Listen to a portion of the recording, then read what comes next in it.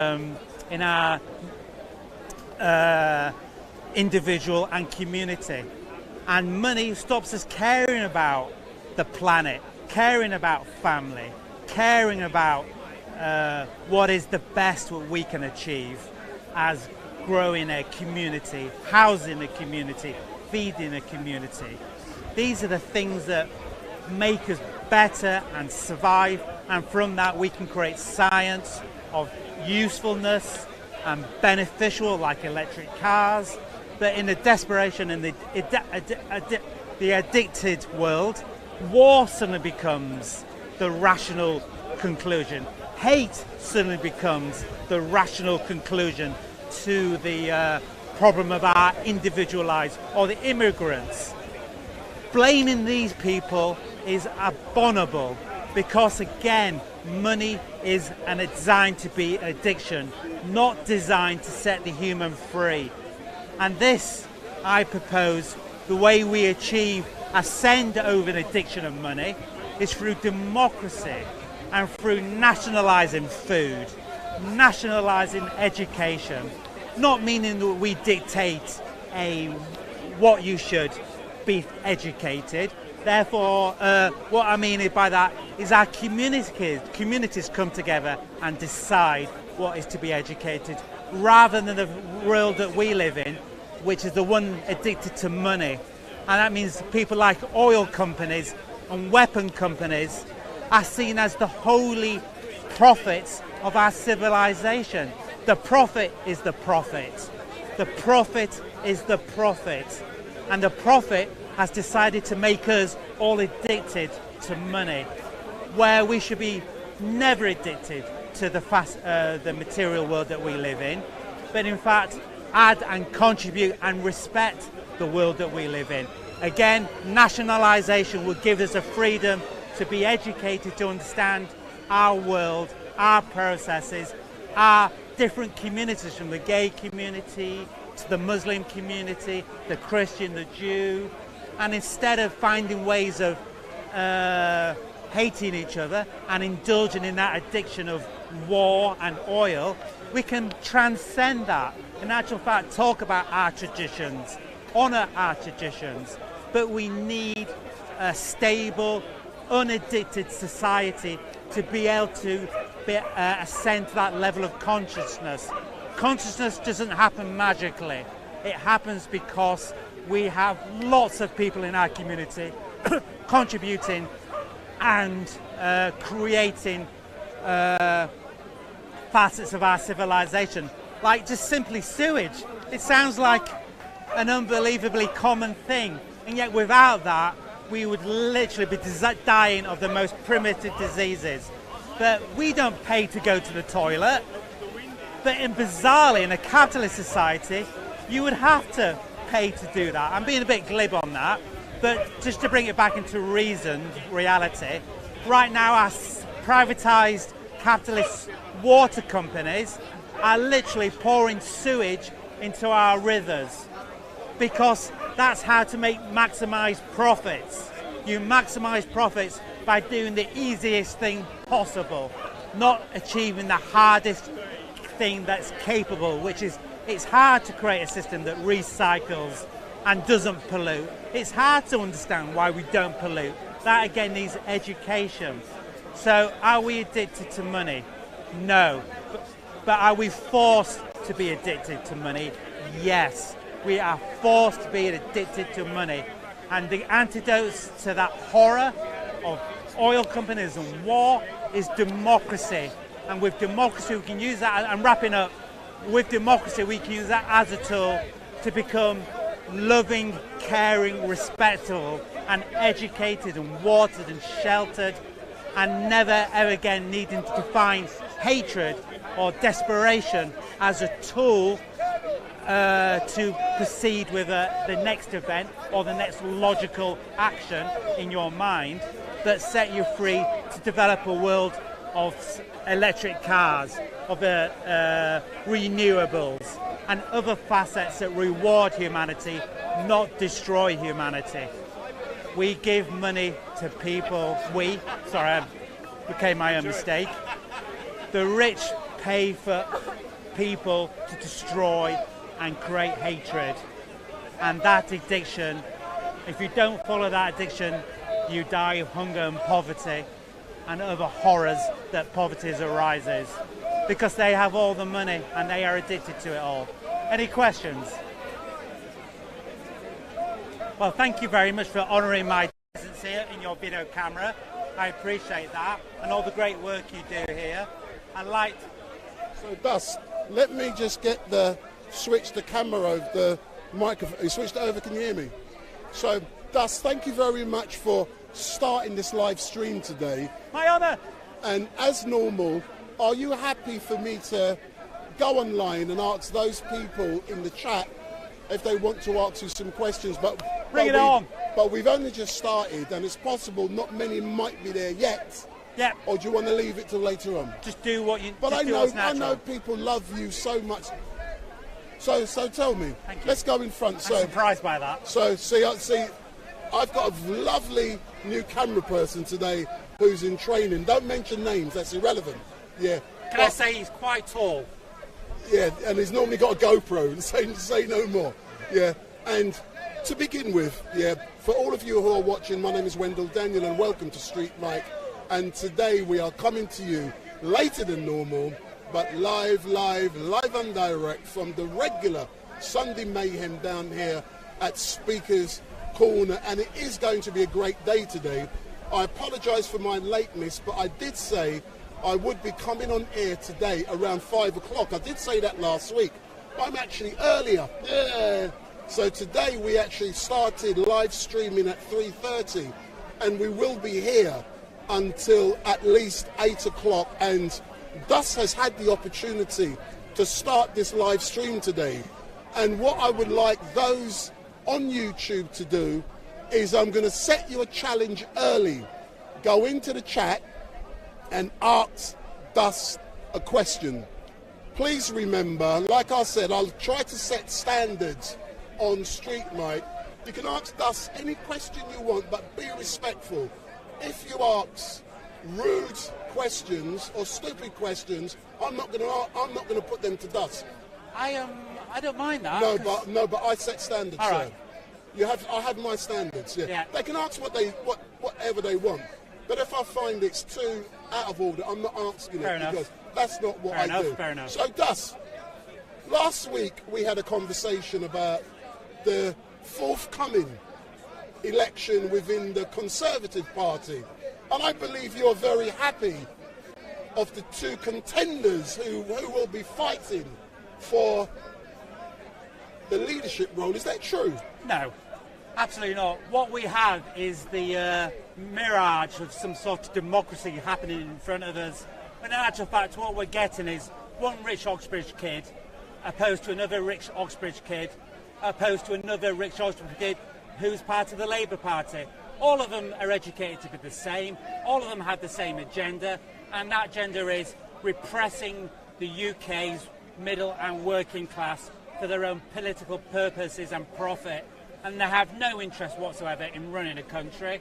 They have no interest in what the people of this country feel.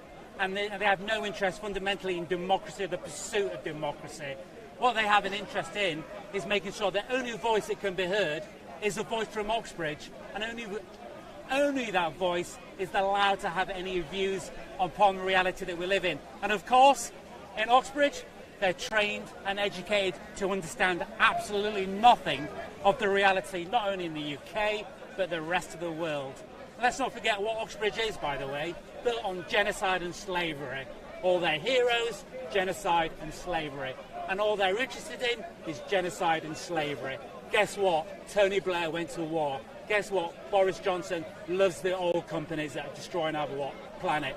Nothing will change until we manoeuvre Oxbridge out forever from our educational system and create a universal education system where anybody from any background, if they desire and of capability, can become any position in power as long as they are voted in and stick to an agenda that they have proposed to the public. And if they don't, then they get arrested. Do you take a breath? I don't need to breathe. I breathe through my legs and lower parts of my body. It's just one of the talents I have. Do you know something, Dust? Thank you very much for starting us off, yeah. And already we've got questions, yeah. And one of the reasons, if you step round so you're in front of the camera, and I hope I don't pen and ink when I open up my arms because I have had a wash today. So one of the first questions, yeah, is that, hold on, now it's moving. Ask him what he thinks of the war in Ukraine. Oh, brilliant question. Thank you for that. Stop sucking up. It is generally a great question, and it's what I was saying about Oxbridge. We live in a world where war is deemed a necessity, and therefore war is driven and promoted constantly by this little group of rich kids from Oxbridge and other universities of that particular philosophy, because there's just so much profit to make. It's a life of easy profit to make, to get people to kill each other and sit back making weapons and having a laugh while your mum or dad or brother are dying penniless in a ditch. They sit back and drink champagne in the Savoy, literally laughing over the horror they have generated, not just in the Ukraine, but throughout modern history. Thank you for that first question, Dusk. And I'll give you an example of some of the questions that are asked by others, yeah? Can you ask Dusk about what meditation he takes? Medication. No, medication, yeah. Medication. It's questions like that. Medication I take is accepting that reality and history may be painful, but nevertheless we should transcend those initial instincts not to learn and grow, and do learn and grow, and follow the logic and the history with compassion and respect, and make sure that that medication is the one of trying to seek truth. Another question, this is another example. Dust, are you an alcoholic? Can I stop there? These are the points. Yeah, I like these questions because it's very important to understand that people that actually do talk about the world as it is are abused. I'm literally trying to describe genocide, literally trying to describe the world that we live in, and because of that I get punished, or anyone gets punished, by being mocked, by trying to actually have an adult grown-up conversation. And I understand how painful reality is and how fleeting life is.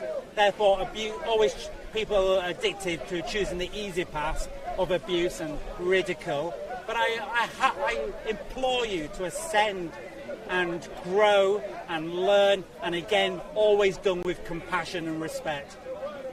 Princess Mona has said, Dust, can you jump over the fence? How does she know that? I have once or twice leaped with almighty strength over a fence. But I try to restrain that talent because it looks like I'm showing off, especially now considering I'm only this height. This is one of the examples of what I was talking about with silly questions. I like silly questions. No, but it's about setting standards. Let me finish. It's about setting standards. And for other people online, they'll go elsewhere when people start asking questions like that. So, but what do you intend to do here today? Well, I've just been with my friend and brother. You got a friend? I know. That's a change. It is surprising, but this does actually doesn't exist, no matter how hard I make it for everyone. But we've been doing a video channel, and I've literally, this video channel's on the board over there, so I can't see it. But I'm also working with Universal Truth as well, if you don't mind me. Do what you need to do. But I did see you with a camera when I arrived, and I thought, Dust with a camera, that's so unusual. Yes, I'm trying to contribute to a different type of Speaker's Corner.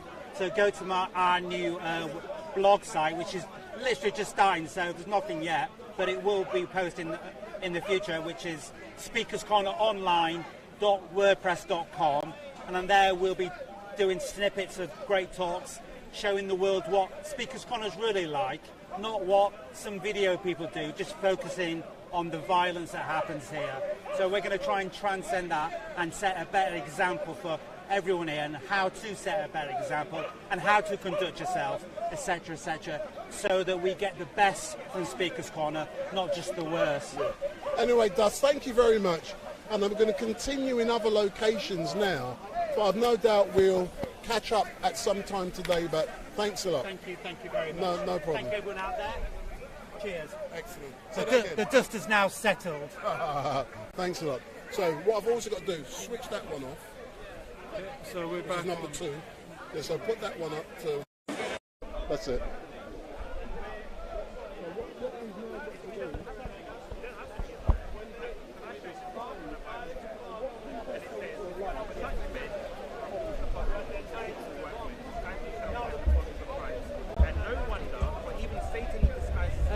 Sorry, can I just have 5 more seconds?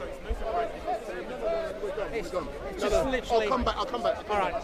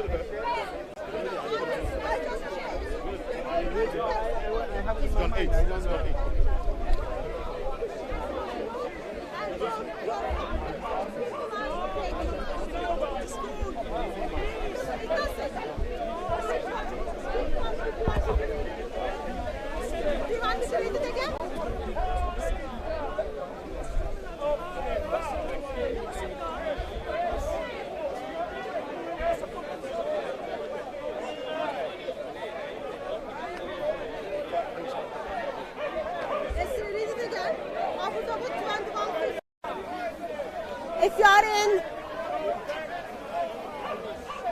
Abu Sayyid al-Kurdi said, Apostle of Allah sent a military expedition to the Aftas on the occasion of the Battle of Hudayah. They met, I'm reading the hadith for you. They met their enemy and fought with them. They defeated them and then fought with them. They defeated them and took them captives. Some of the companions of Allah were reluctant to have intercourse with the female captives in the presence of their husband. So Allah to exalt, send down the Quranic verse and all married women unto you to save those captives whom your right hand possess. This is to say they are lawful for you when they complete their dating period. That's the hadith, okay?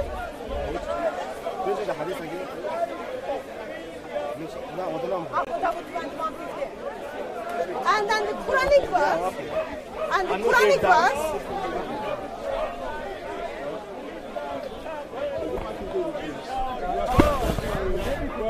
this is the Quran which Allah gives and also forbidden to all married women except those your right hand possess. So you say this is wrong. Okay? I give you the example. Okay? If it is I gave you the example. Let's say the verse doesn't say such a thing. Let's say you live in Russia.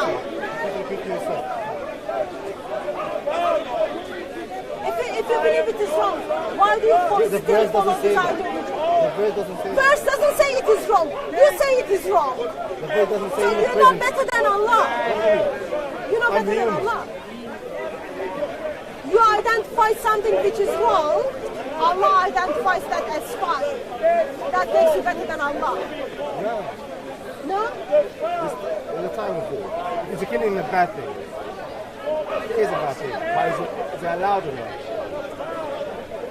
So, in which occasion it is alright, even in the time of war, which occasion it is alright. You and your father stands there and then watches people to rape your mom. Which occasion that is alright? It doesn't identify you because it is talking about the non-Muslims. Yeah, and I wanted to move on from Islam.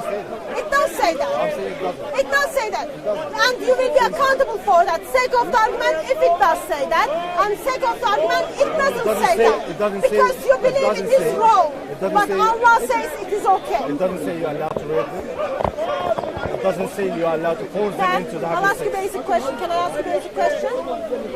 In what kind of movie that woman will willingly have sex with someone who just killed all of her tribe, and then woman is still married, army comes and then wants to have sex with woman?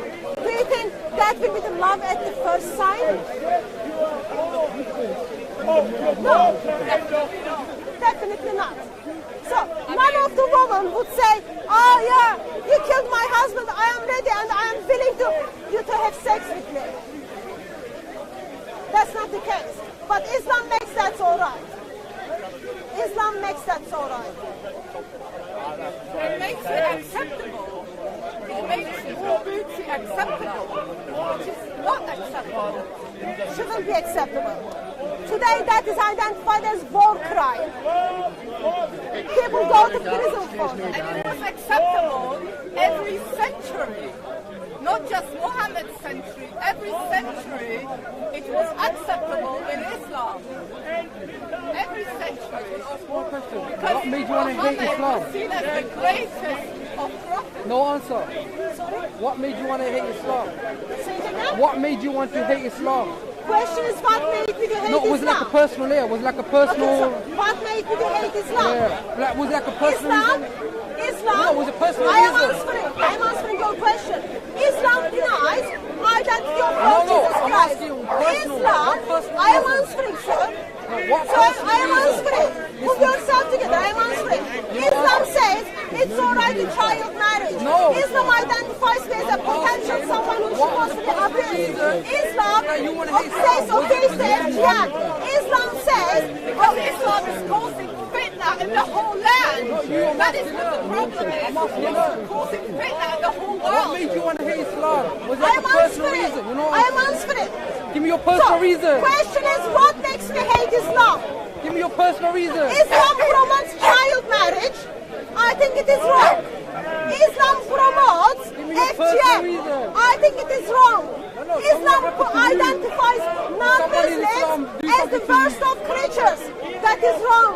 Islam calls, Islam says it's alright to rape your wife. Islam says it is okay to beat your wife. Islam tells Muslims, if I am not covered, I am potential target for abuse. Islam calls people because of their color and then sends them hell. Islam puts humanity color code. Black people are identified as raisin head and Allah destined them to hell because of their color. Islam identifies me worst of creatures, but above all, Islam identifies Jesus, just a prophet, not the Son of God. Islam denies my beautiful Lord. Therefore, I hate Islam. Why do you love Islam? Have you ever had that? Why do you love Islam? 1400 years, nobody can criticize Islam. 1400 years, not one word of criticism of Muhammad, or you are dead. You're telling us we have no right to speak, yeah? Do you have any family member that's Sir, Muslim? why do you love Islam? Do you have any family member that's That's Muslim? not your business. No, yes or no? That's not your business.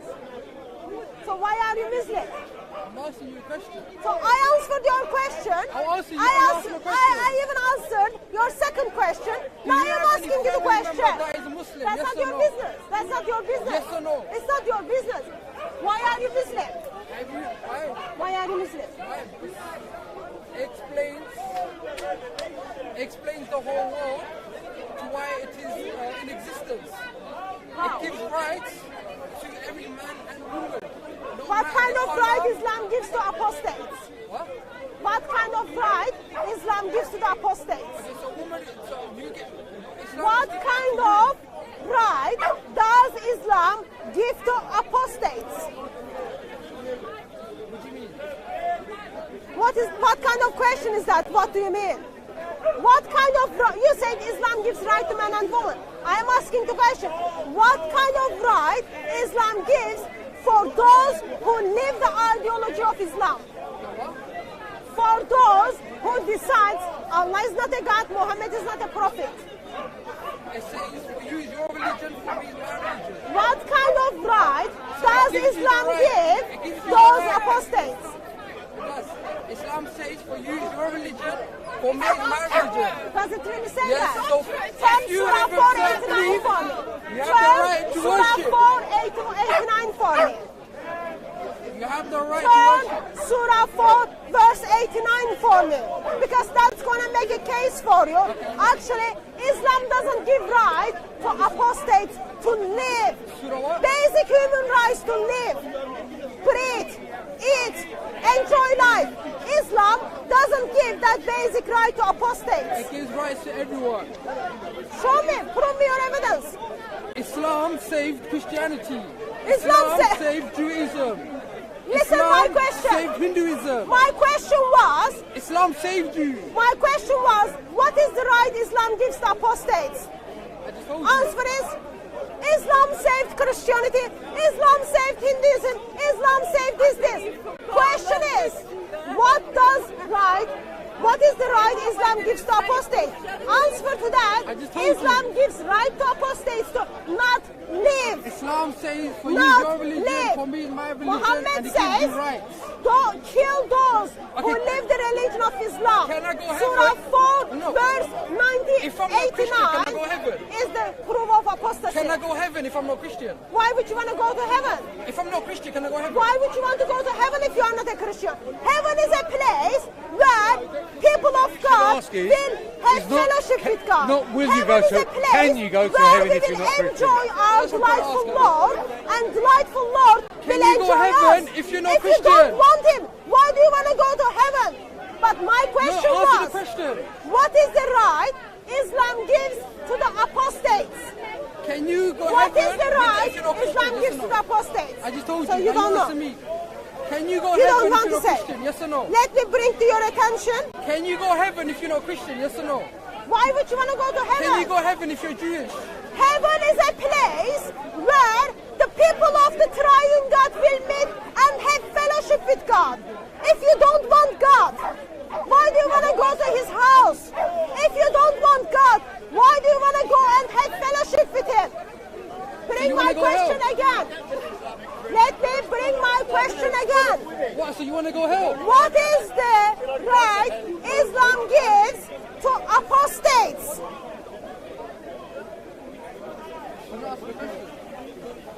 Answer the question. Muhammad said, Where are you reading it from? Sahih Bukhari 216. You're not reading the Quran. You're reading the... Muhammad said, if somebody discards his religion, kill them. That's a That lie. doesn't Lie. look... Sorry? Brother, can you just turn to the camera to those lovely ladies who are so joyful because Islam teaches, kill those who live the religion of Islam. It was the time of the war. At the time of the war... Where does it say it's the time of the war? Where does it say it wasn't? Where does it say? Where does it say it It wasn't? doesn't say that. Exactly, there you go. Is that your brain? Seriously? At the I time think it is of... magic from If the there's a head. war right now and you are the enemy, and that enemy said, go around and kill Sir, certain people. apostate is someone who says, I do not believe in Muhammad anymore. Bro, if I there's do a not war believe going in on, Allah yeah? anymore. I am asking, what is the right You don't listen. Islam gives to those apostates? That's my question. And we have two Islam girls gives rights who to are everyone. just rejoicing that You they should be written killed. notes on And in here, Microsoft Muslim Word. is ashamed of it. You written notes on Sahih Microsoft Bukhari Word. 216. You written notes on Microsoft Word. Sahib, why do you think it is funny?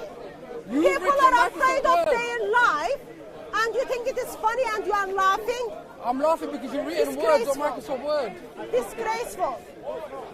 When people say to you, Islam is the religion of peace, You still haven't Islam answered gives me. right and right to men and women. Do you have a member? Do you have any member? Do you have any family They are members that are lying Muslim? Yes or no? because their lips are moving.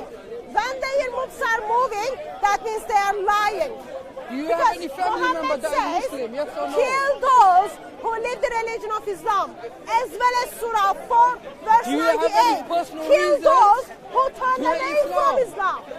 Yet, they get the place at Speaker's Corner. I'm a Christian. Some people are denying, I've got 24 and some people are clapping for there is a death penalty for apostasy. Such a shame. While you are breathing out and breathing in, you need to turn to Lord Jesus Christ. It is only Lord Jesus Christ who can transform you from inside out. It is only Lord Jesus Christ who can satisfy you. Jesus Christ is the sufficient Savior for whole humanity. Jesus Christ is perfect Savior for all humanity. People walked away from Lord Jesus Christ. He let them go. He will deal with them on the day of judgment.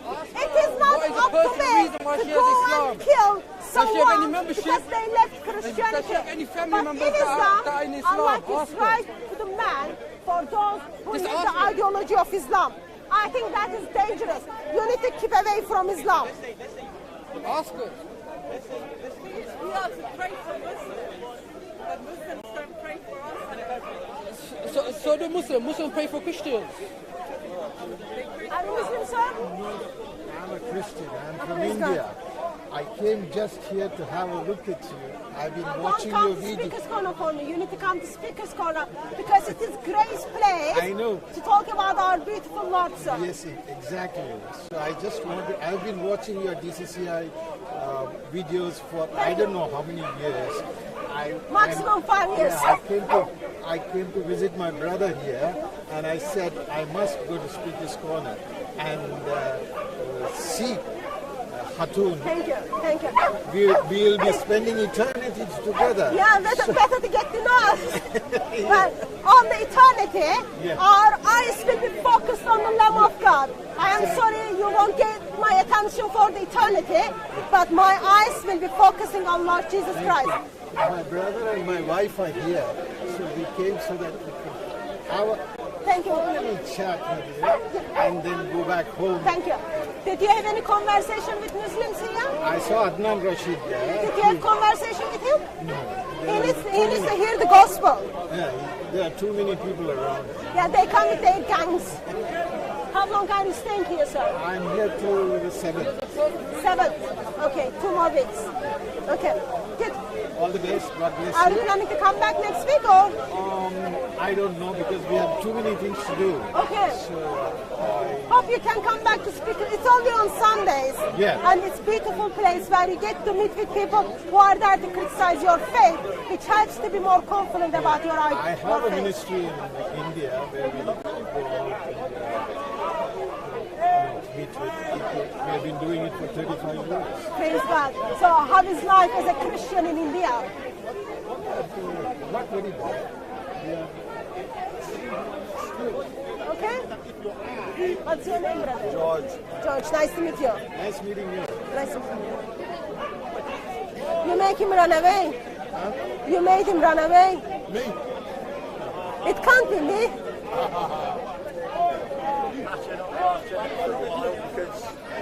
On dropped off, I haven't got the storage on the card. I've got to delete stuff from the card, so you're not being filmed at the moment. Okay, so how come there's no space in the car? But because I didn't delete it myself. So, as you can see, I got a beautiful trainee with me today. So, How much are you paying him?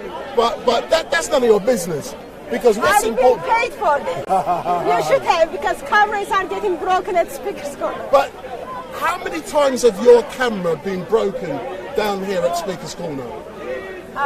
Minimum 4 times. Minimum 4 times. The last time your camera was broken, I believe, It's still broken. it's still broken, was about 3 weeks ago when you got arrested. What has happened since that? Can you maybe share that information with our viewers? I don't know what happened. I still have broken camera. I still have broken mic. I still have stolen books and police hasn't done anything about it. But if I can remember correctly, on the day your Quran was stolen, you made a complaint to the police, and as a direct result of that, they came and arrested you. And a few days later, you saw a person on YouTube or somewhere showing off they had your Quran. True or not? Actually, apparently, that recording took place while I was at police station. So while I was with the police, Muslim who stole my Quran was telling to the camera that he's got my Quran. And then following week, yes. He was at Speaker's Corner. I approached him. I wanted to take my Quran back, and there were 20 police officers. I asked help for them, and then I got nothing, and I didn't even get my Quran back. Yeah. So your Quran has been stolen, and how important was that document to you? It is my possession, first of all. Doesn't matter how important it is, but I have emotional attachment to that because it is present to me. Someone specially made that for me and then sent it to me. So it is a present, and so there are certain things we just, if it is a cup, you just, when it is broken, you go and buy a new one. But if it's a cup which is given to you for, I don't know, wedding anniversary or as a present, that is more precious to you. So something which is very precious to me is stolen from me without my permission. And it is third week and it has not returned yet. Yeah. I believe a year ago, a very nasty incident happened down here at Speaker's Corner involving yourself. Do you mind me asking about that? Because the anniversary is this week. Can I ask you about that? Is it this week? It's this week. It's been a whole year. It's now a year since you were attacked here at Speaker's Corner. Attempted murder. So tell me more about that and how you've been able to rebuild your strength and return to Speaker's Corner to do what you do. I don't think I rebuilt my strength. My strength comes from Lord Jesus Christ. He equipped me for Speaker's Corner, therefore I come back. But since you are telling me it has been a year, it is shame that up to today, still there is no arrest. Whole year, and there is still no arrest. Why do you think that is? I don't know. Because I am not a Muslim, or because person who did is a Muslim, I don't know. But I think that should shake the faith of people in British police. But whole year. A whole year has passed. You have been arrested on a number of occasions. But like you said, an attempted murder took place on you. Nothing has been done. But what complaints have you made to the Metropolitan Police? And I remember before it was under the leadership of Cressida Dick. We've now got a new commissioner. So have you considered making a complaint directly to him? So my hands in a sense is tied up because when they have my address, police officers shared my address with people who were planning to harm me. When they had my address, they sent police officers to my home, 2 o'clock in the morning, who knocked my next door and then asked about me, where I got kicked out from my home. I live in 14 different places, and before I moved to my new place, I was living in a tent for nearly 3 months. Why? Because Mr. Policeman shared my address with people who were trying to hurt me. So I don't feel confident to make a complaint because I know my address won't keep private. I know my details won't keep private. And right now, I am not in a place that I can afford to go and buy a house or go and rent another house. My landlord already expressed that he doesn't want me to be there anymore. Why? Because police turns up your door or they see you on social media. So in a sense, my hands are tied. I can't do much about it. But final question, and I know other people probably want to engage with you. If your security potentially is being jeopardised by this information being shared, why do you continue to come to Speaker's Corner and potentially expose yourself to risks? I am not exposing myself. I am coming to Speaker's Corner because people need to know the gospel. Good news of Lord Jesus Christ is glorious. It is the only solution to humanity. People need to know Lord Jesus Christ. So that's first point. Second point is, so if I cannot live my life in its fullness, what is going to do to you tomorrow? Today, if I cannot travel to the places because there are potential danger on me, when I stay at home, it's going to be tomorrow. A couple of years ago, we did have regular people at Speaker's Corner. They received notifications from the policeman. They stopped coming to Speaker's Corner because their life and their loved one's life was in danger. We didn't speak. They stopped. Next person. Muslims were able to move the next person away, and then next person. When is it going to finish? Teachers are being hidden. Teachers are being suspended simply because of their view. I think that is wrong. I disagree with you. I disagree with all of his political views, all of it. Only 2 points we agree, but rest I disagree. But that doesn't mean he's supposed to be at home because I might harm him. That is wrong. So if you don't speak, if you don't make your stand, then there is no one who can make their stand. As normal. Like, I look from the Christian perspective. Lord Jesus Christ came to set us free. I don't think any human has right to take away my right to think, right to believe, right of expression. As normal, Hatun, thank you very much. I'll return soon and I'll leave my microphone on you. Okay. You know I don't listen to it. I've got other things to catch up on, but thanks a lot, yeah? What's your name, ma'am? What? Peace of Christ be with you. How are you? Yeah, I've been studying the Quran. I think I know quite a lot about Islam now. Good. Yeah, I've been following you. I hope you are studying in.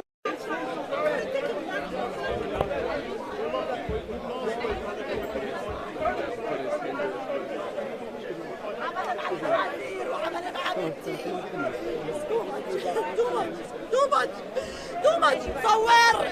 صور I don't care. بنتي أهم حاجة بحياتي. انتوا عارفين بنتي ياخدوها للمستشفى يشولوا رحمة.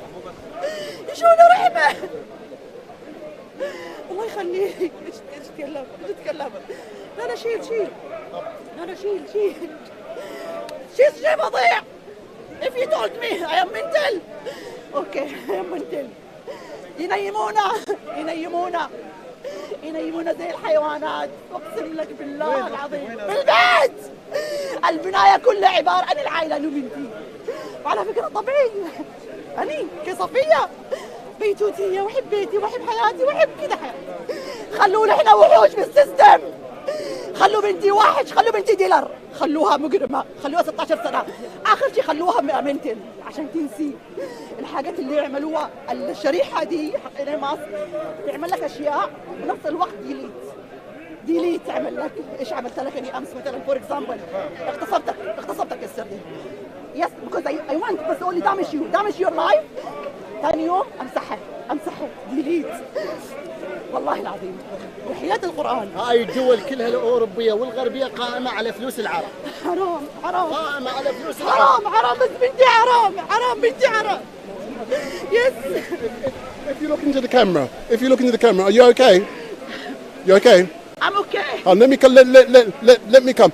So if you look in the camera, my name is Wendell Daniel. No. By the way, my Facebook closed. My Snapchat closed because you don't like me speak. Don't like me speak. I'll allow you to speak, and I allowed you to speak a few weeks ago. Can you tell? You remember me now. So So just let people know why you are at Speaker's Corner today. For my situation. Which is my life. He's damaged my life. Saudi, Emirates, Egypt, Turkey. Some people from Turkey, his link with Abu Dhabi, damaged myself and my daughter. Why? Because he's killed my daughter father, ex-husband. ليش قتلوه ما أعرف. ينتقم مني منصور bin Zayed. He revenge for me because he one day he helped me in Abu Dhabi and I leave Abu Dhabi and I told him thank you very much. I have to go back to London because my daughter she's not enough learning because she started from here. All the time she's Dubai Mall. This is not good for her. Can come back. He first time he make my family in Abu Dhabi in Dubai damage. He sent my sister. He gave him 10 days. Leave country. What's my sister? Why? Because your sister and daughter, and she leave. She go to USA. After that, he slowly make me and my daughter like machine control me and my daughter. I don't know why. And he linked from here. Somebody help me from here. The MB from Brighton. It's too much. This is too much. Why? Because he's killed my ex-husband in Turkey. In Turkey, he's killed my daughter's husband in Turkey, and he's the same over, kill him and father. That's why he won't close my mouth. So what has happened to your daughter? My daughter, give him order, like a report. He damaged herself and damaged me, and all the time, you know, I get 3. 2, the father take from Abu Dhabi. What stink if mother already take children's? What stink what I do for this one? All my life with her. You understand what I mean? Now she don't refuse everything. She refuse everything. Why Myrna? What's going on Myrna? What happened Myrna? Somebody hack her mind, give him order, damage herself and me. Damage herself and he sent her to hospital. And the capsule would make her like disabled, like in the wheelchair. I'm fine. Okay, I have problem, but not like this. Not like this. Everybody here in this country have health problem. Everybody, not me. I don't care I am mental or not. I don't care. Everybody mental. Everybody has problem. But not like my problems. Not like my problems. Why? Why he make me like this? Why? Because he killed my ex-husband. He don't like anybody. He want damage her daughter because the daughter is strong. Where is my father one day when she grow? Maybe. This is my point. You said earlier on that your Facebook page has been closed down, yeah? Yes. Why has it been closed down? No, because all the time I speak in the Facebook. All the time, he's killed my daughter, father, he's killed my daughter. I want help. It's closed. But have you contacted Facebook to find out why they've closed it down? I go one day to Facebook, the office in Oxford. But Sunday, and I told them, can you please open for me? Because I read Google, 24 hours. She told me she refused. And oh, by the way, he changed all my face, all my camera in this country. He changed everything face. And my daughter, she's man now. No anymore girl. She in the camera just only, but she's girl.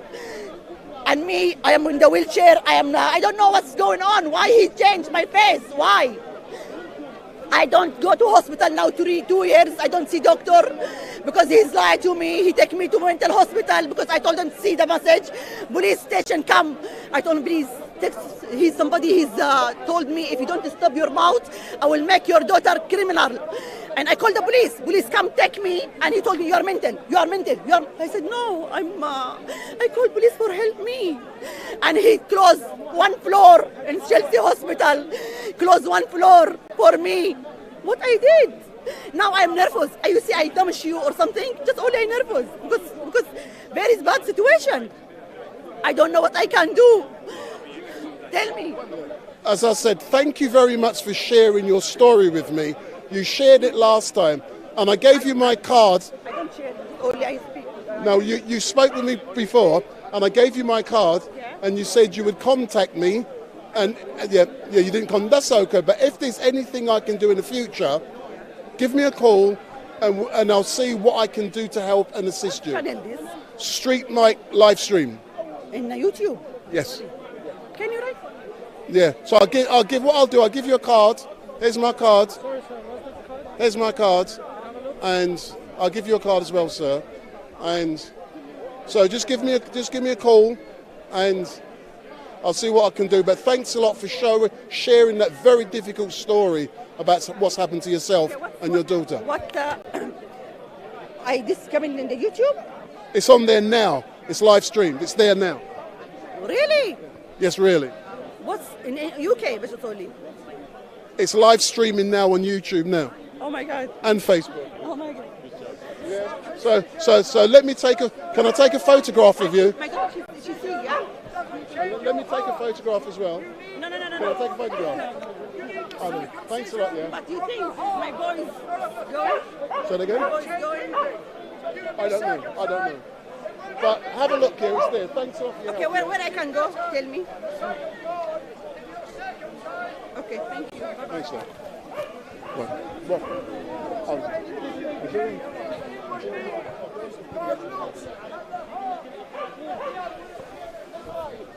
Good afternoon to all of you who are watching. My name is Wendell Daniel and welcome to Street Mic. And we're coming to you live and direct from the regular Sunday mayhem down here at Speaker's Corner. And we've just had the opportunity to engage with a young lady. And what the issue is, apparently something has happened back home. She's alleging murders, rapes and all kind of stuff. I don't know what the truth is. All I've done is given her the opportunity to say what she needs to say, and I don't know the truth behind anything. So I've just given her the opportunity to say what she needs to say, and this is the second time I've done so. And before we go on to the next person, please remember, give me the thumbs up, make your comments down below, share and follow. Because what we do best, we go onto the streets, we engage with people, and we can discuss any subject. But what is important, please switch on your notification bell so that every time Street Mic goes live, you will be informed. So switch on the bell. And what I also want you to do is go on YouTube, go on Facebook, and share the link with at least 20 of your friends and ask them to follow Street Mic. So go on Facebook, go on YouTube, you're on there already. Say to your friends, watch Street Mic, so share the link with at least 20 of them. And those of you who complained last week that I advertised during certain debates, tough. This is what I do. If you don't like it, go elsewhere. But what we have to do, we have to engage with people and we have to ask them and tell them to carry out certain actions. And one of those actions is sharing, following, and giving me the thumbs up. And if you don't like that, tough, go to another channel. So we're now going to be going around here at Speaker's Corner and engaging with other contributors. But I've got a trainee camera person with me today. He is operating the camera and the sounds. And we are going to be live until 8 p.m. So as the day progresses, we're going to be engaging with many other contributors down here at Speaker's Corner. And what I will do is ask those contributors to engage with you guys on the chat on YouTube. And there's only a couple of big guns I've seen down here so far. I've seen Ali Dawa, big up Ali Dawa, he's down there. We'll try and engage with him at some stage today. And we've got Dust. So all I can see today is Ali Dawa and Dust. I haven't seen anyone else. They must be hiding. So let's go around and engage with others. And I've no doubt as the day progresses, many more contributors will be down here. And last week we had Victor, and Victor sung a sweet tunes for Street Mic, and he says he's going to be back today singing for Street Mic. And sorry, I've missed that Hatun Tash. Hatun Tash is down here. We've already engaged with her. And let's go around and see who else is down here at Speaker's Corner.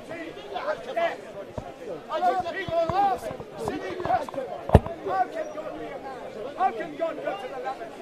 What silly question they ask. Of course, God had to take on our humanity to pay the penalty to his own justice. And that penalty was death. Unless Jesus Christ has been made in all points like we are, yet without sin.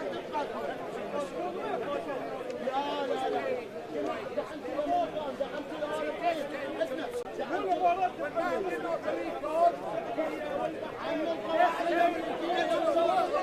because of sin. God said, the soul that sins, it shall die. Because that's where we get death from. So God had to clothe himself with our humanity. Otherwise, if the penalty had not been paid for our sin, then we would all be in Adam. We would all be in Adam. Therefore, we would all be doomed for all eternity. But if any man be in Christ, he's a new creature. Old things are passed away. All things are become new. Are you in Christ or are you in Adam? Are you in sin or are you in Christ? If you're in Christ, you're no longer in sin. If you're in Christ, you're a new creature. If you're in Christ, you have been made new. You've been born again of the Spirit of God. If any man be in Christ, he has the circumcision of the heart in the Spirit. And that's why you need the circumcision of the heart in the Spirit.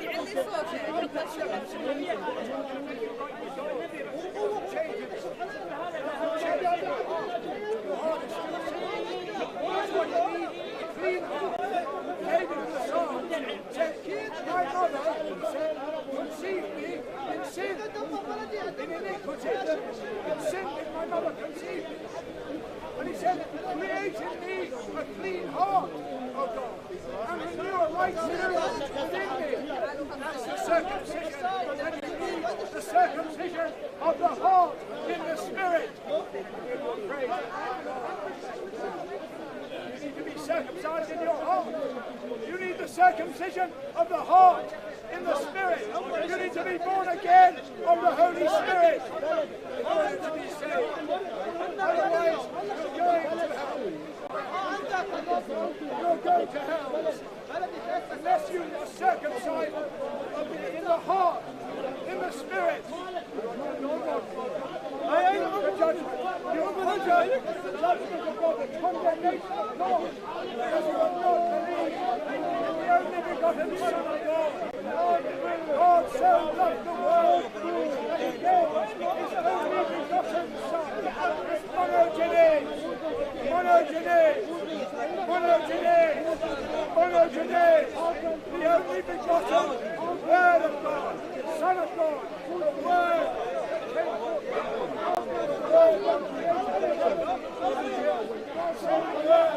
That word was in the beginning with God. Kun fayakun. Kun fayakun. Let there be light, and there was light. God spoke the word, and the light came to be. God spoke the word, and the heaven and the earth were created. Because Jesus Christ, the word, was in the beginning with God. He is the word who is God. The word that became flesh and lived among us, full of grace and truth. Jesus Christ is the word of God. Jesus Christ sent the Spirit of God that you might be born again. You must be born again with the Holy Spirit. You must have a spiritual rebirth, renaissance.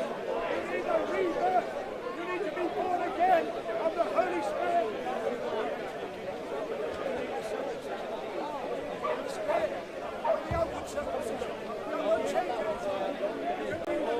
But it doesn't change the heart. Your heart is still full of sin. Your heart still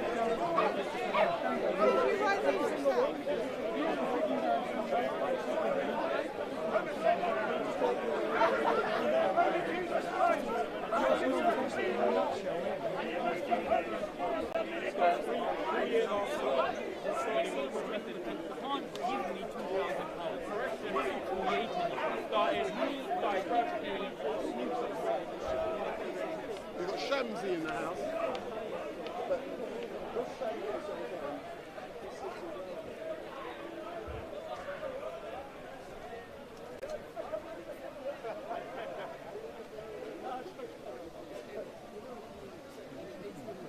Against Saudi is very dangerous because, you know, in 1979, the Ikhwani, Juhayman al-Utaybi, attack Mecca because Saudi, for them, are kuffar. Kuffar, yeah. But even if they are kuffar, it's forbidden in Islam to attack Mecca. No, akhi. As long as Saudi is there, it's halal. Everything is halal. Wallah, akhi. I've noticed that. I've been doing that for 15 years. I've noticed some people, they have a hatred for Saudi. Even they will unite with the Zionists to kill Saudis in Mecca. They have no problem with that. The fact that Hamas, for example, we love our brothers in Palestine. May Allah aid them. And may Allah give them the quwwah to defeat their enemies. But some people are utilizing Palestine's issue to fulfill the agenda. One of them is Hamas. Hamas goes and says what? He said our example is Khomeini. Khomeini who said Aisha is a fornicator.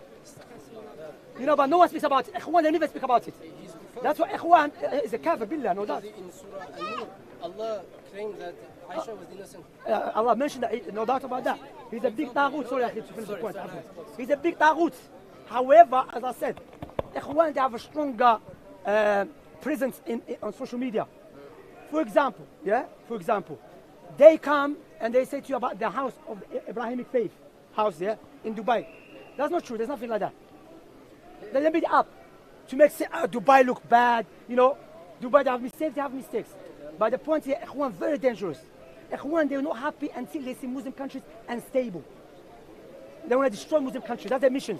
You know, because why? They are pushed by Iran, Wilayat al-Faqih, you know, revolution, Khomeini and so on. So, wallahi, may Allah bless our brothers and sisters everywhere, and may Allah rectify the Muslim countries. You know? So, but some people say, you work for Saudi. How I work for Saudi? Well, I don't know, man. Someone has to call me. I'm going to call Saudi. I said, listen, give me some money, man. People say, I work for you. I work for Allah and His Messenger. Alhamdulillah. Alhamdulillah. I work for Allah and His Messenger. Alhamdulillah. You know? And I don't want my Muslim, see my Muslim countries, our countries kill each other. You're from Somalia? Djibouti, mashallah. Yeah, that's why I speak French. Yeah, Djibouti speak French. But in Somalia, there was civil war. In Algeria, there was civil war. What happened? Did it bring any khair? No khair. You know, when a civil war happened, you know what happened? You can't even trust your neighbor because you don't know who's the enemy. I think this is why the Prophet sallallahu alaihi wasallam told us to obey the leaders. The leaders. Yeah. And Nabi Azzam, when he said obey the leaders, not because Prophet wants us to be slaves of the leaders, because the Nabi Azzam knows if you rebel, you're gonna cause greater harm. Greater harm. In Britain, in France, do you think every English or Irish or Scottish is happy with the government? Yeah. They're not. But what they do, they don't rebel. Doesn't mean you're not happy. You have to go cause greater harm. In France, what I'm saying, there's a way to rectify it. How? Following Prophet Muhammad alayhi salam. Prophet when he was in Mecca, never rebelled, meaning that protest. Don't tell me the message from the Risala. One guy said that he did. I said, where is the proof of that? He said the message, the movie message. I said, that movie is made by Shia as well. And anyway, he never did what he did. He focused on calling people to La ilaha illallah. Then when he called people to Tawheed, the victory came from who? From Allah. But these Ikhwan al-Muflisun, and who came from them, the branches that came from them, the other groups, their main target is the leadership. It's the leadership. That's why Ikhwan al-Muslimin, they went silent with Muhammad Morsi. The war is strong, man, from Djibouti. MashaAllah, strong. You know, when Hafidah Allah, may Allah preserve her, and may Allah preserve you as well. When Muhammad Morsi said about cutting off the hands, is it from Sharia? He said, no, it's a fiqh issue. Ikhwan, they never spoke about it. And no one had no problem. When Muhammad Morsi was asked about, do we have difference between the Christians' belief and Islam belief? He said, no difference, no difference. In YouTube, go watch the full video. He said, no, it's no difference. He said, it's dynamic. No one spoke about it. That's clear kufr. But we don't call him a kafir. That's clear kufr. How you resemble tawheed to the shirk billah. But no one. Why? It's Muhammad Morsi. But if Muhammad bin Salman, he says, come sing, look what he did. Oh, al-kufr billah. This guy said kufr statement, no problem. To show you, Ikhwan Muflisun, be aware of them. Dangerous tactic. Like a satanic tactic, the way they do it. You know, social media, they attack Saudi. Saudi is this, Saudi is that. Like what's his name recently? Arafat. In Arafah, Khutbat Arafah. They brought this man, what's his name? Muhammad Isa, ولا مش عارف اسمه. Yeah? Did you know this guy don't defend him, by the way? I mean, I don't know. But now, if a leader puts him, yeah? Now before that, did you know there's many videos with Photoshop against him? One of them, they said he went and he prayed janazah over the people of the Yahud in Germany. That is a lie. That is not true. One brother exposed is a lie, yeah? Doesn't mean we are defending him, by the way. Because as some stuff he said, I don't agree with at all, yeah? But justice, you know? You have to be just. I don't agree with him. And now if a leader puts him, what should we do? Imam Ahmad's time, who is the Qadi? Wasir ibn Ata al-Ghazal. Ahmed ibn Abi Du'ad. Who's Ahmed ibn Abi Du'ad? The head of the Mu'tazila. Did Ahmed start make a khuruj against him? Barakallah. He was patient. If a leader puts him, you say, may Allah rectify the leader. May Allah subhanahu wa ta'ala shall bring someone else. You know? You understand that? Look how the Al-Sunnah deal with it. May Allah bless you. They even tortured Imam Ahmad. They tortured him. The Quran is not created. صحيح. They tortured him. They killed many ulama. They killed some ulama. Bismillah. They forced a lot of ulama. So you know, like regarding going back to the sifat of the Prophet. The sifat ish? The sifat of the Prophet. Alayhi salatu wassalam. Yeah. So, like, would you say like it's permissible for me right now to kind of say like, Ya Rasulullah, please make dua for me. Allah forgives me for my sin. No, it's haram. That's shirk. That's shirk. Because in like, you know, Surah. Well, you can say, Ya Allah, shafi' fi ya Rasulak. Oh Allah, yeah, you make your Prophet intercede on my behalf. But say, Ya Rasulullah, firstly, that is shirk for rububiyyah.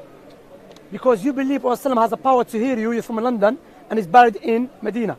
Now, not maybe hear us, but the angels, you know, like they take our... No, there's a specific one the angels would take. Salat al-Ibrahimiyya. That is specific. You cannot generalize that. Do you understand that? You cannot make it, you know. And this dua. Dua is for طلب الشفاعة is dua. نعم. من ذا الذي يشفع عنده إلا بإذنه. No one intercedes in front of him, Allah subhanahu wa ta'ala, except ask permission. So ask it from Allah subhanahu wa ta'ala. نعم. الدعاء is exclusive to Allah جل وعلا. نعم. وقال ربكم ادعوني أستجب لكم إن الذين يستكبرون عن عبادتي سيدخلون جهنم داخرين. Allah said, call upon me and I will respond to your supplication. Those who are very arrogant for ibadah. What is ibadah? Dua. Do you understand that? So we call upon Allah alone. We worship Allah alone. So if you want to Prophet to intercede for Yawm al-Qiyamah, say, Ya Allah, shafi' fi ya Rasulak. Oh Allah, let your Prophet intercede on my behalf. Alayhi salatu salam. You understand that?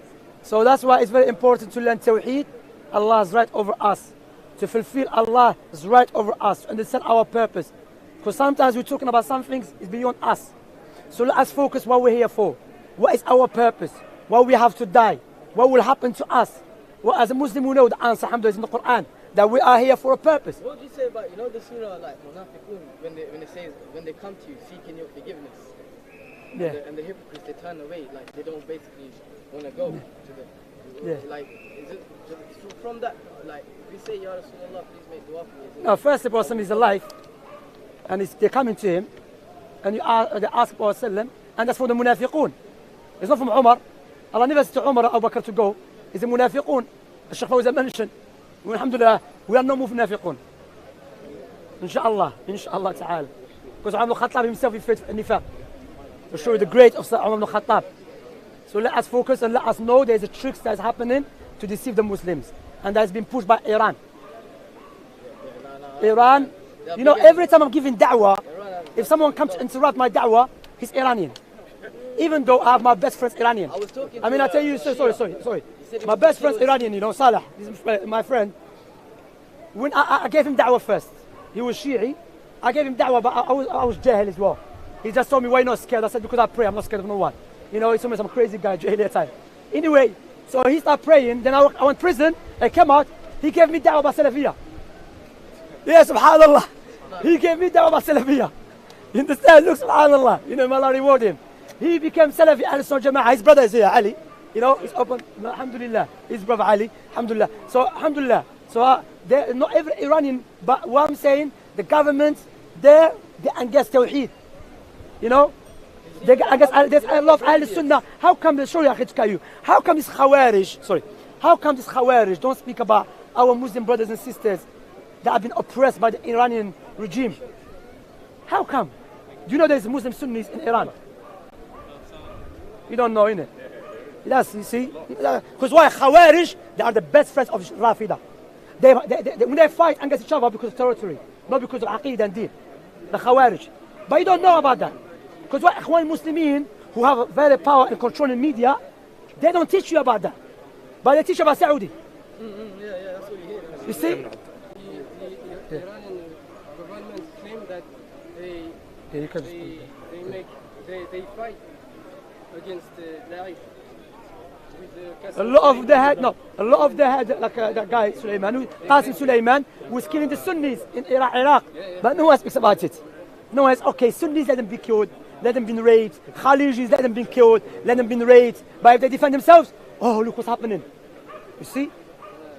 You know, subhanallah. You know, wallah, sorry, akhi? They are hypocrites. Munafiqun, akhi. Wallahi munafiqun. You know, subhanallah. Look, the Muslims, mashallah, all of us, we love the deen. We love the deen, no doubt about that. But I have noticed and I've observed there's a dirty war against Khalij, especially Saudi. Why? Because Saudi, the country, is known to be Ahl Sunnah wal Jama'ah. Tawheed. But are they perfect? They're not perfect, brother. Muhammad ibn Salman, the last time I know, he was a human being. Has he changed to become a malaika or something? Isn't he still a human being, is he? Muhammad ibn Salman. Isn't he doing the same stuff Iran is doing? Huh? I said, they're doing the same stuff. What are they doing? How? They're killing Sunnis where? Yemen. No, Yemen Houthis, Rafida. Hold on. Yeah. Are we choosing now which sector we're going to kill? No, I didn't say to you we're going to kill. No. Houthis, they were killing Sunnis in Yemen. Did you know that? It's okay. Said معليش. They would want to know. No problem, akhi. It's no problem. My point is, did you know? That we're going to reply in the same way. No. When the Houthis were killing Sunnis, do you know that? Wait. He didn't say subhanallah. He's not aware. But no problem. I'm not trying to rebuke you for not knowing that. But I'm just showing you what I was. One thing though, my brother, yeah? You know, when I speak to the Qutbi side of people, yeah, Qutbi, them side of group, yeah. Wallahi, they do have a dirty mouth.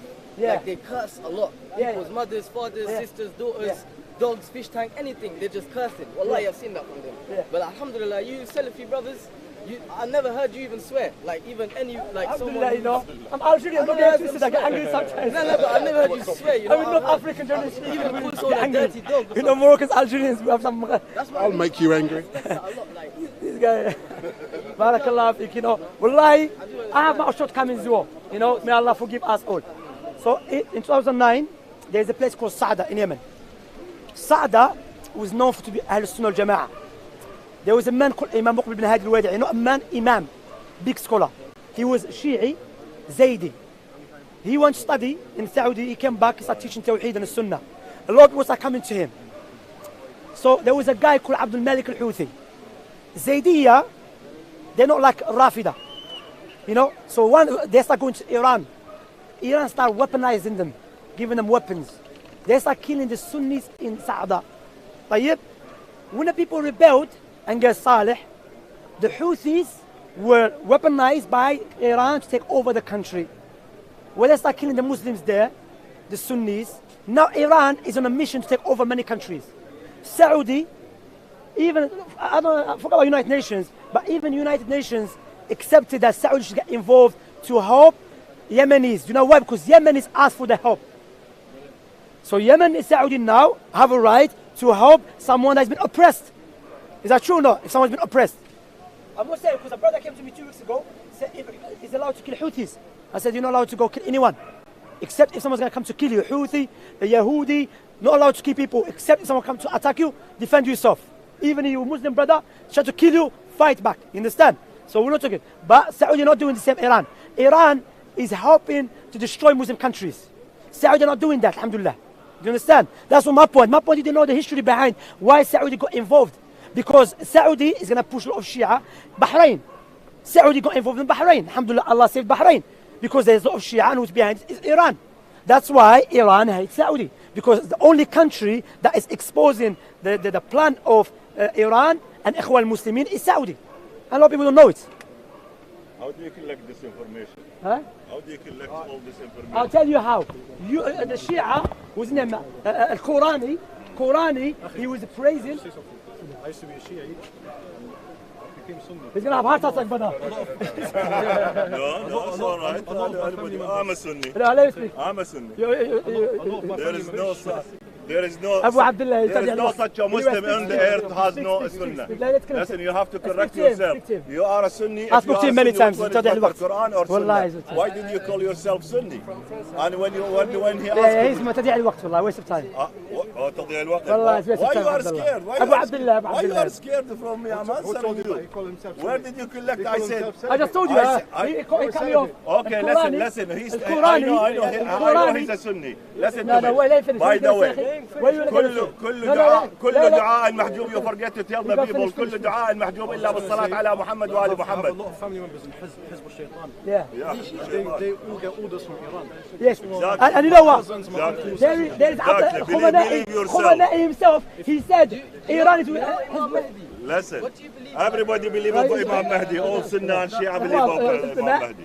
Don't let us digress to many subjects. People in Yemen are disagree each other. Why Saudi Arabia go against them at 1 o'clock in the morning? They attack them. Why? You forget about this in 1914. Yeah, 1914. Why did they fight each other? Did they fight each other in Yemen? They didn't fight. They didn't shoot any weapon, any kind of weapon. Let me tell you off. Okay, what do you mean? Off. It's like a cassette. Okay. Anyway, Let's see what you're going to say. The point All is this is that wrong what what the you brother say. said he was Shia, he becomes Sunni, alhamdulillah. He was a Shia. Do you believe that? He's from Iran, alhamdulillah. I was a Sunni, I become Shia. No, you never be. You only love Shia, Abu Abdullah. And if you become Sunni, I'll take go back to Shia, please. Of course. Shia is Iman. Like you. Sunnah is only Islam. Sunnah is Islam. You know what? Ask Abu Abdullah. Give me a proof to follow Ahl Bayt. You know what he told me? Surah Al-Fatiha. I don't know how you understood from Surah Al-Fatiha to follow Ahl Bayt. Well, I don't know. Anyway, Abu Abdullah, you just harassing, yeah?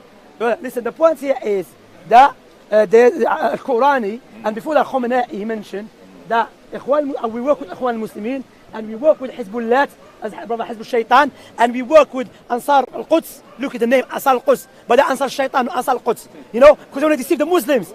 They work with them to cause destruction in Muslim countries.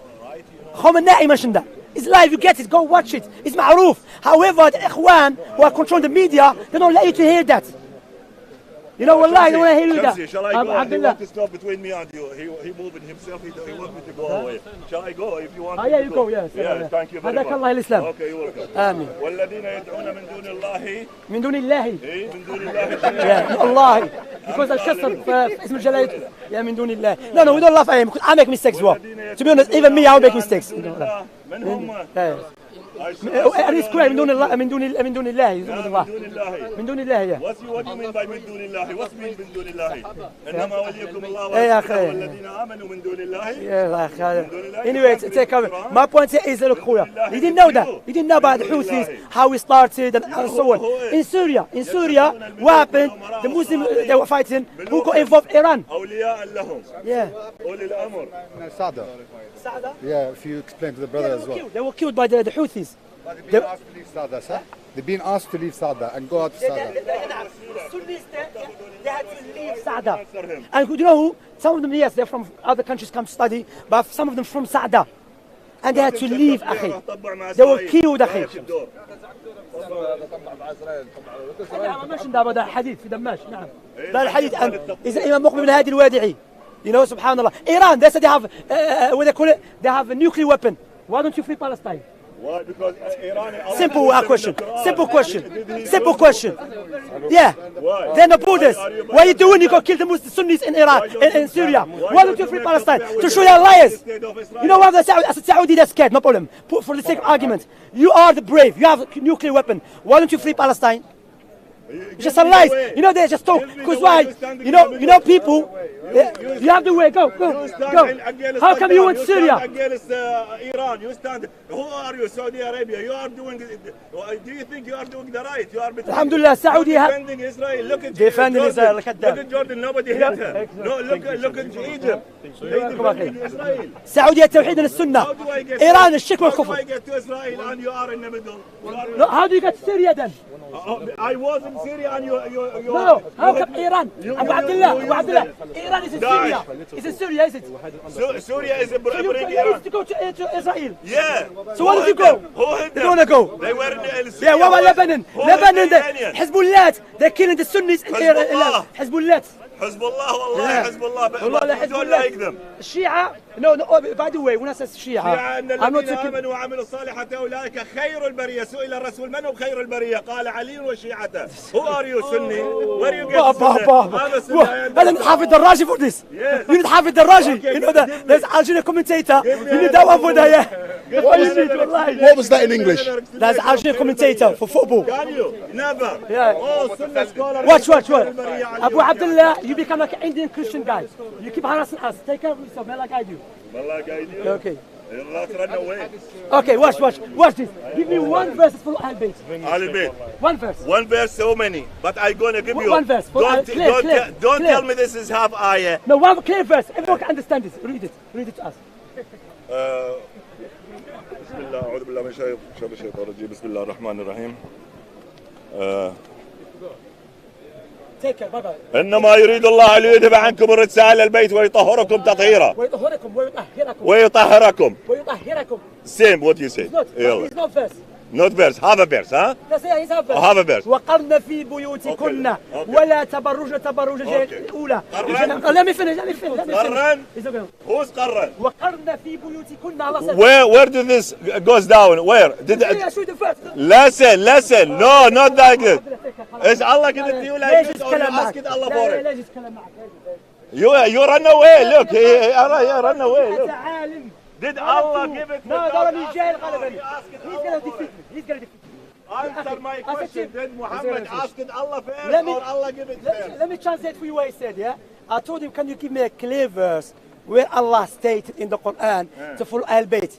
He said, Allah said, إِنَّمَا يُرِيدُ اللَّهُ. Verily Allah wants to purify you or Ahl Bayt, yeah? From this, wait, let me finish. This verse is not even a verse, it's half of it. The full verse, Allah speaking about the wives.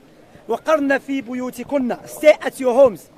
ولا تبرجن وقرن في بيوتكن ولا تبرجن بالجهود الأولى أتينا الزكاة وأطعنا الله وأقمنا الصلاة وآتينا الزكاة وأطعنا الله ورسوله إنما يريد الله ليذهب عنكم الرجس أهل البيت ويطهركم تطهيرا. This verse speaking about the wives, yeah? And from this verse you will never understand Ahl Bayt means the 12 Imams of the Shia.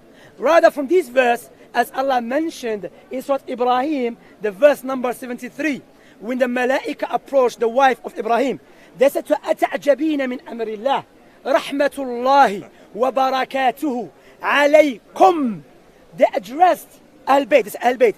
They addressed the wife of Ibrahim with Mim al-Jama'ah. The mother of a prophet you're talking about. The wife of wait. Is his cousin. No, this is making up. He's making up. Yes, the wife. The point here is Allah referred to the wife of Ibrahim as Ahl Bayt. So Ahl Bayt are the wives. Now from the Quran he will never answer my question. From the Quran. The house Bayt, a house and windows and doors. He answered you already. I want the answer from him. Is Allah mean Ahl Bayt? Is the window and door? What's mean Ahl Bayt? What's mean Ahl Bayt? There's أزواج الأولاد. No. Answer. Allah said أزواج أهل البيت, the wives. Okay. In the Quran Allah said وقمنا في بيوتكن ولا تبرجن تبرج الجاهلية الأولى وأقمنا الصلاة. القرآن احترم القرآن يا أخي. الشيعة يحترم القرآن. ليس كل الشيعة. Why he did material on him? 5 people under no Quran. Shia they will never use Quran. Shia they Quran. No Quran. Answer my question. Why did Muhammad say put a kisa? Sallallahu alayhi wa alihi. Put a kisa. If you say Ali, watch Ali. Huh? Ali was under the kisa. Never on his wife of Muhammad under the kisa. So let us deal with this, yeah? Yeah. From the Quran clearly the wives are Ahl Bayt. So now Prophet Muhammad wants to include Ali, Hassan, Hussein. How he's going to do it from the Quran is not there. From the Quran is the wives. Yeah. So Ahl Sunnah we say, from the Quran the wives are Ahl Bayt. But from the Hadith, Hassan, Hussein, Ali, Fatima are Ahl Bayt. So there's no contradiction because wait. Because if any father doesn't know his daughter is from his family, which Allah doesn't know Fatima, daughter of Muhammad from the family. You don't understand what's mean Ahlul Bayt. Answer my question to let you talk. Look, you can't answer because you don't know what's mean Ahlul Bayt. Listen. Can I answer? He's no answer. Listen. He said you have no answer, but it's Allah which answer. You making Allah doesn't know Fatima is the daughter of Muhammad. What is that your answer? In the Quran, Allah said the wives are Ahlul Bayt. Is Fatima where is it? وقرنا. قرن. أنت حمولة يا شباب. قرن. والله وقرنا نون النسوة يا أخي. Okay, give me the way. See, run away. قرن. Never. They didn't. أنت نون هذه نون النسوة ونون الرجال. نون النسوة. علي نبدأ. إنما يريد الله ليذهب عنكم الرجس. أهل البيت. not نسوة. أهل البيت. يا أخي ما يفهم. What do you mean we know يفهم? ما يفهم. No, not منزل. See, that's why I'm asking him. Not منزل أهل البيت. أهل البيت أهل الأمر أهل الشأن. بيوتكن. بيوت. See, many بيوت. Because he had 9 wives. And look, continue the آية. إنما يريد الله ليذهب عنكم أهل البيت. بيت واحد. not بيوتكن. شو اسعدك؟ والله اخي هذا الوقت يا شمسي. هذا ما يسمع. شمسي بيت. شمسي different between بيت and بيوت. شمسي. Where's different? ها؟ بيوت. بيت واحد. إنما يريد الله ليذهب عنكم الرجس أهل البيت. There is وقرن في بيوتكن. So many بيت. بيوتكن. Yes. No بيوتكن. It doesn't matter. Don't. You have to understand this is better. You have. في حرف جر. Okay, I learn from you. I understand. Okay, you teach me the good thing.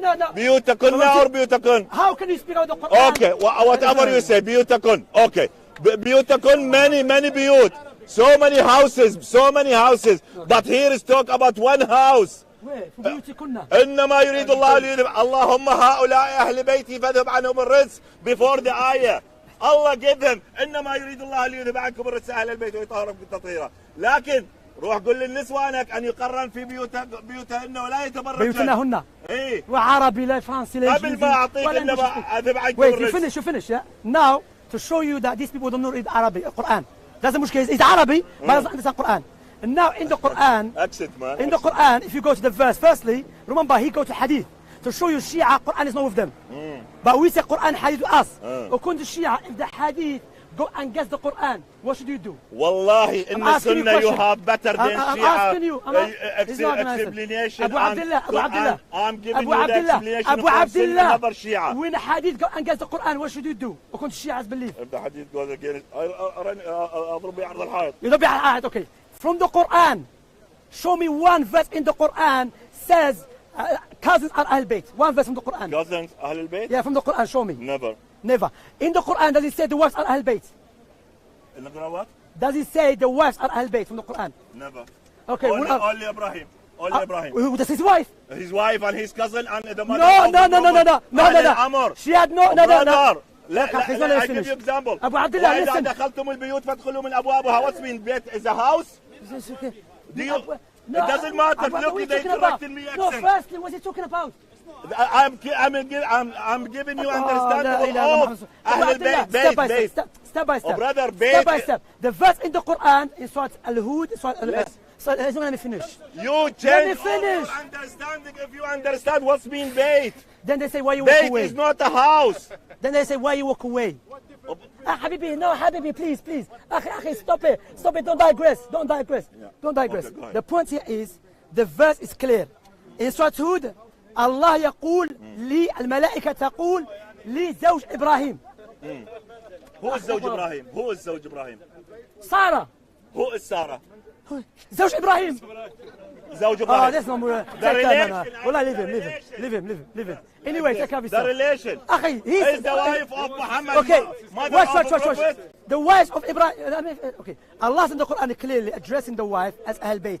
In Surah Al-Qasas, Allah said, وَسَارَ بِأَهْلِهِ. Yes. According to Shia sources and the Sunnah sources, أهله mean Musa and his wife. Yes. Allah called us as Ahl. Yes. So what is known in the Quran, the wives are Ahl Bayt. From the Hadith now, if you say no, the Hadith go against the Quran, you should not use it. But Ahl Sunnah is saying there's no contradiction. Like I said, from the Quran, the wives are Ahl Bayt. From the Hadith, we take فاطمة والحسن والحسين وعلي أهل البيت. That's how we combine, because that verse you quote is not even, let me finish Abu Abdullah. That verse you quote to show you don't even know the Quran. That verse, what is before it and what is after it, Allah clearly addressing the wives of Nabi alayhi salatu salam. Rather, Surah Al-Ahzab, majority of the verses, Allah addressing Azwaj, Al-Rasul alayhi salatu salam. Clearly, it's about the wives, the wives, the wives. So what you did, you took half of verse out of context. So what I would say to you, again, Abu Abdullah, again, according to Shia's belief, the Ahl Bayt, can you show me from the Quran? Ahl Bayt. No. Will I go to take the Sunnah, the right Sunnah from you or from No. Do you accept Sunnah? Do you accept Sunnah? I accept Sunnah. Okay, no. Okay, Kisa. Why don't you accept the Kisa? Sunnah. I'm not taking Sunnah from you. I'm taking Sunnah from Muhammad sallallahu alayhi wa sallam. Why did he put Al-Kisa on him, not the wife? That's a good question. I've already answered it. He was not listening. I said to you, from the verse in the Quran, if you read Surah Al-Ahzab, Allah speaking clearly, explicitly about the azwaj of Nabi alayhi salatu salam. So from the verse, from the Quran, you can get someone get the verses, let me read it. I want to read it, yeah? Read the verses. Clearly it's about azwaj.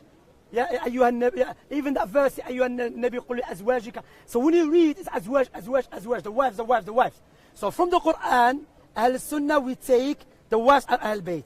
From the Hadith, we take the Al-Hasan wal-Husayn wa Ali wa Fatima, Ahl Bayt, that verse when Allah said, إنما يريد الله ليذهب عنكم الرجز أهل البيت ويطهركم تطهيرا. It's not just about the wives, also about the other members of Ahl Bayt. How can we know that? From the Hadith. That's how we combine between the two sources. Do you understand? I understand. What do you say? So I'm going to answer you with my. I never asked you a question. How you answer me? Listen. Why did? Okay. If you say like this, why didn't Muhammad lock the door and windows and without the material and said Allahumma ha'ula ahli bayti? I don't know about locking doors and windows. What I know, the hadith is Sahih Muslim. The hadith Sahih Muslim. He got the kisa, the rida, and he said he's Ahl Bayt. So what I would say the kisa over the Kaaba? Why did the kisa not Ahl Bayt? You have to let me finish. No. The Kaaba is Ahl Bayt as well. No, that's Baytullah. And the Masajid Baytullah. Okay, what is he talking Why about? don't you have a kisa on the Masajid? Kisa, what are you talking about? See, you don't understand. Well, please, can someone explain to me? Well, I don't understand him. Wallahi, Wallahi, brothers, I don't understand Abu Abdullah. From the wives and the daughters talking about Kisa, Masjid, house, curtain, window. It's not about windows and doors. Ahl al-Bayt is me. Abu Abdullah, Abu Abdullah. Firstly, you have asked my question. My question, can you show me your belief from the Quran? Ahl al-Amr, Ahl al-Sha'n. The matter people. The issue can of anyone translate what he's saying? Yeah. Can anyone explain to me, please? Even if you are Shi'i, come and explain to me. أهل الأمر، أهل الشأن، أهل البيت. إخوة, look at this verse, yeah? قاعدين بالمجالس يقولون نحن أهل بيت without wives. Wallahi, look at this verse, yeah? Let him read it. You read it. I can't read. You cannot read? No. No problem. It's okay. No, don't mock him. If you cannot read, you cannot. This guy is a rich man. He knows how to read. I'm telling you, but he's pretending. No, I don't want to read. You know how to read. I believe you read. Read it for me. No, but just to show you that this verse, when you read, yeah, is about, look, even it goes on after, yeah? وَذْكُرْنَا مَا يُتْلَى فِي بُيُوتِ No, عليكُنَّا. Abu Abdullah has a Quran.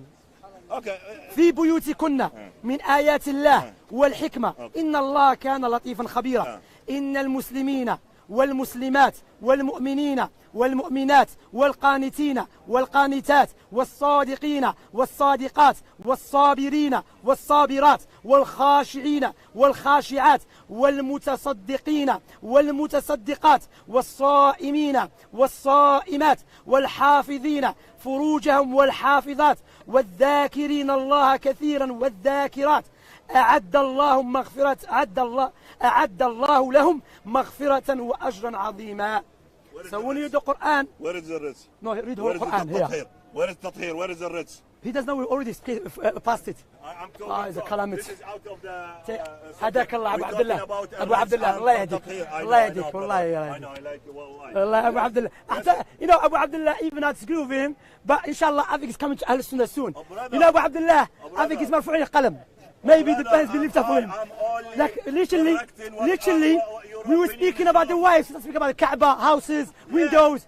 Are you carpenter? Because you don't understand what's been al-kisa What are you talking about? Wallah Allah yahdik. Kaaba over the al-kisa, you don't know. What's Muhammad put al-kisa on him, you don't No problem, know. no problem. And did they Watch this, watch this. Okay. Did the wife of The Muhammad 12 imams. No, answer my Okay. question. Did the mom, if they understand the ayah like this, Yeah. did the wife قررنا في بيوتها? That's the question. He asked the question. Did they قرن في بيوت? I mean, did they stay at home? Yes. They stayed at home, but of necessity they were allowed to leave the house. Who told them to No, allow? wait. Because the Nabi alayhi salatu when this verse was revealed, he allowed his wife Aisha to go out with her brother Abu Bakr. No, Abu Bakr. There's a brother, I forgot his name. Therefore, Prophet never understood, who he understand the Quran better than you and I, that they have to stay at home 24/7. Out of the city, they were allowed to leave, radiyallahu anhunna wa ardahunna. And the wives of Prophet Muhammad sallallahu alaihi wasallam, when we speak about them, we speak about respect. Because Allah already mentioned that the wives of Prophet, they are our mothers. So we love them, Allah bless them, may Allah reward them, may Allah be pleased with them. So whatever you're going to say about them after they come out, because Aisha came out, tried to rectify the problems, may Allah be pleased with her, that was her ijtihad, and that's it. We keep quiet about our mothers. My mothers, we keep our quiet about them. Khalas, ayya. May Allah guide you to Islam. Take care of yourself. سبحانك الله بحمدك أشهد أن لا إله إلا أنت أستغفرك وأتوب إليك. Yeah, that's what I'm saying. No problem. Out of necessity, Abdullah. No, she went for rectification. لا كلاب النار. كلاب الحوام. لا كلاب النار. But it doesn't mean yes. No, عفوا يصير كلاب النار عفوا. عفوا يصير كلاب النار. No problem. The point here is, Prophet Muhammad sallallahu alaihi wasallam, Allah in the Quran clearly mentioned that the wives of Nabi sallam, they are our mothers. Of course. So how you speak about your mother with respect, especially not any mother, the wife of Nabi sallallahu alaihi wasallam. So I'm not going to allow you to say anything about Aisha. Yes, Allah, stop here. No. The Quran, what did he say about Aisha? أن تتوب إلى الله فقد سقط قلوبهما. نعم. And they made tawbah. وأن طلقكن سوف يزوجهن. Did he طلقهن? No. Therefore they are أحسن women. عسى. نعم. ربه أن طلقكن. عسى, do you know in Arabic language عسى. Abu Abdullah, عسى in Arabic language, sometimes it comes as تأكيد. No. So now, the verse that you just recited shows that Aisha and Hafsa, they are the best women. Because Allah Jalla wa Ala will never leave His Prophet with a woman that is lesser. Because Allah has mentioned the Quran. Let me finish the verse. The verse Allah mentioned that if you do not make tawbah, then Allah will exchange you with wives, women that are better than you.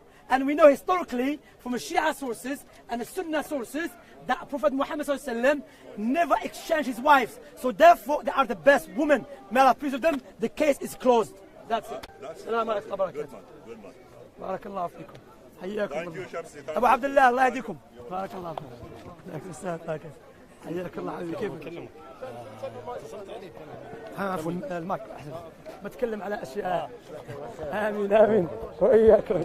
بارك الله فيك. آمين جزاك الله خير. حياك الله كيفك؟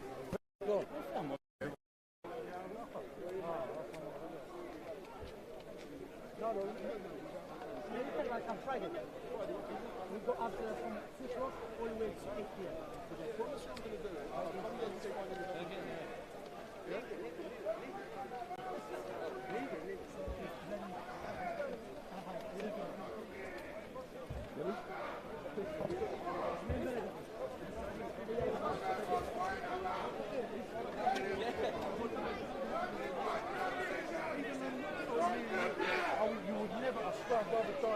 That is what he's telling people.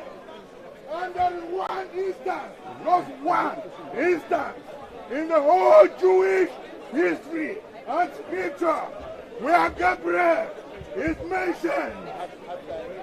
That is when Gabriel appeared to Daniel, to Prophet Daniel, and told Daniel about Zuccaneer.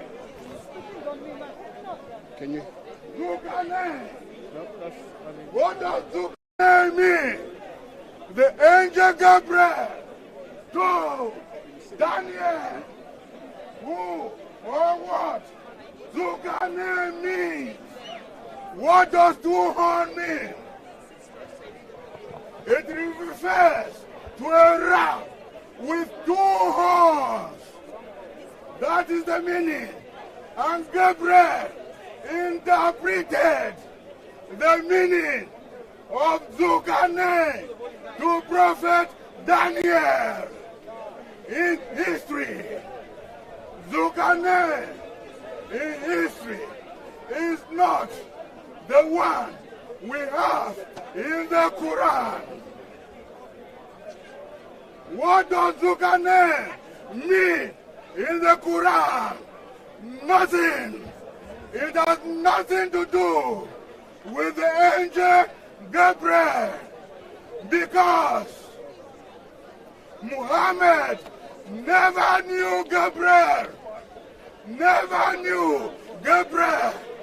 Muhammad never met the angel Gabriel. Gabriel met Prophet Daniel in history to tell him what Zulkarnain means. Go to the book of Daniel, chapter 8. You will see the meaning of Daniel told by Gabriel. How can the same Gabriel go to somebody called Muhammad and tell him something completely different about the meaning of Zulkarnain? It cannot be the same Gabriel. Do you understand, Muslims? It is not the same Gabriel that appeared to Daniel. Zulkarnain you have in the Quran is a figment of the imagination. Has nothing to do with Gabriel. The question that was asked and narrated in Quran chapter 18, starting from verse 83, about Zulkarnain, is about, the question is really about Daniel. It's about Daniel. Muhammad is telling people that the angel Gabriel appeared to him. So, the Jewish people, I put the question to him about Zulkarnain. If it is the same angel, if it was the same Gabriel speaking to Muhammad, which one? Zulkarnain, D-H-U-L, U-L, Q. Just go to Quran, chapter 18, Quran 18, verse 83. Quran 18, verse 83. Victor, good afternoon, sir. Yes, Your yes. good friend Wendell Daniel from StreetMic. Yes. Are you picking me up, good sir? Yes, yes. How are you feeling today, sir? Yeah, I'm feeling fine. I've just come. Yes, and what I'm saying is really, really, really important. Because I have to show, because this is when I was reading the Quran, when I came to chapter 18 of the Quran, that is where I realized that the Quran is completely false. It's completely false. Because I have foreknowledge of the Bible and about Gabriel. So Gabriel spoke to Prophet Daniel about Zulkarnain, about two horns, and told Prophet Daniel what two horns mean. You can read about that. That was written at least 500 years before Jesus was born. The prophecies of Daniel are very accurate in history. In fact, it was about Zulkarnain, was about the kingdom of Medes and Persia. But you know something? You know something, Victor? Yes, yes. You know I have no interest in religion, don't you? Yeah, I know. Yeah. So let's talk about last week you engaged with StreetMic and you had the opportunity to do something very special, and you promised me you was going to do it again today. Last week, I believe it was the first time you had sung for my online viewers. Yes or no? Yes. So how was that for you, Victor? Yeah, it when was you fine. sung? It was fine. Yeah, because really, when I'm singing the psalms and the purpose of the mass. In fact, the way I sing here is not the way I would sing in the church, because there is completely different. So when I'm singing that during the liturgy, because it is part, I say this is part of the song mass, so I'm part of the liturgy. But when you went home, no, not the moment. I'm just when. No, we're now doing something Did different. you see Zukanen? Did you see Zukanen there? Yeah, you saw it. No. Yeah. So Victor, if you remember, you was actually singing a song. Yes. And you said to me when you went home last week, I believe you was going to be feeling very good. Are you going to be singing again for people today, or what? Yes, I can sing. The one I've just sang today is the second Sunday, the seventh Sunday. Carry on. We're not sure enough. Carry on, Victor. I will. I will. Just let me sing for him, and then I will carry on. So we started last week? Yes. I will do that. But because... just a minute. Let me just pick something up from if you remember last week, yes, Victor was very agitated, and I actually got Victor to sing a song for all of those online viewers. Yes. And people normally see Victor, and he's always shouting and screaming. But when we engage with Victor, Victor calms down. And Victor reads his Bible in a calm way. He also sings like he does in the church. And what Victor, he likes an opportunity to do other things. So what are you going to sing for us today, Victor? And today, I will sing the gradual. The gradual. That's a sort of pilgrimage. After the reading, then the gradual is sung. Then after the gradual, then you have the Hallelujah. Then the gospel is proclaimed. So over to you, Victor.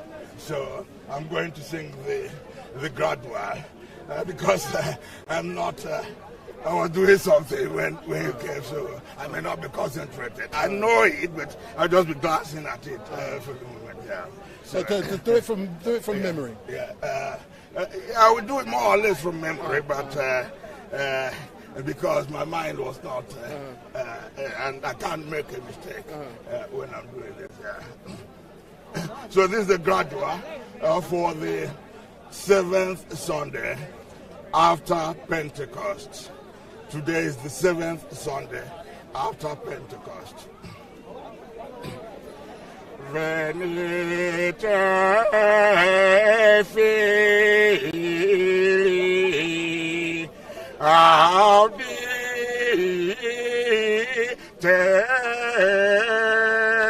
me timorem domini docebo vo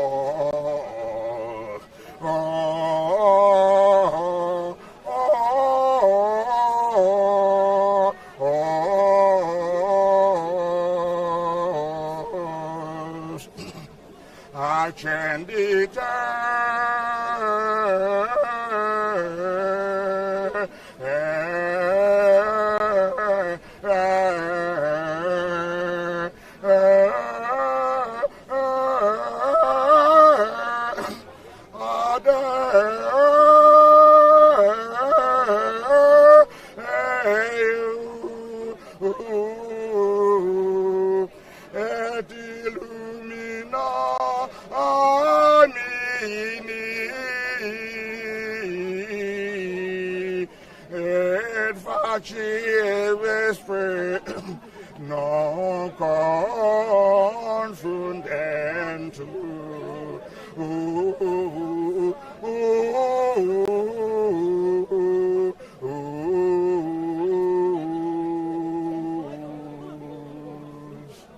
Victor, that was so brilliant. Yeah. And because I was speaking loud, so my voice is not... but what I wanted to do, Victor, you was engaging with the lady and you was having a brilliant conversation with her. Yes. And I wanted to calm you down. Yes. And I think I've managed to do that now, so it would be great for you Yes. to continue your conversation with the young lady and we can capture you as you engage with her. But as normal, thank you very much for giving StreetMic this opportunity. Yes. But what I do love is that Victor is well loved down here at Speaker's Corner, and everyone loves you, and you are so calm. Big up, big up, big up. Back to the way that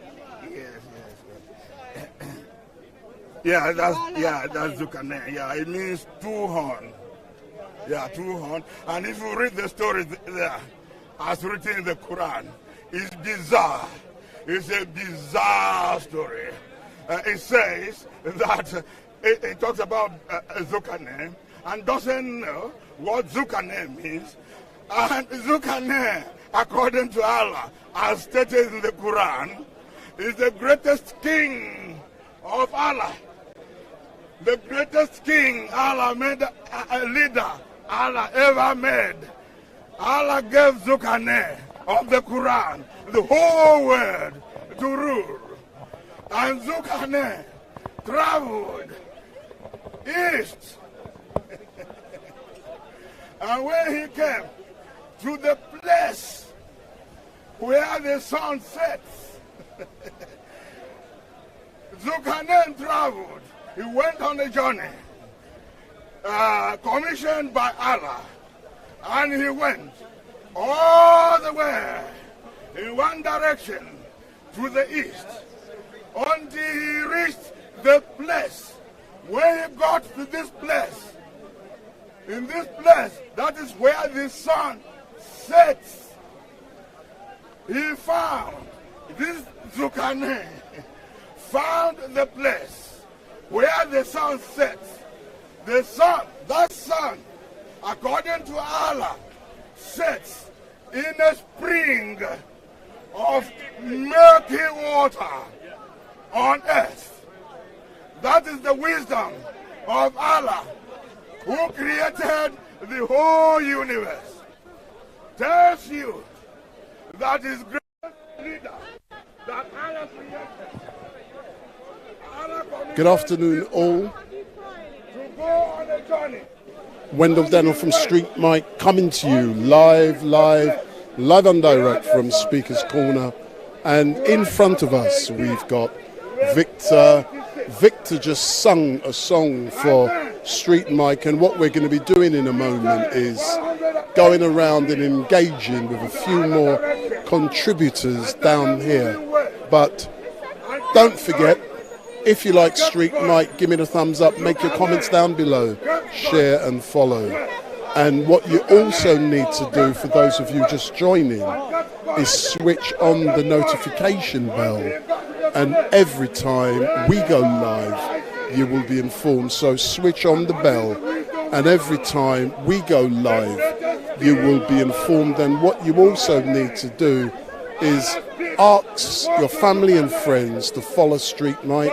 But what you can also do is share the YouTube link with family and friends and ask 20 of them to follow StreetMic. So ask them to follow StreetMic, share the link and get them and yourself to switch on the notification bell. So let's listen to some more debates which are taking place. That Allah ever spoke to Muhammad, but Allah spoke to this king of Allah, Zukane, who, having found the place where the sun sets in a spring of milky water, he now is going west and kept going. Zukane kept going until he got to the place where the sun rises.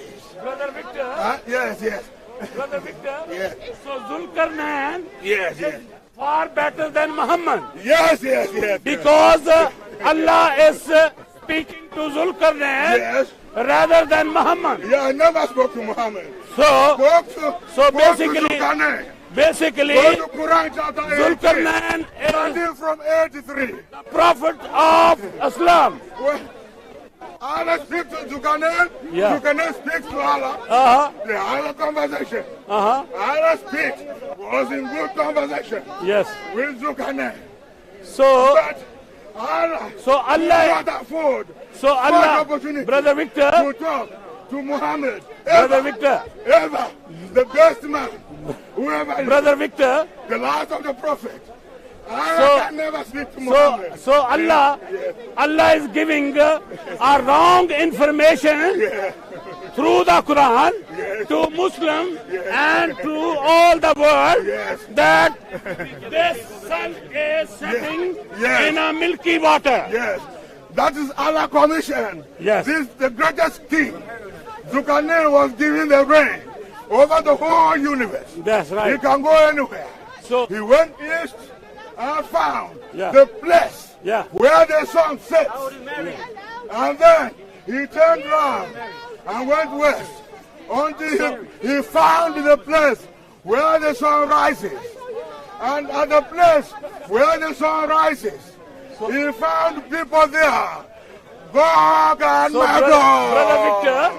Brother Victor. Gog and Magog. Brother Victor. Yes.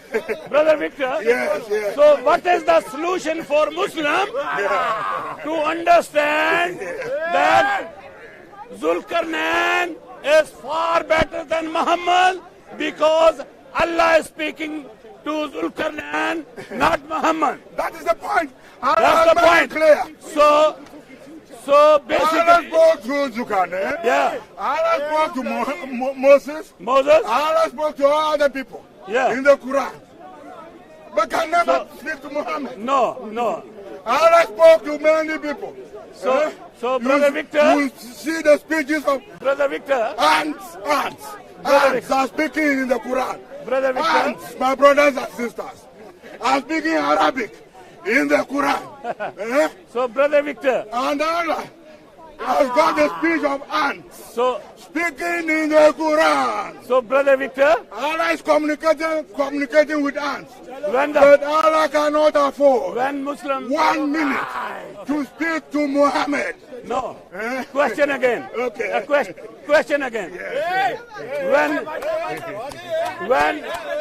When Muslims are giving us the information about Muhammad, that Muhammad was in the cave of Hira, and so-called the angel Gabriel came and spoke to Muhammad, and Muhammad was squeezed 3 times.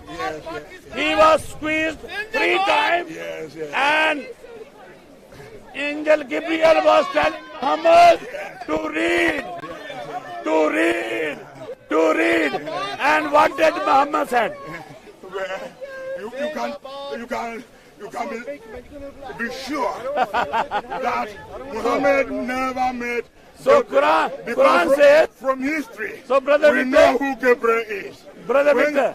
Gabriel, when he comes, any person Gabriel meets, he tells the person, don't be afraid.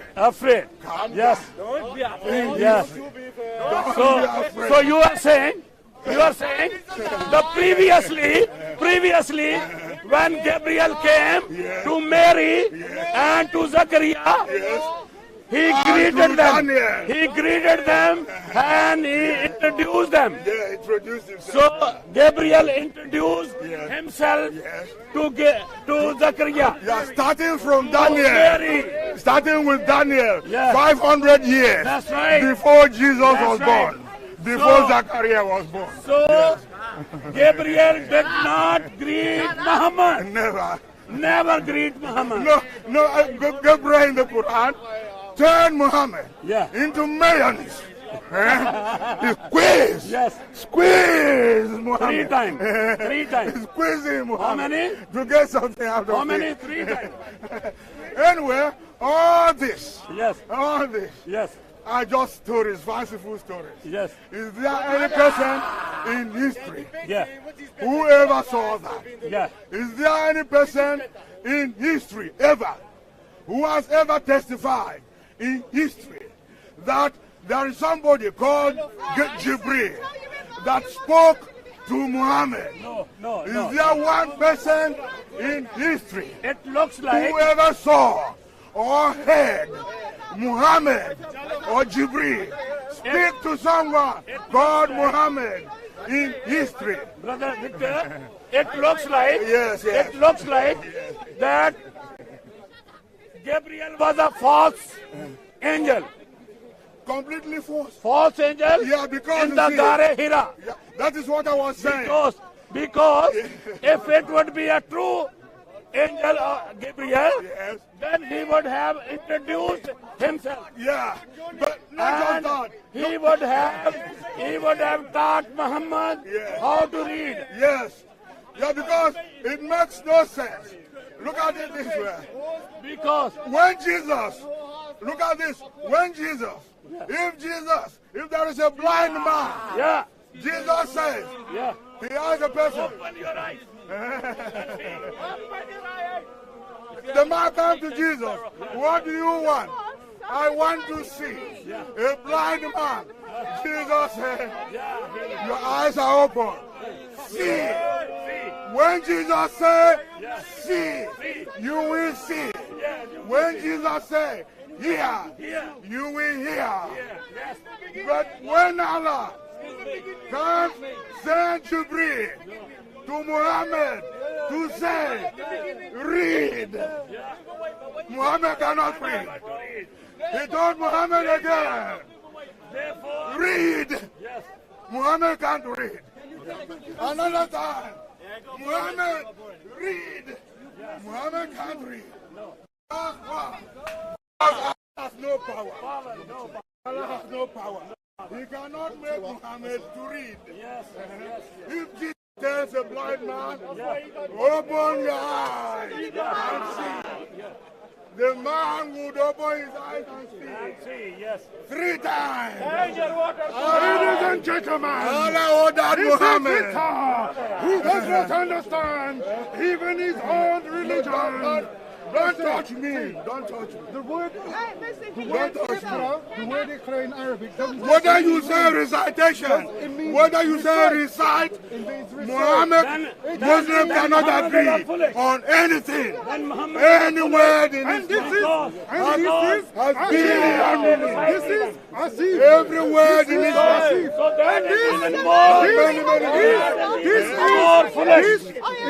That is even more foolish. This is a prophet.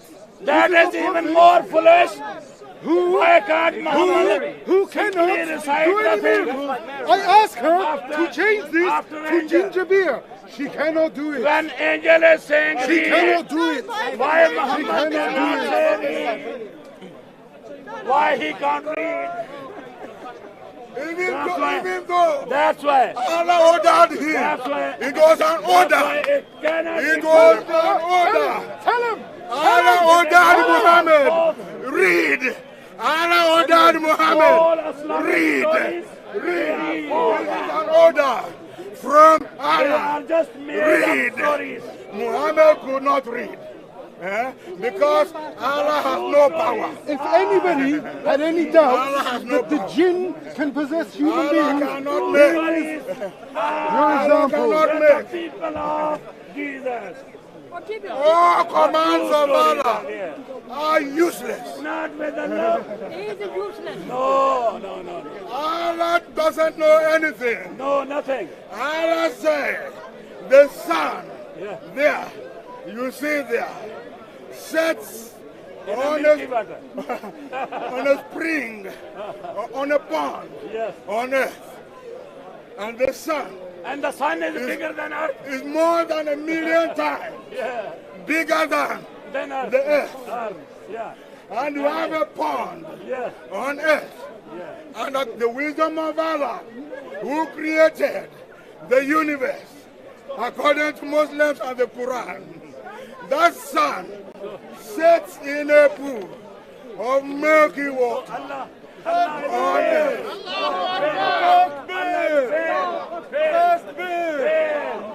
And now we have this man here. This man here who knows nothing. When I first came here, I saw this man and he never grew. He never learned anything. He doesn't know anything about Islam. He doesn't know anything about Bible, about anything. You see? His Bible, 66. I started coming here about 4 or 5 years ago. And I've seen this man. He never grew. He never know anything. He doesn't know Islam. He doesn't know anything about Islam. He doesn't know the Quran. What the Quran means. We are talking about what does Jibreel mean in Arabic language. Mr. Man, they are deceiving the innocent. Muslim man. What does Jibreel mean in the Islamic language, in the Arabic language? What does Jibreel mean in Arabic language? What does Jibreel mean? You need to know that first. Who is Jibreel? Stop crying. He's a force. Islam is a force religion. Completely force. How can Tell us who Jibreel. First, who is Jibreel? Who is Jibreel? How can Jewish Jesus Who is Jibreel? How Who is can... Jibreel? Hey, what is Jesus about? Was your God in the vagina of a woman? Vagina, you have to talk now. This man said, yes. was my God in the vagina of a woman. He is in vagina better than Allah. Quran chapter 66. Because Quran chapter 66. Verse 12. Come on. You come here. I'm answering your question. I'm answering your question. How can God be born? So in Quran, this is the answer to your question. This is the answer to your question. According to the Quran, Quran chapter 66, verse 12. Listen. 66 books. Listen. His Bible. To ask me a question. Quran chapter 66, verse 12. How can God in Quran chapter 66, verse 12, Allah is a vagina blower. Quran chapter 66, verse 12. Open it and read. Quran chapter 66, verse 12. Allah said, Allah is a vagina blower. Allah, or the Quran, is a vagina blower. Allah is a vagina blower. Quran chapter 12, verse, Quran chapter 66, verse 12. Open and read it. You ask me whether my God came from vagina. Victor is saying that Allah is a vagina blower. What that means, I do not know, but I will come in here.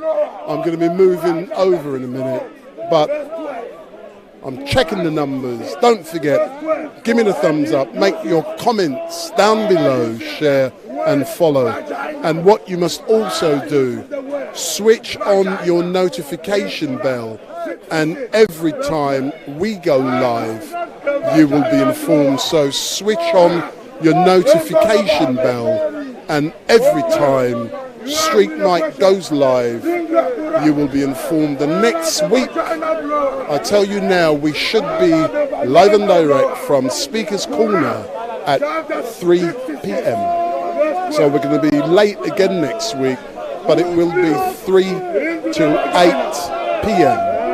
And as it's now beginning to hot up, share this with 20 of your friends and ask them to follow StreetMic. Yes, I'm advertising. Big up StreetMic. Share with your family and friends and make sure they follow and switch on that bell. Big up. Allah the bigger idol. Allah the bigger Samad. What is Samad? Idol. Quran 112 verse 1 and 2. Allah the idol. Allah the idol. Oh, Allah the bigger idol. Allah Akbar. Allah the bigger idol. Who is Allah? The Samad. Quran 112 verse 2. Samad idol. Allah the bigger idol. That is what they say.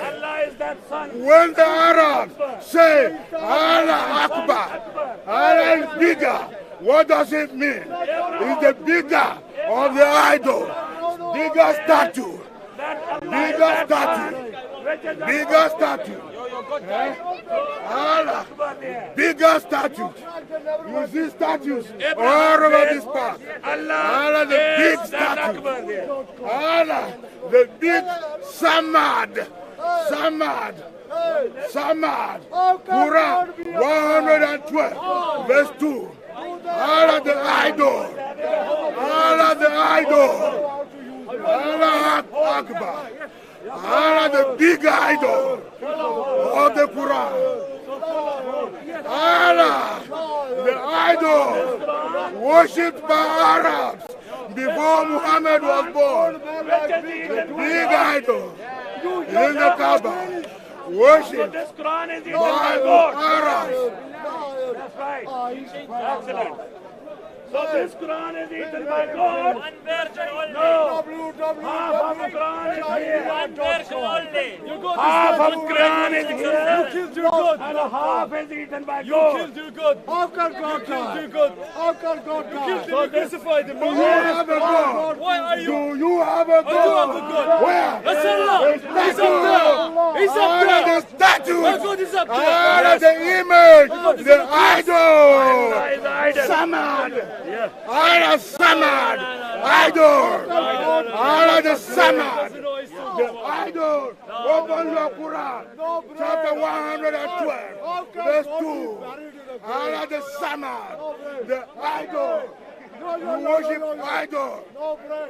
Allah has no life. Allah is not the spirit. This is Victor, and as normal, they're shouting and screaming, and everyone is taking the mickey out of him. So this is, let's listen. No argument. Any argument? Do you have any argument? According to Abraham, Only shouting. Allah Akbar. Allah Akbar. Allah is bigger. What does it achieve? It achieves nothing. Shouting. Allah Akbar. Shouting to your ignorance. You're shouting to ignorance. I don't worship Allah. I don't worship Allah. You worship idol. I don't worship Allah. Oh, Muslims worship idol. That's an idol he prayed to. I don't worship Allah. Stone kisser. Stone kisser. Shouting, all the screaming. Stone kisser. Black Stone kisser. I don't worship Allah. Allah, the idol. Allah say, I am an idol. Allah say, Allah, I am an idol. Quran 112. Verse 2.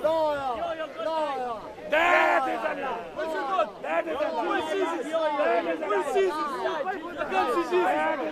Who is Jesus? That is Akbar. That is Akbar.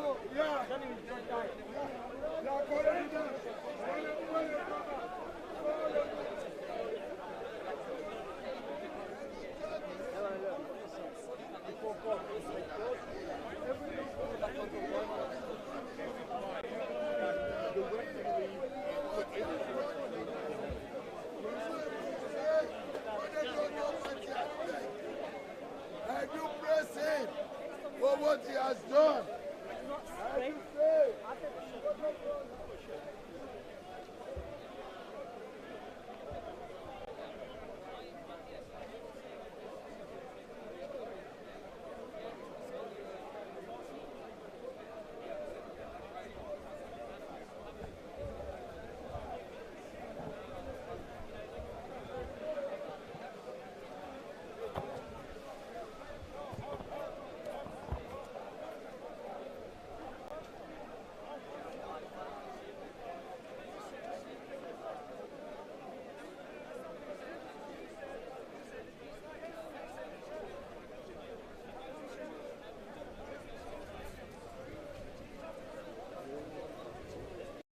Good afternoon. Good afternoon. Good afternoon. Hello.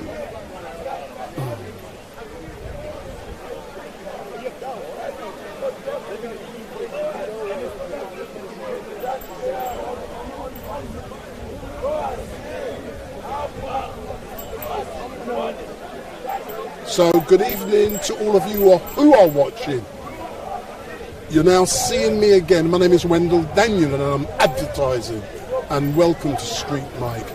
And we are actually down at Speaker's Corner for the regular Sunday mayhem.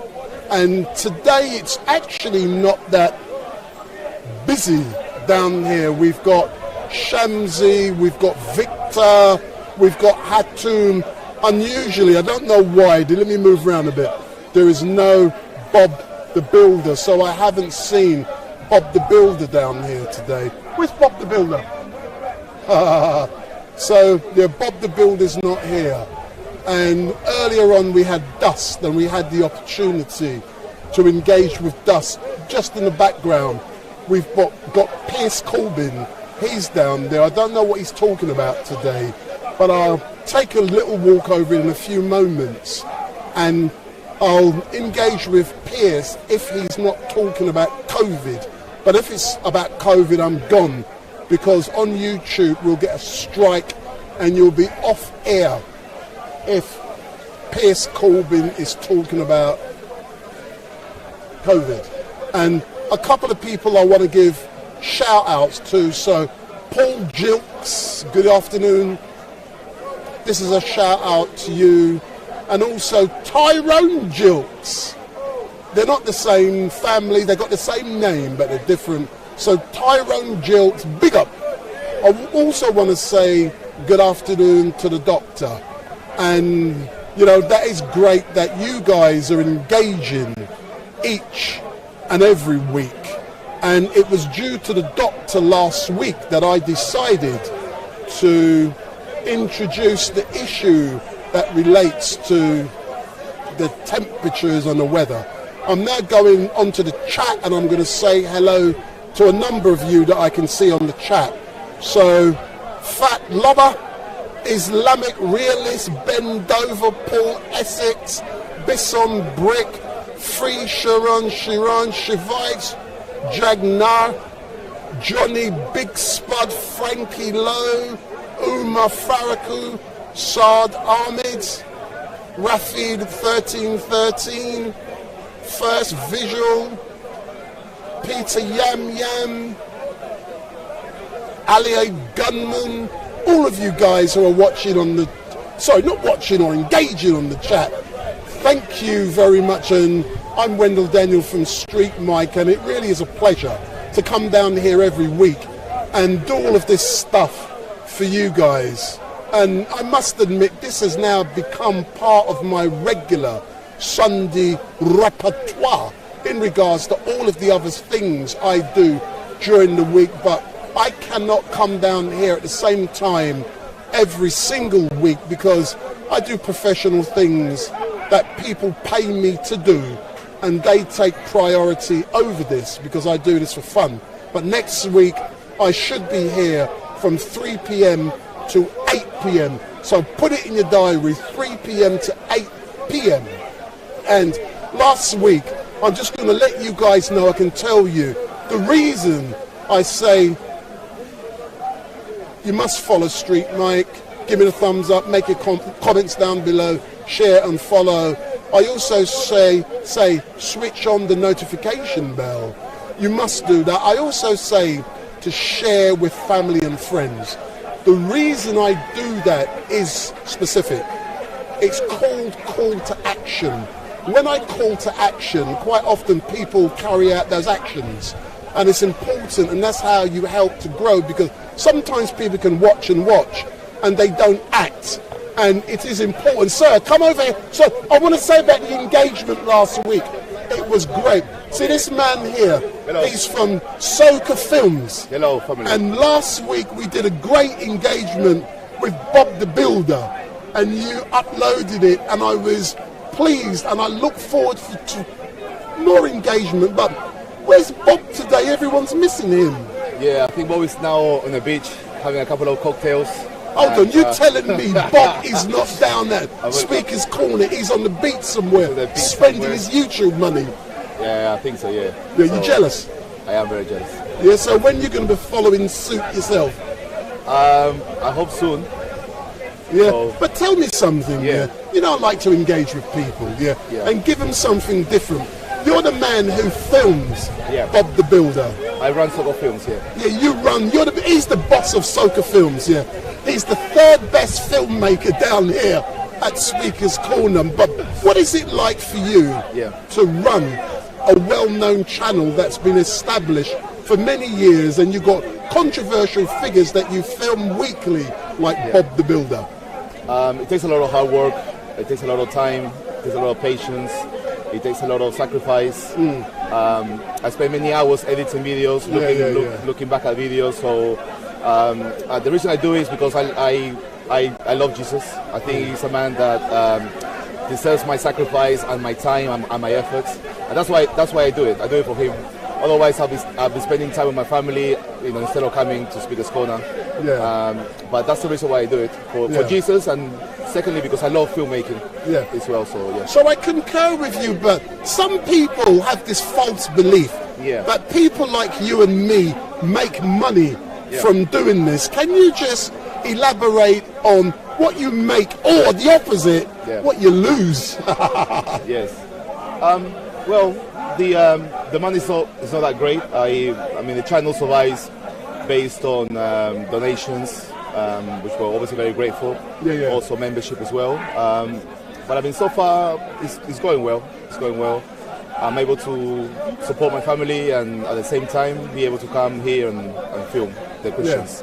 I must admit, as you know, I won't mention the name of the person who's with me today filming. They've currently taken a break. Okay. But that person is now beginning to work for me professionally. That person will be filming events. Even though that person has a well-known, one of the best-known channels in London, that person doesn't make any money. Right, okay. So hence the reason I said, come out with me, forget this stuff, let's do some paid stuff during the week, but you come here to learn sound, visuals and all of those things. Right, those are the areas that really interest me, so by all means reach out to me, send me an email, and we'll do some collaborations. I'll be but listen, take my number, I'm reaching out to you. If you would like to come along and do some of the stuff which StreetMic does, you got my number anyway. Listen man, last week I did so many funerals, weddings, parties. And listen, you get paid. You get a lot of money. And then you can buy different equipment, new equipment, and you can come down here and you can do things a bit more or slightly differently. And those people online, you can give them even more. And that's the pleasure I get. Yeah, exactly. I mean, by all means, support StreetMic. It does a lot of hard work, as you can see from this content. So make sure the least you can do is like and share his content. Yeah, but like I say to people, the important bit for me is if people don't engage, you care. I want them to, but I'm not one of them people after billions and millions of followers.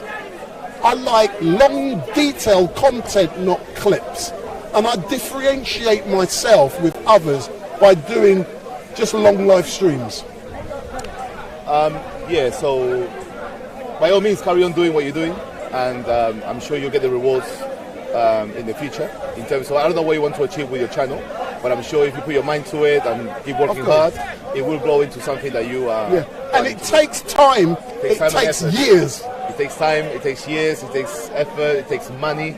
So please support StreetMic whenever you can, however you can. Like I said, all you gotta do is just like his videos, share his videos, and that will be sufficient. And give me your money! Yeah. Big up, big up, big up. Say big up StreetMic. Big up StreetMic. Like, share, and subscribe, and see you all soon. Take care. And also switch on that bell. Switch on that. Oh yeah, the notifications bell. Make sure you are. Ding, ding, ding, ding. Thanks a lot, man. Excellent stuff. So that is the filmmaker for. I'm just spinning around to try and show you what's going on behind me. So that's the filmmaker for Bob the Builder. He's the one who does all the work for Bob. He's the one who video records and uploads. And I like him because he's been coming down here for years and he's well established. You can't come here 5 minutes, have millions of followers or thousands of followers. It takes time, and time is what we've got. So let's engage more with some of these contributors down here. And I like you guys, I love you. And in a moment, if I get the right contributor, I'll go online, I will say to them, ask questions, and these guys will answer them. So if I get the right contributor, you guys in the chat, give me questions, and I'll pose those questions on your behalf.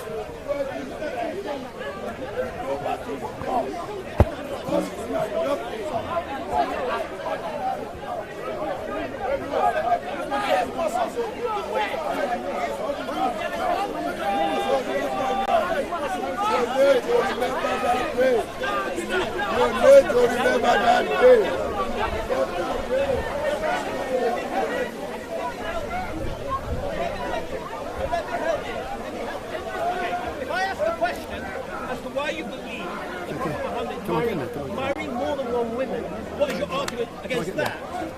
Why are you preaching Christianity? First tell me what's wrong with that. So the Prophet Muhammad says I'm marrying more than one woman. What's the problem? What's your argument? What are you demonstrating with that point? And then go to your scripture. What do you say? No, really, relax.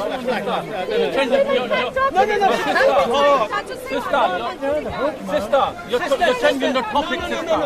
Give her a bit of space. Come Sister, she's going to attack me. Don't worry about that. Okay, what's your argument of the Prophet Muhammad sallallahu marrying more than one woman? What's your argument? I think it's problematic for a Muslim. You believe your eternal Quran gives the sanction to marry up to 4 wives, and that's if you can do justice. No, let me finish my argument.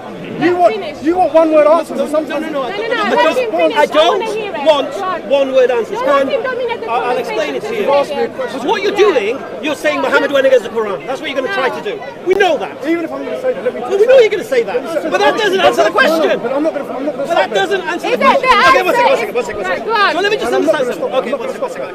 So we know what you're going to try to do. So let me just understand your position. Because I'm telling you right now, you ain't answering the question. Okay, so I wasn't going to finish. No, I know exactly how you were going to finish.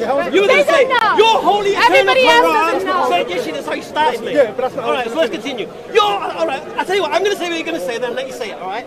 Your eternal Quran says you can only marry 4 women. I have a problem. Only if you're fair with them. Yeah, just whatever. And Muhammad's wives bickered and they fell. Relax. No. And then you're going to say, they had jealousy. So what? They had jealousy among one another because they felt he favoured Aisha. So that means he went against his own Quran. That's right. Even in the Bible, Are you going to let him speak or do you want to speak? Let's calm it down. You don't need to shout. Good. I'm not a heckler. So the point I'm trying to make. So the question is this. Let's rephrase the question so we don't lose sight of it. This lady here has a problem with the Prophet Muhammad, peace and peace upon him, marrying more than one woman. Yes. That's her position. My question to her was, why is that a problem? What's your argument? What's your argument demonstrating? You said, let me speak! So, you can respond. And you let me finish, did you? No, go. I won't even say anything. So I think problematic as Muslims When the eternal Quran, come on. I'm giving you the rope. Keep going. I think it's problematic. When the Quran says that you're only allowed to marry up to 4 wives if you can deal with them equally. Where does it say that in the Quran? It's in Surah Nisa. What does it say? You want me to get it up? I know it says. Okay. Okay. Marry them of your choice, 2, 3, or 4, but if you're going to do justice between them, marry only one? Yes. Or it's better only in you? Yes. Okay. So, are you saying, so let me just understand one thing. You've got to be fair. So do you agree if a man marries 2 women and he treats them equally and fairly, it's not a problem? It is a problem. The reason why I say Why is that a problem? Because I believe Jesus is the final authority, and Jesus said that it was only meant from the beginning for there to be one man and one woman. And if Muhammad's claiming to be a prophet of the lineage of Jesus, he can't go against him. So yeah, it's problematic. That's why we reject. 100% we reject. So you're saying because Jesus says marry one woman. I'm going to be shooting off in about half an hour. Right. No, Jesus is God, yes. According to you. Go on, Russ. That's not. But I'll tell you why it is. Because who in the Old Testament, when God speaks, you're going off subject. I have a comment to make as well. In the Bible, right? When there are examples you of didn't want to polygamy, speak. No, he asked me to speak. When Abraham, right, he was married to Sarah, and he had a child, Ishmael, with his slave, that upset God. When Jacob, yes, it did. Why? Right? Because it was not what God asked him to do. God said you need to wait. And how did it upset God? Because where does God say he was upset? Where does God say he was upset? Right, because God promised Abraham and Sarah a son, and Sarah said to him, have a child with my concubine Hagar. And she bore Ishmael, and God said you should have waited. Now, there are examples as well. There are examples like when Israel, because when Israel, you're not going to preach. When Israel, you're not going to preach. No, I'm answering your question as to what's I'll tell you why you're not. I'll tell you what you're doing. I'll explain what you're doing. I'll tell you what you're doing. I'll tell you what you're doing. When Jacob had married Rachel, and he married Leah first. They were very upset. You don't have to go they were very upset, right? We know the story. We know in polygamy, we know that polygamy in the Bible, David was punished. Solomon, he had many wives. David did adultery. Yeah, he did adultery, but according to your Bible. God does not like polygamy. One second. Even if it happened in the Bible, it was not part of God's plan. It was not what God didn't want this for men and women. Okay. This is why you see upset. This is why if you ask women, any woman, would you be happy if your husband married a second wife? Most of them, from any religion, any culture, they would say no. It would break my heart. And you Muslim guys that believe in polygamy, or anyone that believes in polygamy, you should accept it. Just because you want to fulfill the lust of your flesh, it doesn't mean that is right. First thing. Well, there wasn't well said. Thank you. And all the women listening, you would hate if your husband married another woman. You know it would break your heart. Can you shut up now so I can respond? I can do what I want. No, can you shut up, please? I will, but you speak as corner. Thank you. You speak as I'll have some civility. Otherwise, I'll speak over you as well, and then no one will get anywhere. But you've done that with my father. He asked you a question, you answered it, so it's not time for Show me anywhere in the Bible where God says marrying more than one woman is wrong. Show me anywhere. In the Bible it says, men, I already said to you. Show me. No. She said, God says you shouldn't marry more than one woman. So demonstrate anywhere in your Bible where God says that. That God created man and woman. He didn't create. Show me anywhere. Show me anywhere in your Bible where God says you cannot marry more than one woman, or it's wrong to marry more than one woman, or those prophets were wrong to marry more than one woman. If you can do that, I'll concede I'm wrong. So would you accept if Jesus, prophet from God, as you believe, describes what marriage should be, and he says one man, one woman, you don't need to get a verse to say that marrying 2 or 3 or 4 is wrong. If he defines, let me explain. If he defines what a marriage is, anything outside of that is not a marriage. Exactly, and God doesn't have to say to you that you want. I'm going to explain it. Okay, go on. Okay. And you're going to open another can of worms, and I don't mind rinsing you on that as well. Okay. But anyway, we've opened another can of worms at this point. Move away from me then. This lady here is a Christian. Is barking on about prophets marrying more than one woman is wrong. Yet your Bible... No, she didn't say that. Let me speak. Yes, She said Muhammad. Did you say that? She said about Muhammad. Did you say that? She said about Muhammad. She said prophets. Yeah, and she didn't agree. Do you David. agree? No, she didn't condone David. One second. Do you believe Abraham was wrong for marrying Hagar? Yes, he was. Was David wrong for marrying his other wives? Well, was Jacob wrong for marrying Paul? One second. Part. I didn't ask that question, did I? Yeah. I asked you, was yes, Jacob he was wrong? So Jacob was wrong, yes. David was wrong, yes. Solomon was wrong, yeah, but you know all why? the prophets were right. You know why? Because we're sinners. That's why we don't look at people, we look at Jesus Christ, who didn't sin, who is God.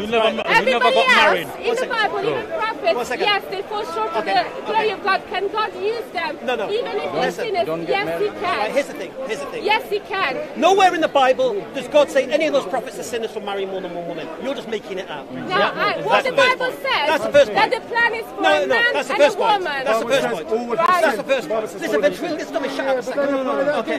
Listen, you're not ventriloquist. Relax. Okay, so your initial point about your feelings about marrying more than one woman,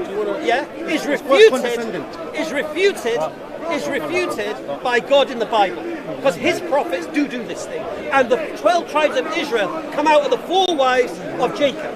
Yeah. And they're all the children of God. They're all the chosen people. All no differentiation. Exactly. First thing. Second thing. That's my first point. Second thing. I will answer to your first thing.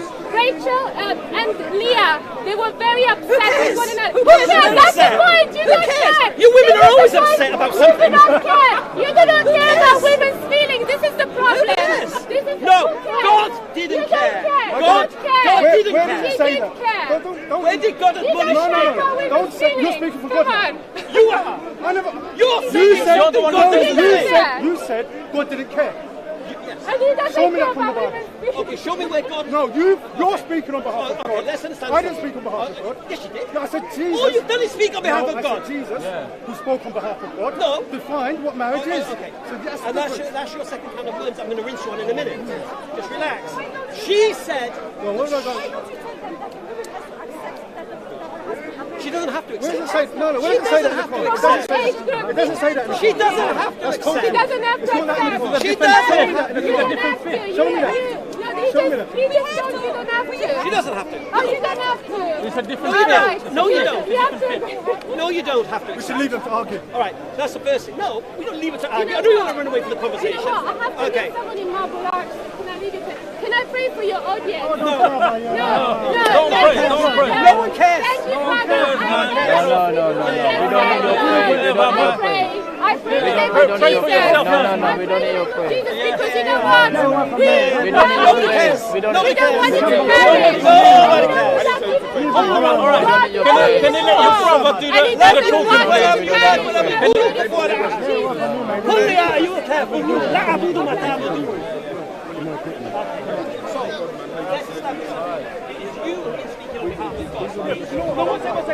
God is silent on the issue of more than one wife in the Old Testament. In your Bible, the prophets of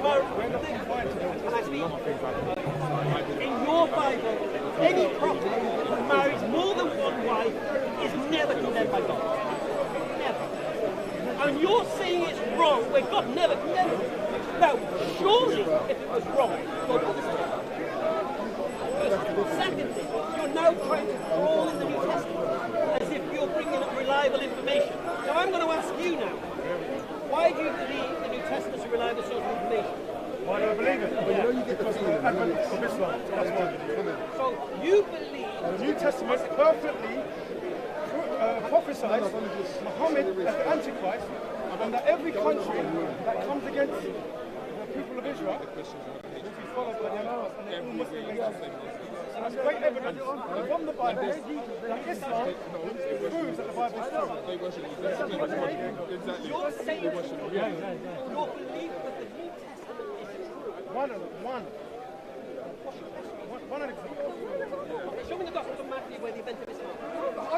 Why are you confining me to one book of the Bible? Because you have more than one book. I've got 66 books, 73 books. So you have to answer. You asked me a question, and you can't respond to the question.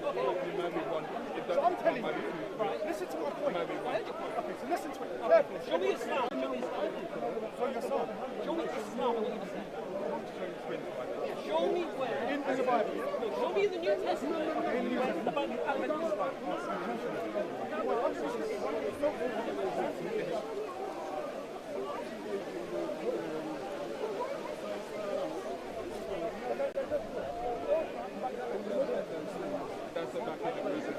First John, in my Quran, in Surah Al-Kahf, read the Surah Al-Kahf, it will say about the marriage and marrying one. But if the woman, the husband has to go for them, if he wants to marry to him, the woman, the wife, the one him, the man marries the wife, the man goes to the wife and asks the man, the condition, I want to marry a second wife. So you don't want to hear what if you can marry two sisters, you can't early Christians marry anti-Christians. That's what it says in our book. And he's saying these are the characteristics. So because the in the Quran it says one. But if you can't make two, you know when you're buying stuff, that's why it says I know. We saw it happen. The white woman, she comes every week. She doesn't like talking about these people. She don't like the last messenger. These people worship Jesus. Do you believe Jesus?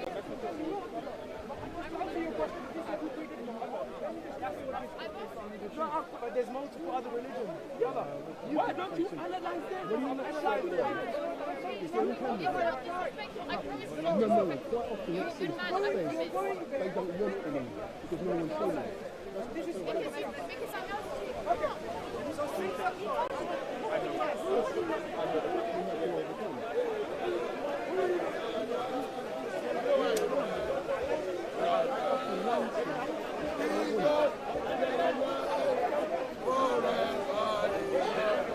This is gone.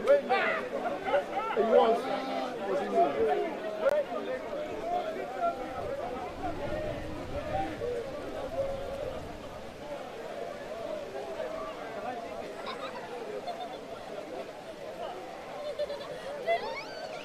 This is where you lose people, because nothing is, you've still got 2 hours.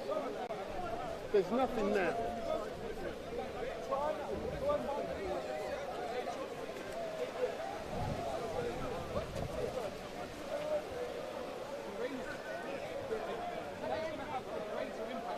On the world, if you can identify the right, which is what we do. So we have children, as many as we can, and then we raise them as Muslims according to the ethos that we follow, and we hope that it's going to have this exponential impact as we have children, our children have children, they have children, and then they follow the ethos. And we have the moral values as well. We will teach them. Put this on yourself so we can pick up what you're saying. So you can do, but we're just wrapping up the conversation now, so you're going to get the right at the end. Just do another 5 minutes now, how's that?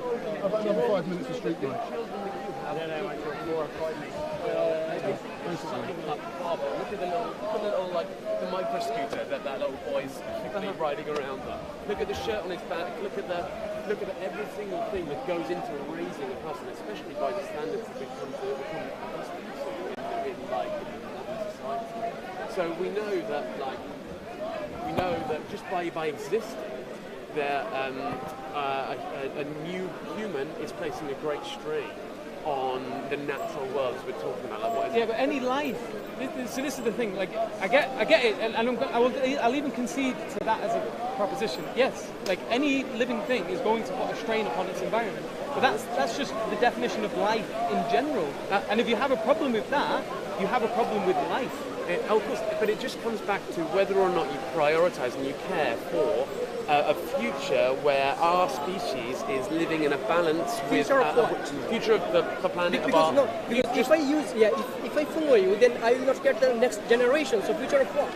As in future? Well, I mean, there's not going to be no future without children. There's not going to be no future with the children. And I'm not picking up on this. I said maybe just think about like replacing ourselves. It's if you want to have children, you go, well, you example, with a lady, you have 2. I literally want as many as I can have. See, I think that... I know you might not agree with that, but I do want... I just think it's a selfish act. And fair enough, but for me, it's like, why is that a bad thing? Well, I suppose reiterate my point is, you know, there are just so many children in this world that do not have a family. So So I think we should be looking after those ones. And say can I do that as well? But then it's great. Yeah, it's a great thing, I think, to take care of someone who is in existence. Yeah. But to bring someone who doesn't exist into existence, I mean, like, and there's almost like no. I know it's hard to. No, I just want to say one thing, which is those kids that you have. And forgetting about whether or not I agree with zoos. Take them to the zoo, right? They see an animal, they see another creature. It's the most fascinating thing. It's the most beautiful thing. But, it's always the process of birth, bro. Indeed. Like the thing is, so when my daughter was like growing in the stomach of my wife, that was an amazing experience, and you're not going to experience that with only adoption. I'm not saying and that. the bond. I'm not saying. I know. But there is a bond that you develop with children that are from yourself that you can't develop with, and it's a shame, but it's a fact. It isn't one anyway. They're good, aren't they? But just 30 seconds. How dare you just move this out of the way? You got him here. I'm interviewing him. I didn't know. I thought you were in. I thought No. I was interested in this conversation. No. You're the most interesting person down here today, Pierce. No, don't say that. So Pierce, if you move around. So Pierce, good afternoon. Good afternoon. Wendell Daniel from StreetMic. As you Yes, know, I love to engage with you. So tell me more about your event yesterday at Parliament Square. Well, there were two events yesterday. There was the part of the international marching every month or so, which was about the vax story. We didn't go on that one until later. We joined it later. But we organised, this is Let the UK Live, and supporters, a special march marching for more CO2. And we did that to intervene in the Just Stop Oil protest, where they were going to be assembling at some railway stations and marching to Parliament Square. So we joined in, marching against them, so to speak. And the police then put their van between us and them when we were going down Victoria Street. And when we went backwards, the police van then reversed and went backwards as well. So they were clearly just trying to prevent us from actually conversing with these people. However, we pressed on. We got to Parliament Square, set up a table, and some of them came over to us and took leaflets, which was very good. This was the leaflet and also a pamphlet, and had a bit of discussion with us, which was very good. They did not have any leading speaker that could explain anything. I had hoped my brother would be there so we could have a debate with him, but he clearly chickened out and he was nowhere to be seen. You tell me your brother's a chicken. Well, I don't know. I'm sure his advisors advised him not to get involved because they know that we have science on our side. And what happened then is these goons from, and I would call them that, I think, from Just Stop Oil, were kind of instructed by their minders to sit down. So they did sit down in front of Parliament, but then they realised what was going to happen then. We were just going to broadcast to them with our loudhailer the truth. So then they got up and left. So they all left. They didn't spend a long time at all in Parliament Square. So we're, well, pleased with having driven them away and also pleased with having convinced some of them that they are being misled. And I think it's important to say to people now, the reason for the climate story coming up is because the powers that be want to use it for climate lockdowns or a hysterical story of more disease coming because it's got hotter.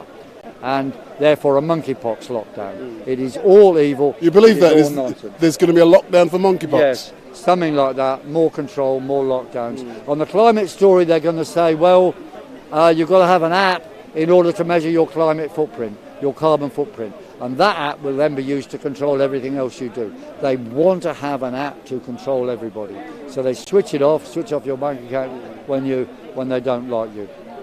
And while we're on, I think it's important to understand this so-called massive heat wave was not massive at all.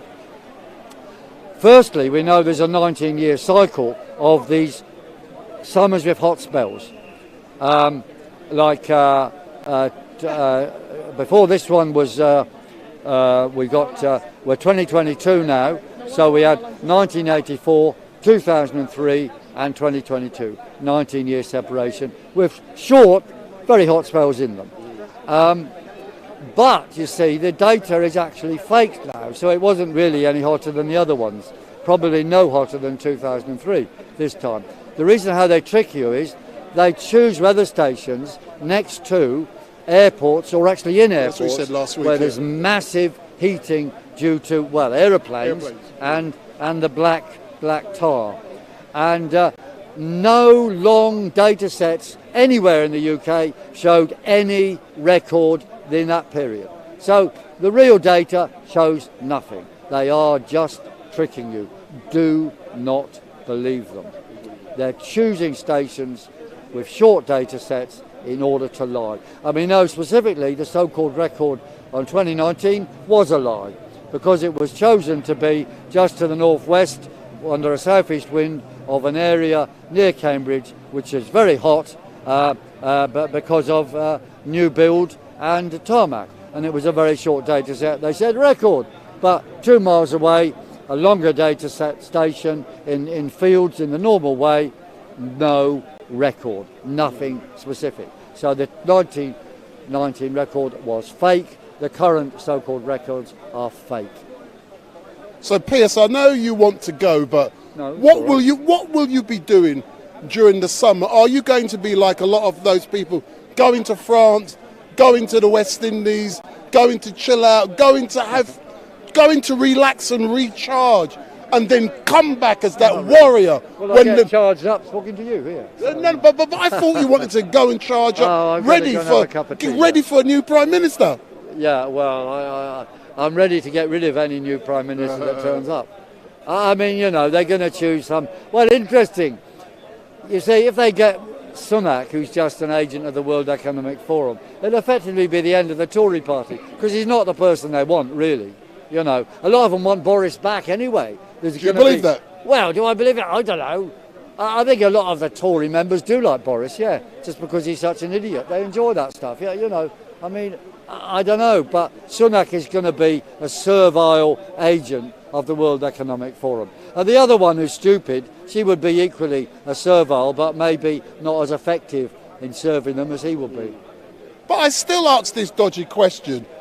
Is this country ready for a Muslim Prime Minister? No. Is this country ready for fascism? No. You know, is this country ready for a police dictatorship? No. Are the police ready for a police dictatorship? No, they're not. A lot of police now are coming on our side. You know, we're treated a lot differently now compared with a year ago. I mean, really very differently. Very different. Final question. If people want to find out more about yourself, Let London Live, etc., where can they go to find out the information? LetTheUKLive.com and StopNewNormal.net. Come there, download pamphlets, information, leaflets, and contribute. You can join Let the UK Live for as little as £1 a month. And have you managed to get your car back? Because I saw something, it was impounded. The car was impounded in Perivale Car Pound, which is a transcendental experience to go there, I can tell you. And what does that mean in English? It means don't do it. It is back and it's up and running. However, the silencer has got a bit rusty now, literally rusty, so we need to repair that too. But as normal, Piers, I would like to thank you very much for engaging with StreetMic. But there's one thing which you haven't said, and you say it. Big up StreetMic! I didn't hear you. Big up StreetMic! Big up, big up, big up, big up, big up, big up, big up. Thank you very much, Piers, and I've no doubt I'll catch up with you during the week. You will. At some stage. And but resist, defy, do not comply. And we missed that. Resist, defy, do not comply. Resist, defy, do not comply. Freedom! That is Piers Corbyn, who's the older brother of the former leader of the Labour Party, Jeremy Corbyn. So, Piers, thank you very much, and we look forward to you being elected as a MP. Well, we want to do that. I'll be standing again in the London mayor elections in 2024 to get rid of that pathetic Sadiq Khan. Excellent stuff. As normal, thank you very much, and I'll see you sometime next week. Thanks a lot. Great stuff. Cheers, man. Thanks a lot. Cheers. And my trainee as well. Trainee. Oh, it's brilliant to see you. Brilliant to see you. Thank you very much. Heiko.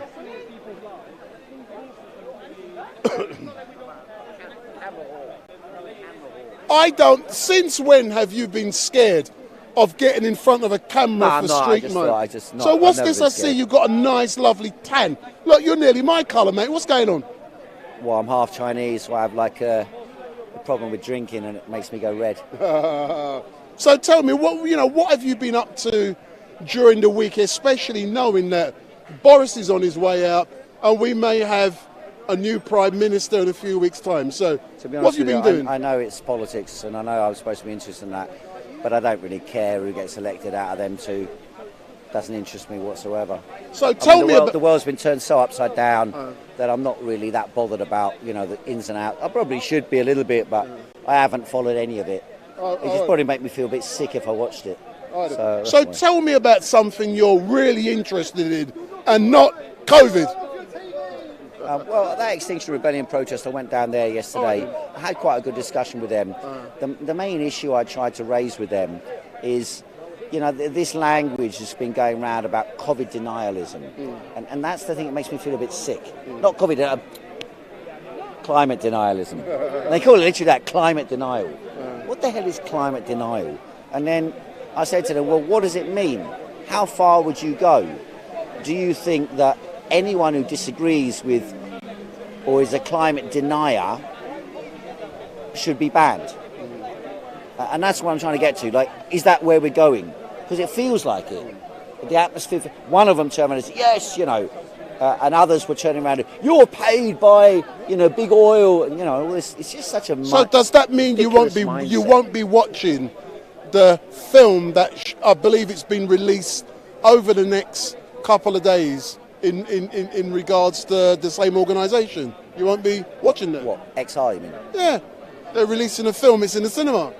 No, I won't be watching that if possible. But so does that also mean, sorry for coming in there, that their September rebellion, you won't be participating in that? I'll be going down there to try and have a debate, as I went down there yesterday to try and have a debate. And I discussed with quite a lot of people. Some of them were able to engage at some level of debate. Some did turn around and say, that's an interesting point. I never thought about it that way. And I was basically saying the other side about this thing is refutability. Science is about refutability. So you've got a proposition about scientific proposition. You must be able to know what the internal contradiction to that would be. So in other words, you make a proposition, but so Newton's theory, gravitativity, if you drop things, they'll fall down to the earth, in everything else being equal. But if that wasn't to happen, if they went upwards instead of downwards, then that would be a refutability of Newton's theory. So what's the refutability for the theory of climate change that they're proposing based on global warming? And I said to them, well, what is that? Do you know what that is? Because you're telling me that you've got the science behind you, and the numbers of scientists are supposedly behind you. Well, what's the refutability of it?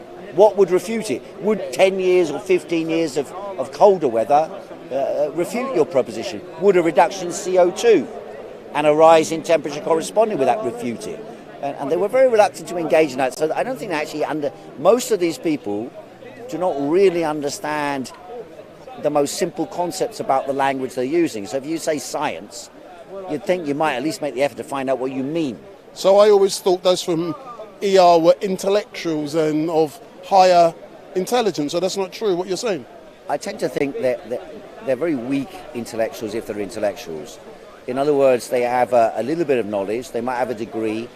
Quite often they're from the upper middle classes, and the consequence of that is it's like they've got a cause to fight. I've got a friend, she owns a big piece of land in the countryside.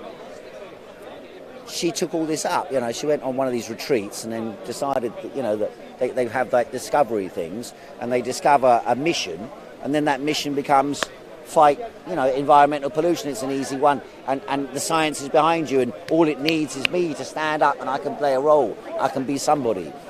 The same, actually, remember Steve Barnes from the police station? He left the police, he became a druid, he stood up at Speaker's Corner event, and he actually made the most political speech of anyone, and he was going, I now am fighting on climate, right? So he's got himself a mission, he's got income from his pension, he's got nothing bad to you, Steve, but that it's the type of character who get involved in this sort of thing. And I've met quite a lot of the people like that. reasonably well-to-do, quite a bit of savings, bit of time on their hand, and it gives them a mission. And that's what we've got with the XR people. A lot of beautiful girls as well, it must be admitted, and a lot of sort of crusties, you know. There are a lot of beautiful girls. In the eyes of the beholden. So as normal, I'm not going there. You know, I look forward to seeing you next week sometime, sir. Yeah. And I won't be here until 3 p.m. next week. I'm only here 3:30 normally anyway. So. Yeah. Excellent. Thank you very much. So let's go and engage a little bit more with some people. But for all of you who are watching, like I said, we are here until 8 p.m. tonight. And we've had the opportunity just now to engage with Heiko, with Piers Corbyn. We've engaged with so many great people today. And let's go back for the last, what's the time now? 6:45. So we've got another 1 hour, 15 minutes left, 1 hour, 20 minutes left, and we will be shutting down. So during this time, let's get some more contributors down here. I'm looking to see who's who, but we've got some more people I'll find somewhat of interest. Oh my God, Dusty's back. That's what he's got to say. And you know the funny thing, you know when you're here for so long, you've got to find people to fill that time.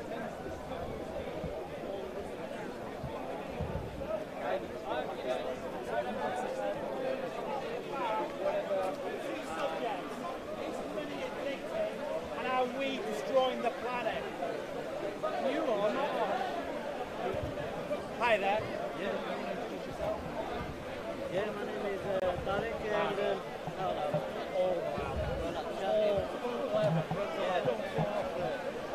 so yeah, this is bigquestionsanswered.com, and if you missed the video previously, you can get it on this channel. So say my friend here goes to attack this brother here. It looks like he's going to. And he doesn't, and he defends himself, that's fine. Let's say he's incapable of defending himself. Yeah. Right? And he's not attacking me, but then I attack him. Right, so I'm being an aggressor here. But you're defending your friend.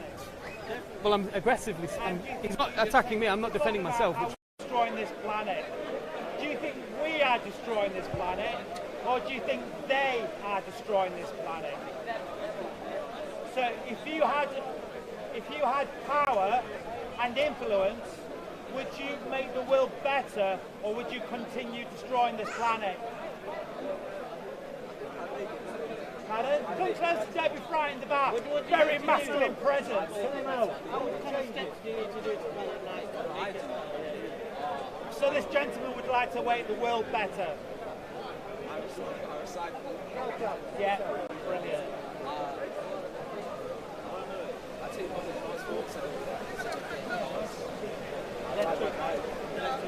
So that is all admirable and brilliant. But we have something like oil companies. How do we manage something like an oil company? What would be our solution?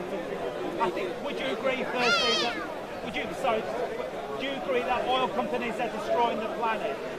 Yeah, I think most capitalist ideas comes from capital. Yeah, totally, bro. The oil doesn't destroy the planet. No problem with the oil. China to destroy the planet. So what? Every country. Yeah, they have oil. You know the oil companies, if one goes, the other one's going to come. Yeah, I agree with it is. Because the oil is there, it's going to get taken out of the ground. Yeah. So what is the solution to that? So how would you want to make the world better? Sorry, what's your name? What's your name, sorry? Huh? O'Shea. My name's Dust and Harry. Good to meet you. So I believe that oil companies, as you agreed with, are destroying the planet. How about we arrest the people that own the oil companies? Is that too radical? But would you arrest somebody for murdering your father? You would arrest somebody murdering your father? There's so much involved in it that I don't think it's possible. I'm not touching you. No. just trying to concentrate on my balance right now. So the gentleman rightly pointed out if somebody murdered his family member, they'd have him arrested. But he also said he would not arrest a person that owns the oil company. But yet the oil companies are polluting the planet, polluting the air that we breathe, and that kills people. People of brothers, sisters, mothers, fathers. The air that we're breathing right now in Hyde Park has heavy pollutants from the oil industry via the medium of a car. So would you arrest somebody for murdering your family, your father? The answer is yes. So why wouldn't we arrest somebody who's deliberately putting oil on the planet? Do you know how much the entire profit of all the oil companies are each day? Pure profit. The answer is over £3 billion each day by the entire oil industry. And I suspect it's much higher. That's figures from London School of Economics. But I suspect, to be honest with you, it's higher. But we'll agree £3 billion each day of pure profit. So, are they addicted to money? And do people who are addicted ever stop doing the addiction? The question is... Sorry?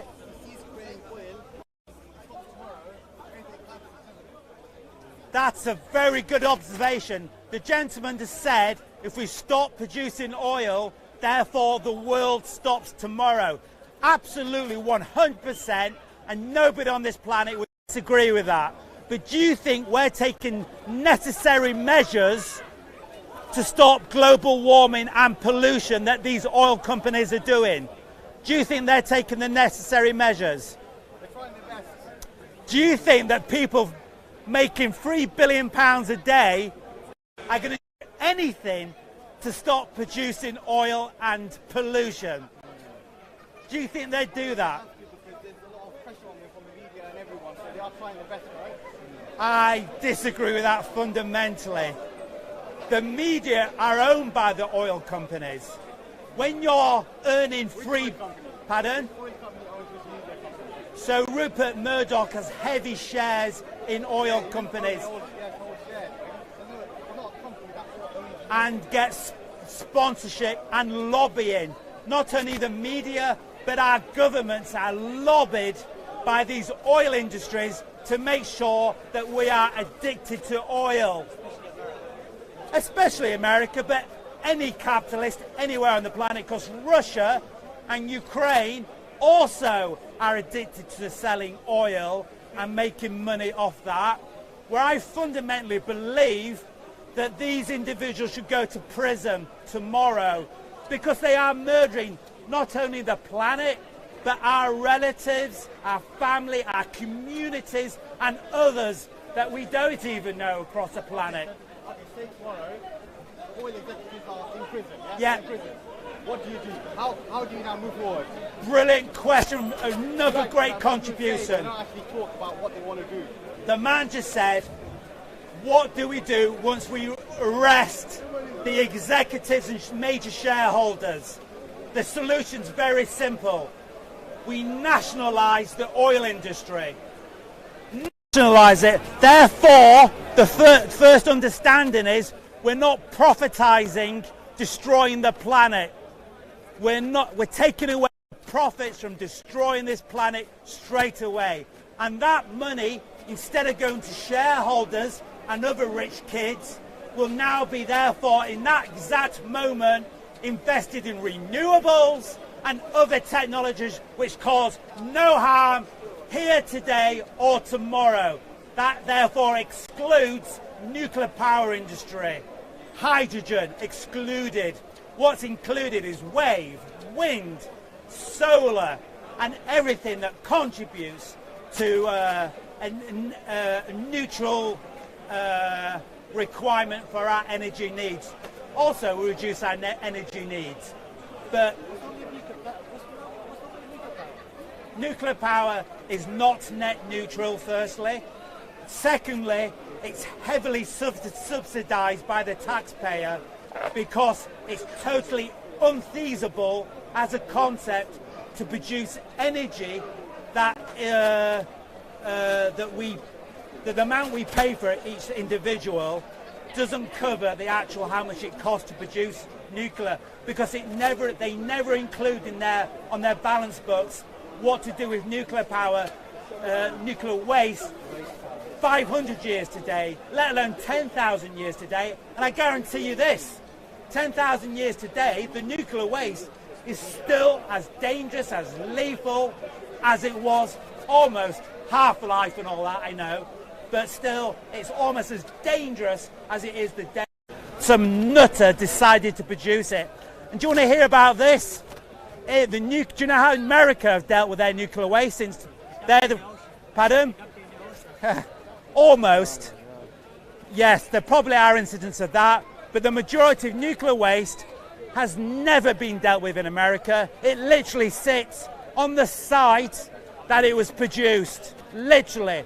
America has never found a state stupid enough to accept something so dangerous that will fundamental and basically internal in a human sense as danger.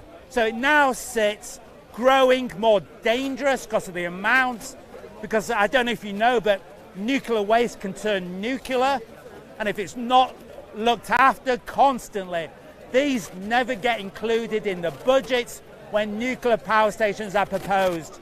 And do you know why? Do you know what the real reason for nuclear power is? So they can build nuclear bombs. Because you can't build a nuclear bomb without a nuclear power station using uranium. Because we could have thorium nuclear power stations, but you can't build a bomb with that. But they are less nuclear. But back to the subject. Do you think we're destroying this world? Would you like to add? I think even electric, I'm not sure how the disposable, what happens to the batteries afterwards even. It might be a big problem, you know, with even the batteries. What do you think about how they dispose of batteries? So, is there lithium disposal or, you know, that kind of thing? So we're talking about Tesla, basically, Tesla, now, for example, and how Tesla, even though it's a capitalist company, is actually an anti-capitalist company at the same moment. So they're producing batteries using lithium and other resources, but lithium is one of the most common materials on the planet, and there is enough lithium in America to satisfy the needs of the X amount of electric cars that America would ever require. The only blockage is just getting off your ass and manufacture it and taking that resource from the ground, which Elon Musk has patents for, to be able to do that in his own business. He's now literally not only a Tesla builder, but now a miner as well. He's contributing greatly. But cobalt, which was mentioned earlier, that is a scarce resource, and unfortunately the capitalists have exploited that and exploited the workers dramatically. But because you mine doesn't mean you can't have decent living standards and working standards for the worker. Only the capitalist wishes to desire a world where you working and contributing to this society, is your efforts and energies are not only stolen from you, but you are abused for being a worker and looked down upon in capitalism. And that doesn't mean I'm promoting socialism, by the way. I'm not. What I'm doing is observing the world. And I promote democracy, just to tell the world where I come from. And in a democracy, we can set the minimum wage and standards. And our minimum wage and standards should be not killing the planet or killing our Muslim brothers and sisters because they're a different religion from the current religion in the West, which is what capitalism does and profits from. It builds the bombs that drops on drone attacks on innocent families in Iraq and across the world, just not the Muslims, of course. And they sit there and drink champagne off the profits made of the bombs that have killed and murdered women, children of Muslim, Christian, and other religions as well, Jewish, of course. So are we destroying this planet? Or are they destroying this planet? I think it's just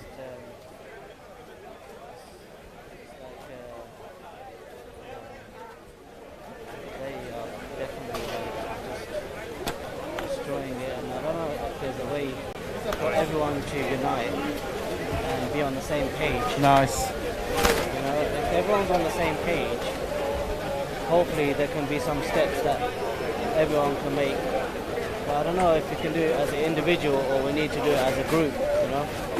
But that's the main concern. Because if we're trying to do something ourselves, for example, we need to have a community where people are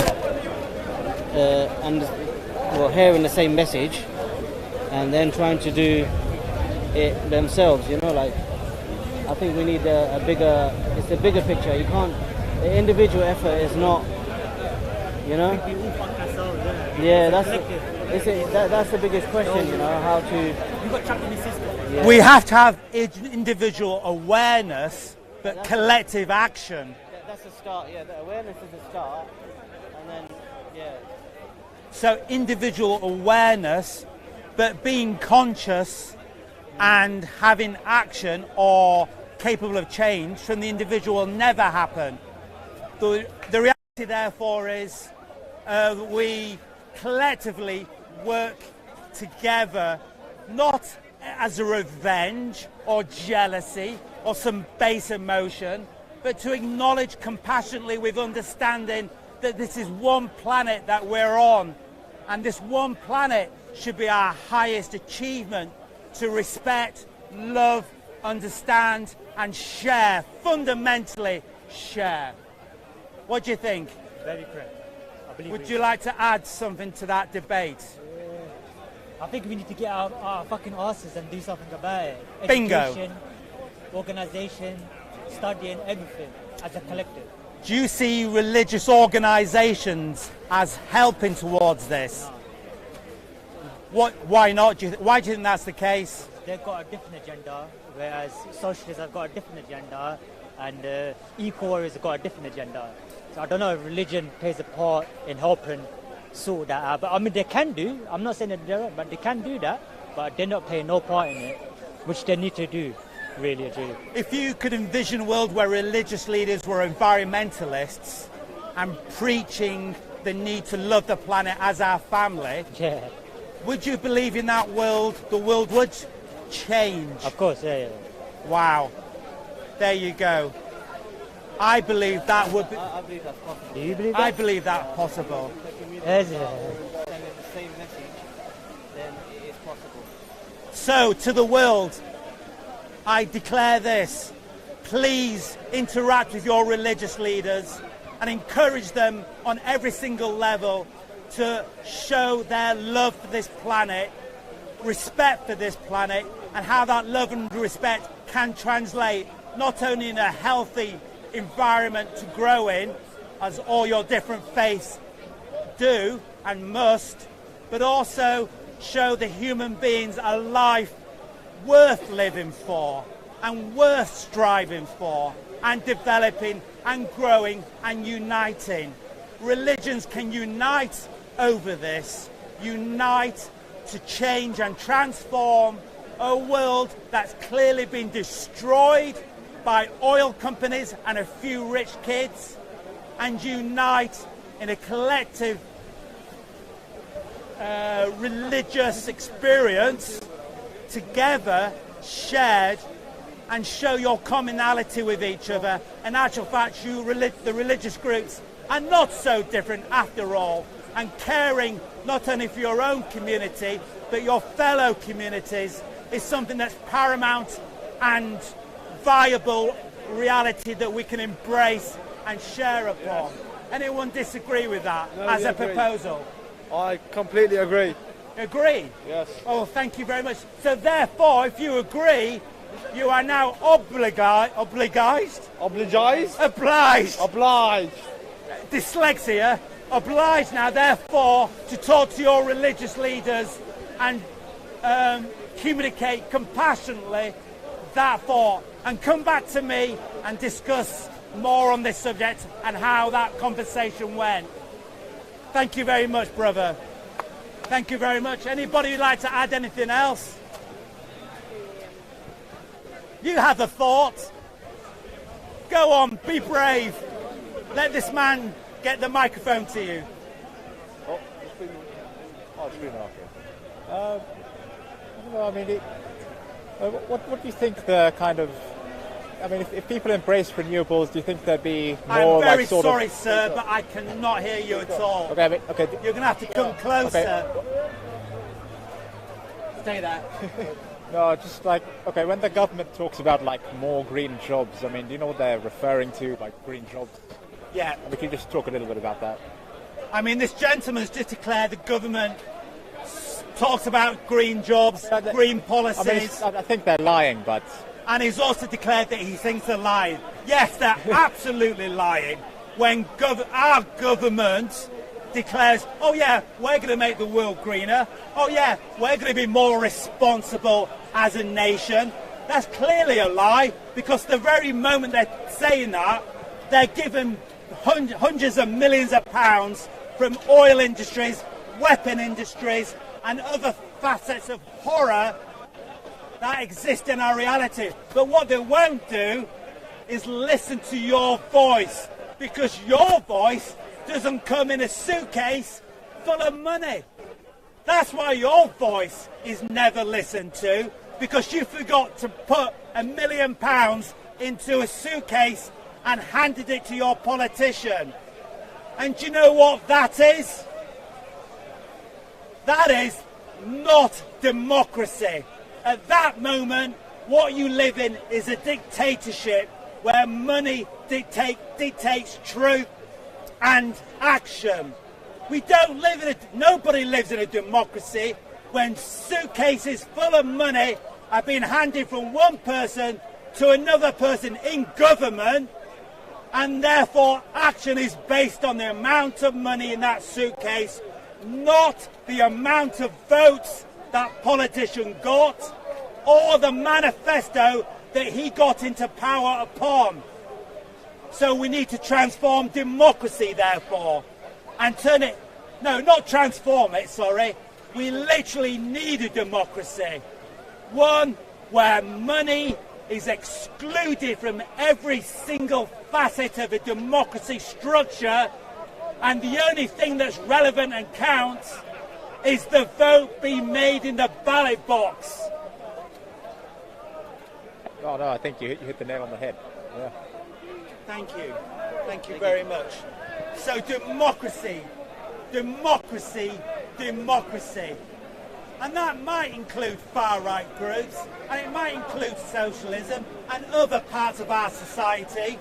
But first of all, let's build a democracy so everyone has a voice.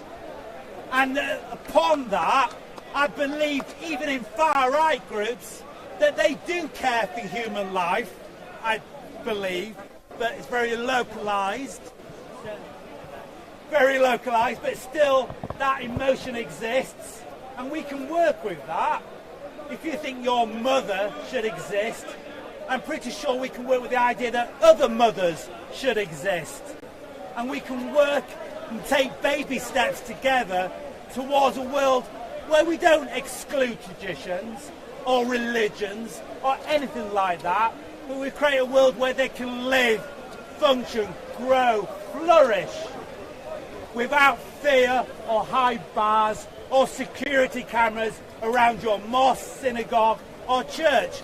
Because that's a reality, even in the UK, that mosques or synagogues have to have security cameras and high fences. That shouldn't be a reality. That's systematic of a failure in society, in fact. What it should be is a mosque should be, anyone can walk in, because basically they're They know the stranger walking in is walking there to become a Muslim or Jew or Christian, or just want to learn and understand the community. But right now we have far-right groups that wish to exclude that, of course. That's a whole new subject. But to go back to my original subject, yes, democracy must be one person, one vote, and every human being is included, no matter your sexual orientation, your religion, what you believe is, in a belief. But because we have a majority vote, that doesn't mean you can have the majority repressing the minority, because that's clearly insane. And how do you overcome that? Simple. You have a basic constitution safeguarding religions and other minority groups, safeguarding their existence, and our education would acknowledge and share that the beauty of our religions and not the hatred that's so seductive and so easily to become seduced by. So yes, I propose something that's not easy. It's something nevertheless that is clear, defined, and we are capable of doing that. It means having brave conversations with your religious leaders about the environment and their responsibility and their actions that they will take because the community needs a planet to live, grow, and become part of. Any disagreements? Or anyone like to add anything? Well, okay. So democracy. Would you agree that is a sensible approach for humans? Thank you for disagreeing. I appreciate. Can you articulate your disagreement, please? There's no such thing as democracy. Expand. Money talks, bullshit walks. Brilliant. Brilliant. I was literally saying that point earlier. Trying to equilibrate even the sexes is a waste of time. Well, let's just stick on your first point for the moment, if you don't mind. I literally articulated a moment ago how our democracy is defined by the amount of money that you have, indicates your voice and power in that democracy. And I was literally saying, well, simply, don't call that a democracy, call that a dictatorship where wealth defines truth. Would you agree with that? No. So you'd still call it democracy? You forgot to mention the class system and status. Oh, well, thank you. I didn't forget. You don't necessarily have to be the richest person to be in the right family. Yeah, that. For example, the royal family is not the richest family. Allegedly. But they're the top of the class system. Not allegedly. They're not the richest. They're not the richest family in this country. Allegedly. I would argue they are possibly the richest people on the planet. So how much are they worth then? Let alone the UK. How much did Prince Harry get from Prince Charles? He has a point. He's winning. But you have a point, and it's a valid point. So carry on. How much is the Queen worth then? I think can she sell her crown jewels? No, she can't. She can't. All the paintings in the Buckingham Palace, she can't sell them. The reason why. How much did she pay to Prince Andrew's victim? The reason why I propose that in one move. How much money? The reason why I propose 13 million. Maybe she's richer. How much money did Prince Harry get? 352 million. What's going on, man? The reason why I propose that maybe money she's talks, bullshit walks, man. Don't be silly. Than it's been articulated in our media. Money talks, bullshit walks. Is because she's head of an empire, and her money is in the name of empire. Anymore. There hasn't been an empire for the last 50 years. There's not an official empire. After the Second World War, it's disbanded. Well, I'm arguing there is still an empire in existence in the name of a Commonwealth. A Commonwealth is not an empire. I think in terms of empire, I think basically China is really an empire, really. Yes. And I think you're talking about money. Really, I mean, China basically controls everybody's money. I mean, if something were to happen to China, the whole world basically would collapse into poverty. So, I mean, I think China, in a way, is more of an empire than the Commonwealth. Yeah. Let's just define what an empire is before we start communicating what is and what isn't. So an empire is not owning wealth, legal systems, education systems, obviously armies, and the wealth. That's incorrect. No, I'm saying It's when one country invades another country to colonise it. It assumes authority. You don't even know what an empire is, man. He's winning. You're not an empire unless you invade another country or you enslave another people. You're not defined as an empire unless you've invaded other countries. yes, but Every single empire is the same. thank you.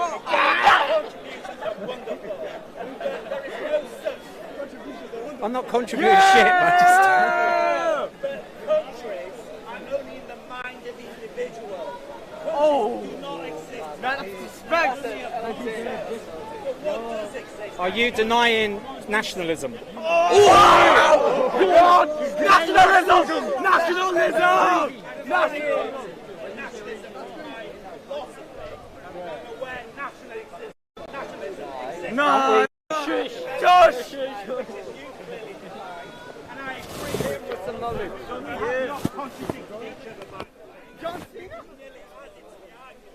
Are you a British citizen? What's up? He's lost his life. Invaded by another country, are you willing to fight for this country? I'm willing to. You have land in this country.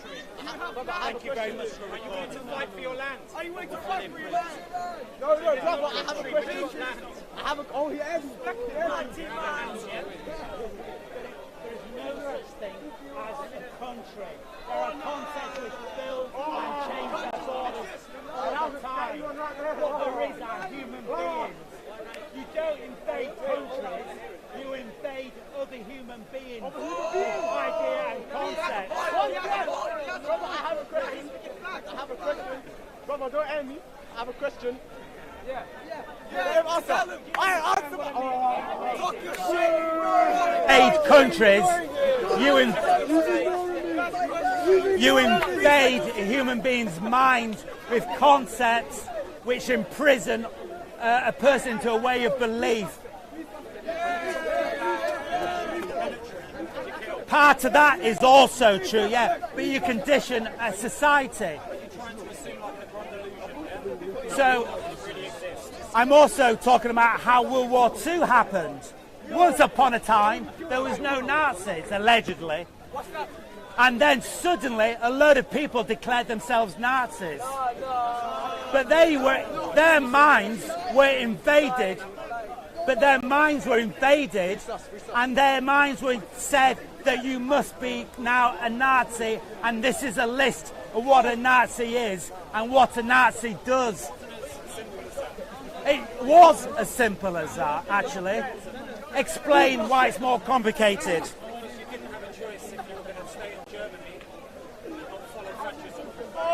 Yeah. You hit the nail on the head. Yeah, you hit the nail, you don't have a choice. That's what colonialism is. You do not have a choice. Your body and mind have been invaded and you've been denied agency and free will and choice. You're correct. You don't have a choice. That's how World War II happened. World War II happened when Germany invaded Czechoslovakia. Yeah.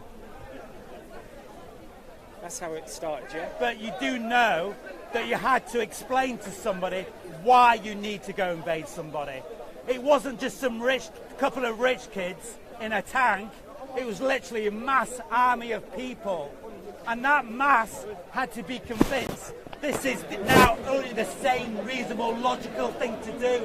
That's how the ideology happened with Nazism. No, it's more complicated. It's more from birth, yeah. It was like an indoctrination into the like a superior race or something, yeah. Yeah, that's what they were trying to follow, yeah. Yeah, but that was still under the lines of Germany. No, is actually Austro-Hungary Empire, initially those ideas and concepts, under the Second Reich, which of course, as you know what the Second Reich is. That's the First World War you're thinking of, yeah? And then the First Reich, which are all the same war. So therefore, Nazism was no different from the First Reich, the First Empire. And if you look at the political policy... I totally disagree. Where did the... There was no idea of extermination or radical ideas of getting rid of whole cultures of people or genocide.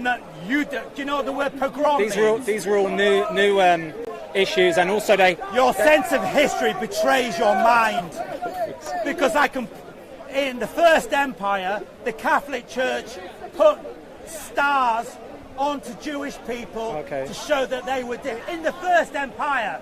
You can go back hundreds of years, and they used to wear red caps, yeah? They couldn't own land, yeah? And also, in places like Italy. Not only did the Catholic Church in the First Empire put stars on Jewish people, but they put stars on Muslim people as well. This was the First Empire. Hitler was just repeating the horror of the mass wars and crusades of the past. That's what a Nazi is. No, there was more people murdered in the past, in the crusades. Other defectors and gypsies. You hear about 6 million Jews, you don't hear about all the other people that were oppressed and were fighting against Hitler. Absolutely. Yeah, but there was no television, there was no, There was radio, though. Yeah, there was no radio Actually, a few hundred years ago. But you know the first papers, messengers. The first group of people introduced to the concentration camp were the people trying to defend democracy, standing up for democracy. I thought it was the intellectuals. No. Like the cleverest people that could be a threat to Hitler. No, it was people that wanted democracy and functioning democracy. Because you know what happened after World War II?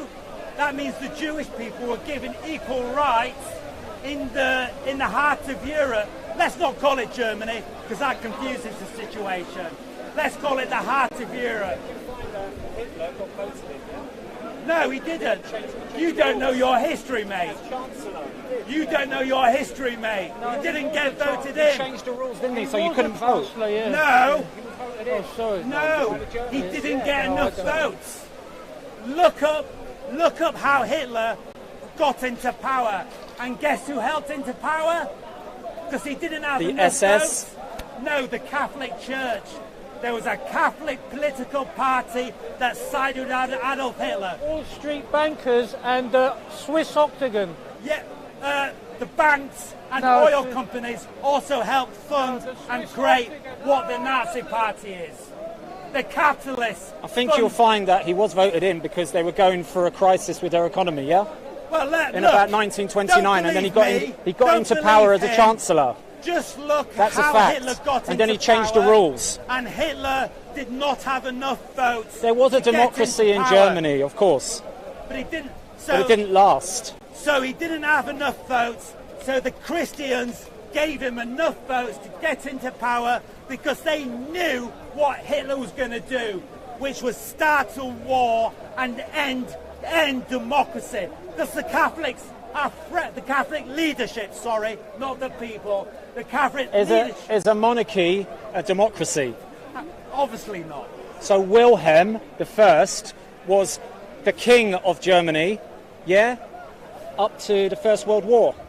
So I don't know where you made a statement or a question. Sorry? William. That's okay. Before the First World War. Yeah, but he messed it up, didn't he? What he's describing is the Second Reich. The Second Reich. It was a monarchy, man. He was related to the Queen Victoria. Yeah. I think he was a nephew of. He was the nephew of Queen Victoria. And I agree and acknowledge your reality as being absolutely bloody true. Yes, you're correct. How is this a contradiction to what I've said? Where are you getting the First and the Second Reich from? There's always just been a Third Reich. Right. And that's to do with millennia. The reason why they called it a Third Reich, because it preceded a Second Reich, which preceded a Third Reich. There was no First and Second Reich, man. So again, The Third Reich is the 1,000 years that we're going to turn this place into blue eyes and brown and blonde hair. Please do the research. Go online, discover what the First Reich is, discover what their rules, policies were, and their ideas of reality, and then you'll understand how the Third Reich is merely... It had a royal family up to the First World War. All right, we'll agree to Just like Russia. Yeah, so we... What happened to the Russian family again? The royal family? They were assassinated. Yeah, and?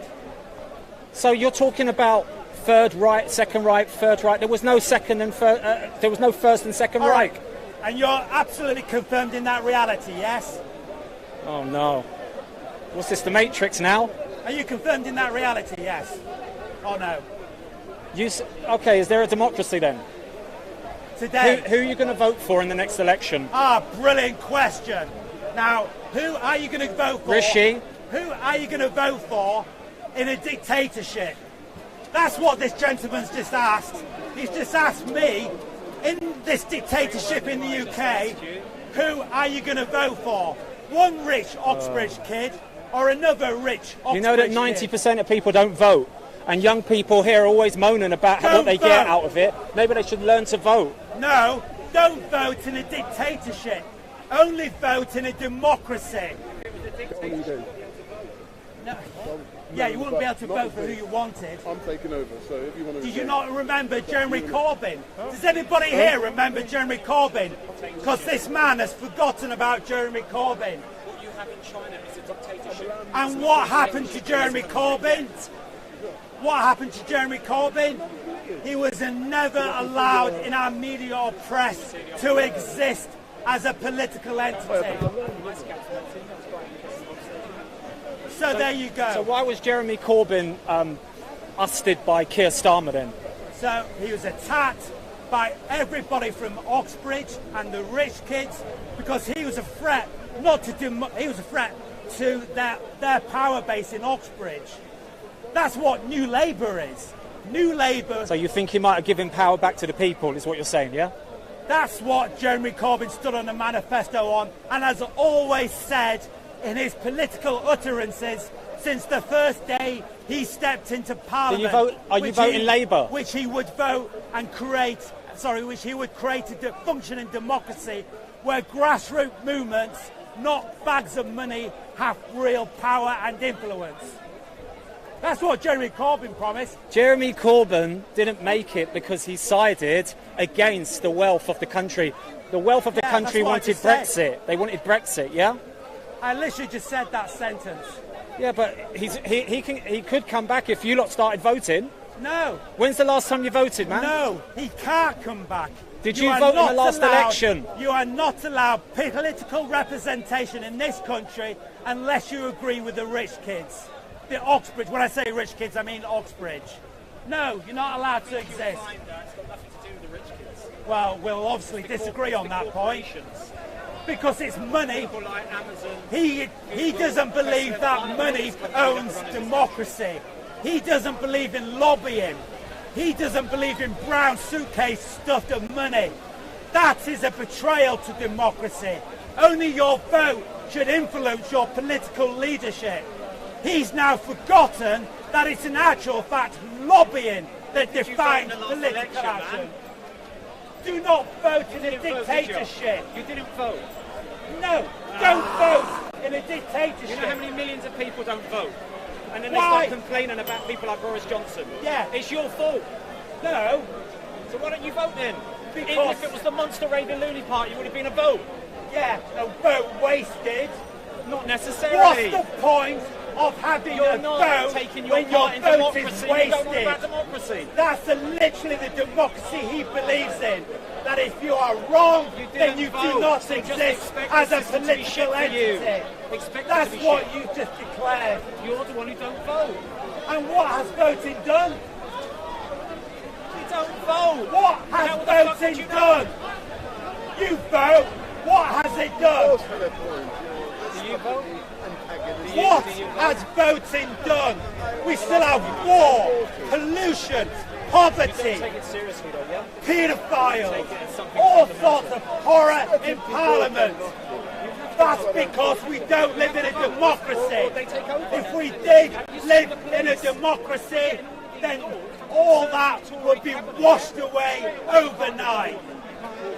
And if you voted, don't vote. Yes, don't vote. Only vote when we have a democracy. Then you vote. There's no point voting in a dictatorship where your leader was decided for you, where your leader has lied to you, said he would do X, Y, and Z, and yet the leader did nothing that he promised. Is that not abusive? Or is that what you think you deserve, to be abused for the rest of your life? Makes sense. Of course, because man, in a if you don't vote, dictatorship, even if it's a wasted vote, that's already, you're not playing, you're not actually empowering yourself. Never listens to you. But in a democracy not defined by money, it's not a democracy if 90% of people therefore don't vote you like have yourself, a real sir. Functioning democracy. I've where already your asked you. Vote defines You don't take politics action, seriously, so you're going to where pay your for it, and vote so are your children. Defines real political action, not a delusion. In where money is defined. Do you realise as that truth, taxes have gone up? Money Fuel defined prices have gone up because you don't vote. So what? Have you voted then? Yes. And what has changed? I'm only one person, sir. But did you vote? Yes. And what has changed? I'm only one flipping person, sir. So if we all voted like everybody, 90% who don't vote, yeah, there would be a change, wouldn't there? If we all What happened in America? What happened in America after George Floyd? What happened in America after George Floyd and Black Lives Matter? What happened? They voted Trump out, didn't they? I can't believe it. Corbyn. I can't believe it. Again, Jeremy Corbyn was never You're going on allowed about to Jeremy become Corbyn, man. He was never power. Prime Minister. And what happened? The military declared that they would create a civil war in this country. The military, on the Andrew Marr show, on the run-up of the election, said they would send out the army to make sure Jeremy Corbyn would never be allowed to see a power. Google Andrew Marr, Google the civil, the admiral. Let's move on to your next subject. What was it? Admiral LGBTQ. Actually, do you want to talk about having sex changes, children having sex changes, maybe? Let's make it more interesting, yeah? The army declared. Do you agree with women? Do you agree that a minor should have a sex change? Jeremy Corbyn should have it off. That's what happened on the Andrew Marr show by a leading admiral. So the delusion of voting in a democracy is nothing but a delusion. But voting in a real democracy where money is not the definition. Do you pay your TV licence? Is absolutely a democracy we should all vote in. That is the democracy to vote in. What would you like changed about this system? We actually have a democracy. How about some men's rights in the family courts, for example? How about the TV licence not be... How about scrapping the TV licence? Where TV would be free. How about fathers not dressing up as Internet Spider-Man and Batman, chaining themselves to the flipping PM's rails? Where we'd have because they can't see their bloody children. How about real problems? Are you upset with democracy? You're not... Are you showing your frustrations about democracy by any chance? A democracy you declared You don't was vote, sound, so you're not you in a declared democracy. Just a moment ago was absolutely bloody perfect. Are you now showing your frustration? I said it was perfect. I did Because not I'm say pretty it was sure perfect. you would agree this is not a democracy. Therefore, voting in a dictatorship where money defines truth is insane. The only thing your vote does is legitimise insane actions of the wealthy. That's all this democracy ever And has only done. the wealthy vote. Pardon? Only my parents, like, are millionaires. They vote, yeah? Your parents are millionaires? Yeah. They vote. They make sure they get a Conservative vote in, of course. Again. Yeah? You were only allowed to vote. You know, corporations for the had their people tax that scrapped, they yeah? put up into And they only took a offering free pence of value-added tax. Poverty and hatred, division and other aspects of degrading human nature. That's what the rich kids have always done, and that's what the rich kids will always do. which is why they have to buy off politicians, because there's no way you can propose in a democracy murdering people in the name of war or a god. If we lived in a democracy, you can literally not go I think to you're war. thinking of a republic. No. Like France, yeah? I'm thinking of what I've because just you'll said, never have which is you'll democracy. never have a democracy with a monarchy and a House of Lords. Yeah? That's impossible. Well done. Well Again, done. we agree. He's correct. A monarchy. It's time for the guillotine, yeah? It's Is a what you're monarchy. talking, what you're saying. So you like to murder people now, do you? No. I think, listen to this man, he just said on You camera. like to shock people, do you? He just said on camera he wants to murder people because they wear a golden crown. No, Let's remember I said, that. like the and French how Revolution. disgusting and how abusive that is. That's your Don't you only ever come up answer for to air? the world's problems is murdering people. I say. So you're saying that the declare French Revolution was a the way bad we thing? change this world is use a democracy, and we respect and honour what came before us. But that doesn't mean we allow the rich to murder. So someone's got Are a you gun. embarrassed Someone's got a about- gun to your head. Are you embarrassed? I'm a sniper. Are you embarrassed about what? Is it all right to save your life then by taking his? It's up to you. Are you embarrassed? I don't murder people, so you're going to have to be wasted. Are you Is that all embarrassed right? about wanting to murder people? So if I'm a sniper, trained sniper working for the police, and there's a guy with a bullet to your head, and he's about to kill you, it's robbery gone wrong, I'll let you be wasted then, that's fine. I don't believe in murder all of a sudden. Don't be stupid. Yeah? I didn't say guillotine people. You know. You said You that, know that sir. it's kill or be and killed. I so brought don't you even to try that account rubbish. for your embarrassing behaviour. But you've just been... You've got no to logic account. or reason to what you're saying. No, change. No, we don't need All right, a woman is What dying we need is a during democracy. pregnancy. Never It's either listen the to baby people or the that woman. promote The doctor violence. decides it's the baby. The Listen woman to dies. people Does that make him a that murderer? promote democracy, compassion. Let's go back to understanding. transgender. This man clearly just wants to hurt people. Boo. That's his idea of reality. But I think You're breaking find, my balls here. Oh, man. You know, you're proud of not wanting to murder. Why don't we people. talk about transgender rights Or instead? you want to murder them as I'd well? No, I'm interested your in... solution There's new to laws that? coming out now where minors are allowed to have a sex change before their puberty. So, to recap, ladies and gentlemen, democracy that's more interesting, is to be honest. compassionate, caring, and it listens. Are you liberal, If it by any doesn't do chance? any of those things, then you don't live in a democracy.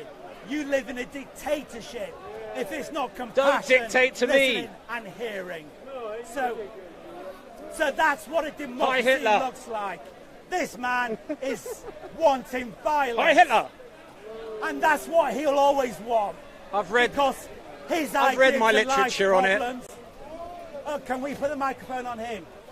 Do you think of a democracy in England, given the fact that Britain colonized a quarter of the land surface and a fifth of the world population? They're murdered and they're killed in India, in Africa, in Sudan, in Egypt, in South America, in Ireland. Do you call that a democracy? No. What I call that is what I've been declaring for the last hour. What you've described is an empire, a dictatorship, where rich elite get to murder and rape anyone that's weaker and less weaponized than them. Can you put a mic on him? Cheers to the rich. The spoils. What can you say? What I didn't hear. Cheers what to the rich. Yeah. Good luck to them, yeah? All right, come Serve over here him, again. serve this man. So thank you, sir. You are correct. The reason why rich kids use the word democracy when they murder other countries is because they can't say what they really want, which is to murder and steal your wealth. You can't sell that to the West because the West would say, that's insane. I don't want to steal their oil. I don't want to murder Muslims in other countries. But what they can go to the West is, oh, we're bringing democracy, civilization. We're bringing respect and better worlds. But what they can't say is what they really want, which is to bring their mass murder and rape of countries to this world. That's what your country experienced, and that's what they said and did but they did it under democracy. Would you actually equate? Would you equate barbarism with civilization? Clearly not. I define civilization as democracy, where every community has an equal and valid share in the community. But fundamentally, your rights as an individual, though, are protected, no matter how dominant the democracy becomes. But you see, sir, when the English gave Indians in Canada,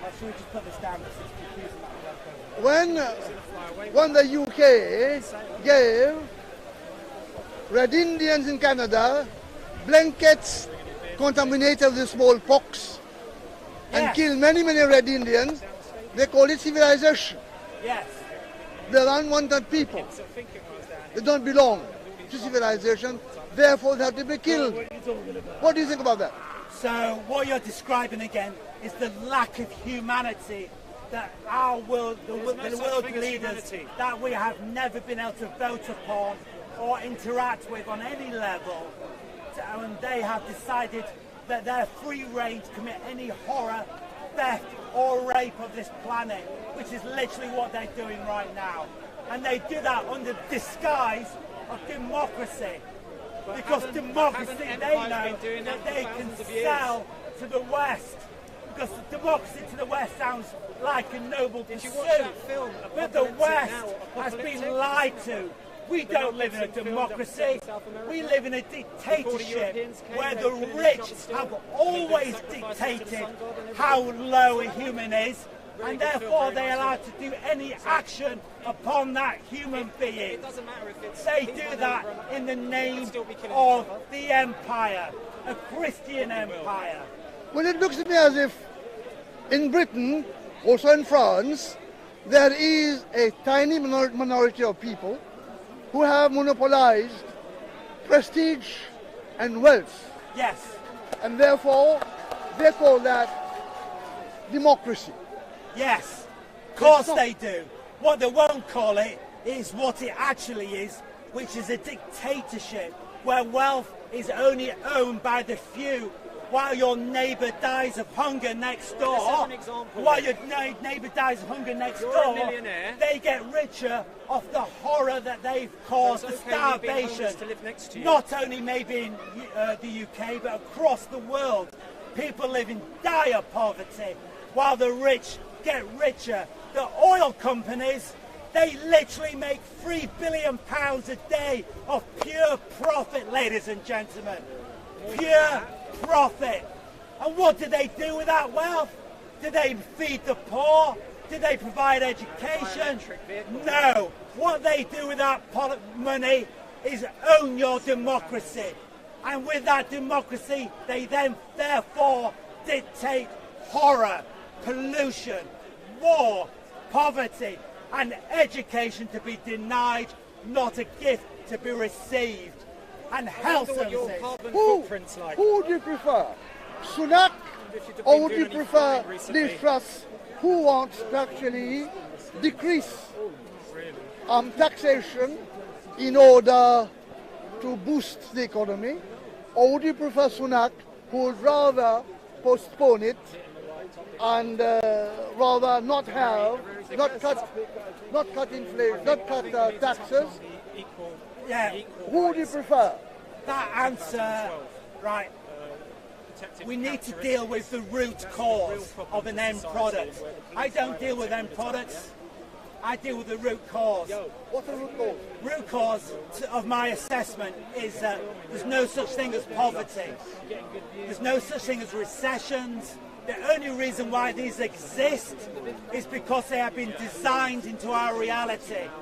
We act like there's some magical force, inflation, recessions, some magical force which materializes out of nowhere. But I guarantee you this, nothing materializes out of nowhere. You must design these horrible things to exist. And you design them to exist so that you wash your hands of the blood that you have caused across the world. Because recession, austerity, poverty always leads to people being killed, war, repression, desperation, and from desperation breeds genocide. But you can't bring about social change whatsoever without justified violence. Without justified violence. Justified violence. On one side, you've got a government which has a monopoly of wealth, arms, F-16 planes, F-17 planes. You have all the ammunition and the arms. On the other side, you've got the large proletariat, poverty-stricken people. They want to have a morsel of food, and they can't do it because they don't have the force to fight. Do you mind if I ask you which country you come from, please? Mauritius. Where? Mauritius. All right. Les îles Maurice. You mentioned India. No. I don't know much about India. No, you mentioned it. I didn't declare you know much of it. But have you heard of a man called Mahatma Gandhi? Yes. And did he use violence? He used non-violence called ahimsa. And what happened with his non-violent approach? Did he lose? No, he didn't lose at all. So what happened? But you see... No. What happened? He brought about independence of India and freedom of India. And he did that without using violence? No, yeah. And how did he achieve that? He used a certain philosophy called ahimsa, non-violence. In other words, you go and confront your enemy, the enemy beats you up to death, but you still confront him. It was a different kind of a revolution. It was a peaceful revolution that Martin Luther King tried to implement, but he couldn't do it because they killed him. He also did something quite fundamental, which is talk. Explain. Which is what? Talk. Explain. And at no point in his words, philosophy, or utterances did he ever think violence would ever be a solution to the problem. And he articulated that at every single level. Because once you do violence or other verbal violence, therefore you become the enemy that you declare you are against. Mahatma Gandhi used common sense, but he was a reason, discussion, exactly what I'm doing right now. And I applaud all of you to do the same. Violence, sir, is never the solution. I'm not talking about violence. I'm just saying that Mahatma Gandhi is a different kettle of fish altogether. Mahatma Gandhi went to South Africa, where his principles and his character were molded and shaped by racism in South Africa. He was a great lawyer. Then when he came to India, he tried to implement the philosophy of non-violence in India. But then society in India was homogeneous. He could do it. Yeah.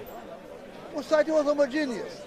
But the same sort of philosophy of Mahatma Gandhi cannot be applied in America, or Saudi Arabia, or Kuwait, or Qatar, or Bahrain, or Egypt.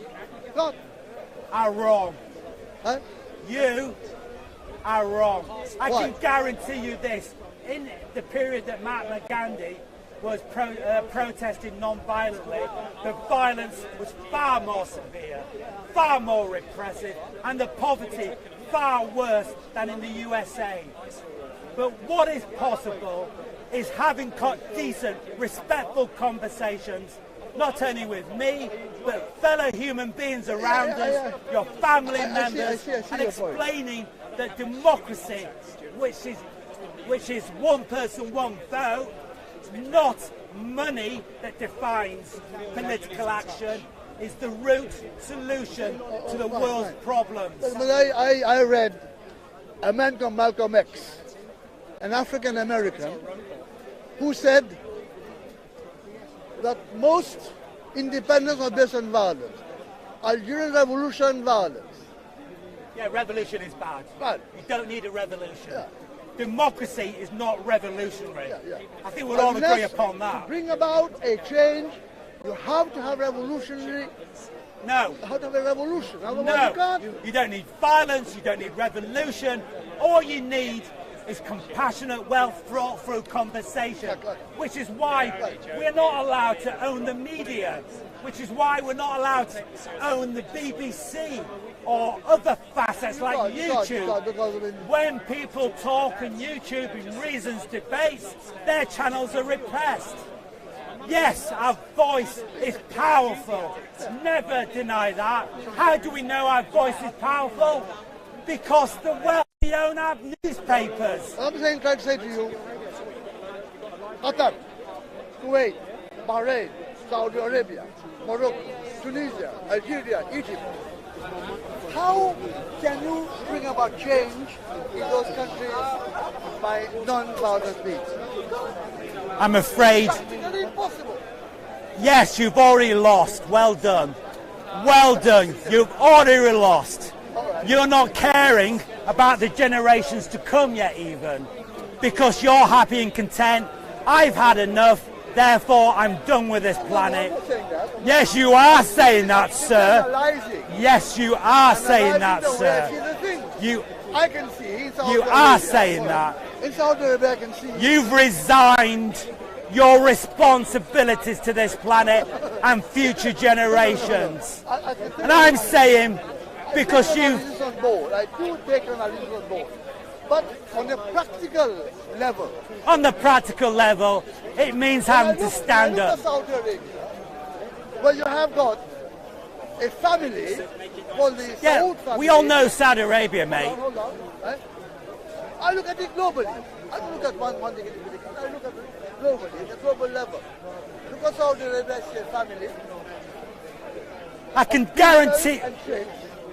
Who owns and monopolizes the wealth of the country. You act like history's never happened, sir. I can guarantee you this right now, that the British Empire owned by Oxbridge was far more powerful than Saudi Arabia was at any stage of existence.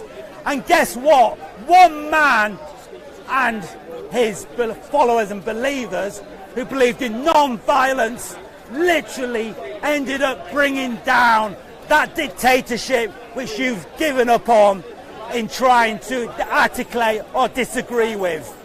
One man did it, and he did it against someone far more powerful than the Saudi Arabia family. I don't think you can ever have democracy in Kuwait. Yes, you don't think. You don't think. You don't think. No, you don't think.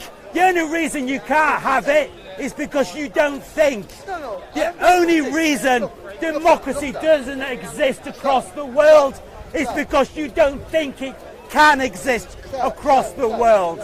That's why democracy doesn't, a proper fundamental democracy, a democracy that's owned by the people, not by wealth. That's the kind of democracy I'm describing. And the reason why you don't think it can exist is the very reason why it doesn't exist. I'm looking at it. Look, sir, I have studied mathematics. No, we're all right. Thank you very much for your suggestions. I have studied mathematics at the University of London. Sorry? I have studied mathematics at the University of London. Yeah, we're talking about... Hold on. Stay on the subject. I look at problems. Badly, by the way, so far. You've looked at problems badly. I look at it and you've given up. Critically. And you decided to give up. I use my logic to look at it. And your logic was to give up. I'm not giving up. No, you have given. You're not giving up, sir. You have literally given up.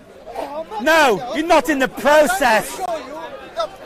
You're not in the process of giving up. You literally gave up years ago, sat back on a fairly comfortable lifestyle and went, I give up on the rest of the generations because maybe you can give your children inheritance, maybe. And that inheritance will ease your guilt into the next life or the end of your life. All I want to tell you is this. I cannot see any form of democracy in Kuwait. Yeah, you've already described you can't believe a functioning... Can we change subjects? Sorry, I actually wanted to continue what he was saying. I think, okay, maybe to summarise what he's trying to say in the question, how would a democracy work in countries like Bahrain, Kuwait, Saudi Arabia? Well, let's not forget Iraq had a functioning democracy, a full democracy in Iraq. But guess what? America-backed organisation went over and destroyed a genuine democracy. Went over and destroyed a genuine democracy. So the first thing we need to describe... Look, you can't... American said Saddam Hussein is the son of a bitch, but he's our son of a bitch. Look, there's no point... Therefore, they supported it. They supported Saddam Hussein to begin with. America did. America supported Saddam Hussein to begin with. And they turned against, even because they smell oil. So long as this country has got oil, which is the mainstay of a lot of economy. But you've given up. Let me finish. So why are you still talking I'm not giving up. when you clearly have defined a man that has given up? I'm not giving up, my friend. You said, because you can't believe a democracy can exist, means it can't exist. That is the very definition of giving up. Anyway, thank you. What is democracy? Democracy is where each person has a participation not only in a vote each 4 years, but can actually ascend to any position of power within that country, any position in power. Well, we don't have that in a dictatorship. In a dictatorship, only one class. What about the way defined by Abraham Lincoln? Government of the people, for the people, and by the people. Do you agree with that? Yeah, that's what I just said. Do you agree with that? Government of the people, for the people, by the people? I just said that. Do you agree with that? Well, I don't. So what do you agree? You always have an elite. No. It's called circulation of elite. How can you have an elite in a democracy? Hold on. How do you have an elite in a democracy? There is a man called... Now, how do you have, answer the question, how do you have an elite in a democracy? You always, to begin with, you always have an elite. How? You're the one who decides. How? How? You've made a statement. Please elaborate upon that statement. All right. How do you have an elite in a democracy? Most democracies, in Western Europe, even in Greece, all right, you had an elite who decides. Yeah, we've already declared we don't live in a democracy, mate. The modus operandi, the methodology of approach, and the other people who control it. I'm going to carry on, but you're more than welcome to depart at any point. The other people who control everything. If you're going down, I'll help. Just grab the railing and be careful. You want to go now, do you? Okay, sir, thank you very much. The lady wants to go. Another time we'll discuss it. Yeah. Thank you. And thank you for giving up on reality. I haven't given up. Oh my God, I haven't even at all. I haven't even started yet. I'm sure that your children will inherit. Started yet. Because I don't your believe children in a democracy will you have inherit in Britain, not only wealth, or France, but your or attitude. Germany, or Italy. This to me is not democracy, it's an autocracy. Thank you for giving up. All right. Yeah. Giving up. So why has he given up? Because he's a man in lycra. So, what do I mean by giving up? Yes, if you believe something can't exist, then I can guarantee you'll always be correct. But everything in our life, everything we own, everything that has happened, only happened because someone believed it can exist. That's how all reality has been formed. I'm going to say goodbye now, and thank you very much for recording this. That's so appreciated. My name is Dust, and I have really enjoyed this afternoon's talk, and now the dust is settled. Thank you very much. Thank you to my audience. Thank you to my audience. We're breaking my microphone for, man. Sorry, I don't know what happened. Oh, then Dust, come, Dust. Let's do a wind up before. All right, yeah, I can do that. Let me see what the time is first. I can wind you up before and afterwards. Let me see what the time is. That was a pun. 1948, so the timing's perfect. So you got your microphone on? Correct. Can you hear Dust all right? I'm just looking at my trainee to see and hear. We're touching my thing for you to mash up. I shouldn't touch anything. So hold on. So Dust, I started with you today, and it seems like I'm going to end with you again today. And before I start engaging with you, what I will tell people, my name is Wendell Daniel from StreetMic, and don't forget, if you like what you see, and give me the thumbs up, make your comments down below, share and follow. And what you should also do is give me the notification bell, and every time StreetMic goes live, you will be informed. So give me that bell. Hey, what are you doing, man, with some board? Did I say you can move? Yeah, so you give me that bell. And what I also want you to do is go on YouTube, see where it says share. Share the link with 20 of your friends and ask them to subscribe. So all of you who are watching, in a few moments we are going to be locking down, I said at 8 o'clock. But before that happens, let's chat with Dust. So Lord Dust, good afternoon or good evening. Good afternoon. How are you feeling, sir? I'm feeling like today has been, again, very rewarding. Lots of great conversations have been had, disagreements created. But at the end of the day, Speakers Corner has functioned today as expected, rather than some of the rabble that love to just create conflict. Can I be honest, yeah? I have personally really enjoyed today. Yay! And mainly because I started with you, and you set the tone for the rest of the day. But you know the great thing also, you know, like you say, the usual rabble rousers. They're not here today. They're not. They weren't. They don't appear to be here today. Yeah. We didn't see no fights. No fights at all. So, and I think that indicates an awful lot. And you know that was really great. As well as there being no fights, I didn't see no real big arguments. Correct, because the usual crowd that come here not to engage in a debate about whatever their beliefs or philosophies are, but to come here, there's a little tiny group that come here just to literally cause fights and other vivid interactions, which is not what Speaker was or ever should be, by the way. But you know something, what was really great as well, and even my trainee, he has really enjoyed being here today, and the frustrating bit from our trainee is that he can't reveal who he is, which is really great, yeah. And he's a person who's very articulate, and he's also very interested in history. So those of you who may know who I'm talking about. And earlier on, you know when you was talking about the first, second and third Reich? Brilliant. I saw him, he was getting so wound up, and he wanted to engage. But I said, today, you shut your mouth, you're my cameraman, sorry, camera person. I just revealed gender. Yeah, don't say it's Tom Cruise that got hired. And because everyone will be here. You know, and it was so great to see my trainee with his mouth shut. But how great was it for you to see my trainee quiet, and how great was it for you to be engaged in that debate just now? Well, to hear anybody with a view or opinion to be quiet is obviously very saddened in my heart. So hopefully maybe at some other stage we can indulge in a one-to-one when we're off camera and trying to clarify some differences or points or points of agreements that we can find. Yeah. That'd be nice.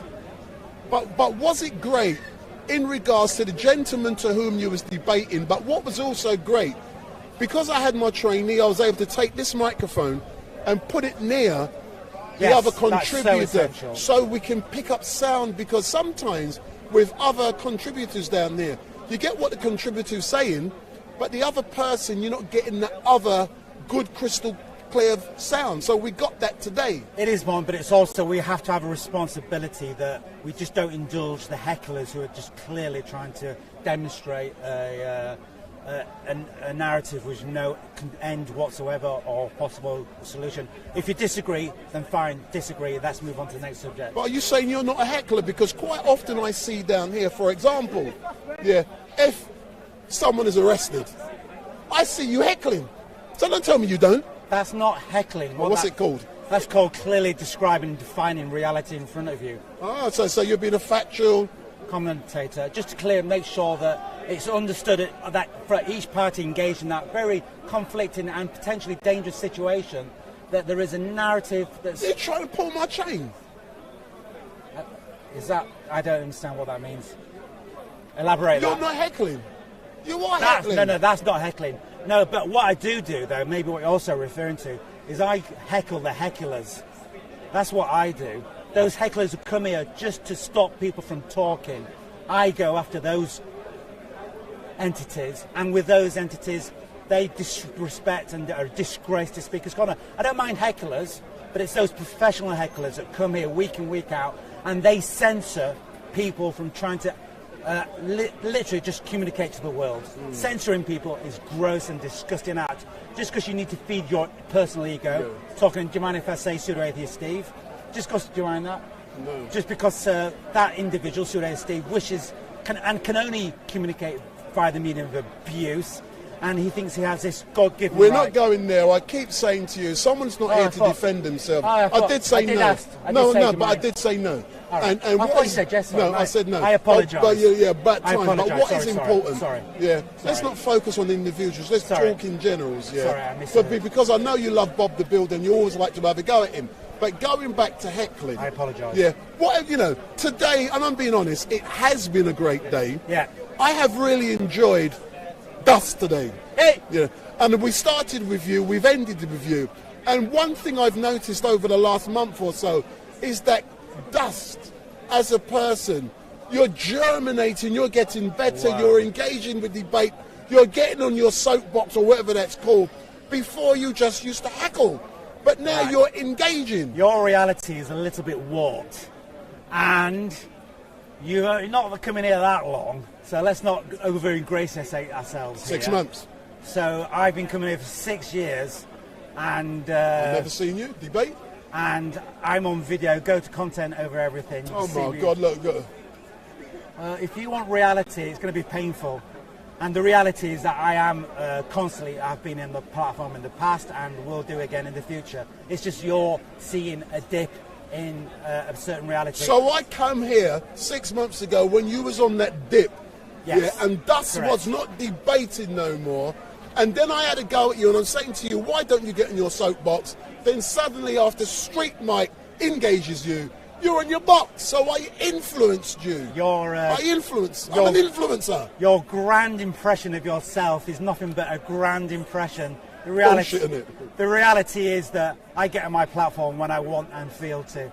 But having people like you here, though, absolutely makes Speaker's Corner the genuine golden dust that it really is. So what you do here and other videoers is generally some of the best moments in human civilization, where we can reach out beyond the narrow confines of the wonderful Speaker's Corner and transmit to the world. And unfortunately, the entities come here just for the violence and to incite violence are destroying this relationship. Yeah, let's agree on that. As you know, I won't mention any names. No. As you know, on occasion, I've been filming the violence, but in general, yeah, it's something I don't like, and I don't like chopping it and then putting it out purely. I've done it on the odd occasion, but in general, I don't. I prefer the long stream, yeah, which is a historical record of what goes on down here, and it's up to people to decide if they watch bits. But for me to chop bits there was a big fight, this person got arrested. Yeah. So it's wrong, and it's creating the wrong perception of speakers. Yes. Up to you, sir. Would you maybe consider an idea of banning that type of video, where it's just people being violent, banning that from YouTube? No, I would not consider banning it, because it's part of the historical narrative. However, when you just focus on that for engagement to get shares, like follows, I believe that is corrupt. And I've said it before, it's not something I'm just saying. I agree with that. And it is forming the it's creating the wrong impression of Speaker's Corner. And I've seen people down here, they manufacture events purely. Yes, I've said that. No, I've seen it, mate. If you just whip around, are you live? Yeah, I'm live. If you just whip around now, look how great these different communities, different religions. They're all engaging, and we are now having what Speaker's Corner really does represent and really is in actuality, where those entities that only come here to create violence, that gives the impression that it is only violence. But the truth is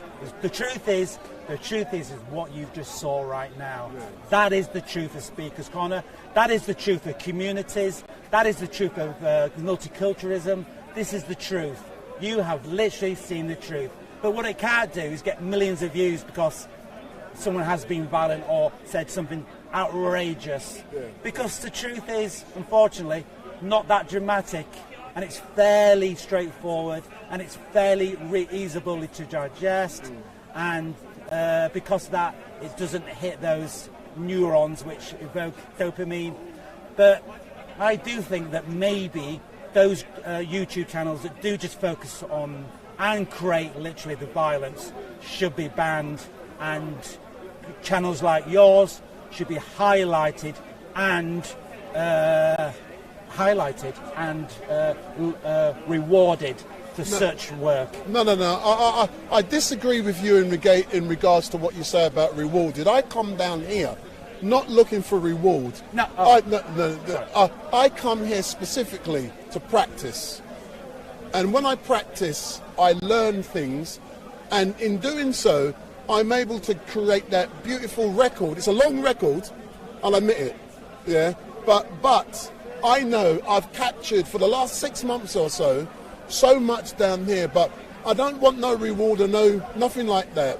I get the pleasure out of being able to come down here and capture the truth about what goes on down here. Even though some of the things I don't like what I see in here, I have to capture it, but I'm capturing it in detail. Yeah. I'm not capturing it in clips. Yeah.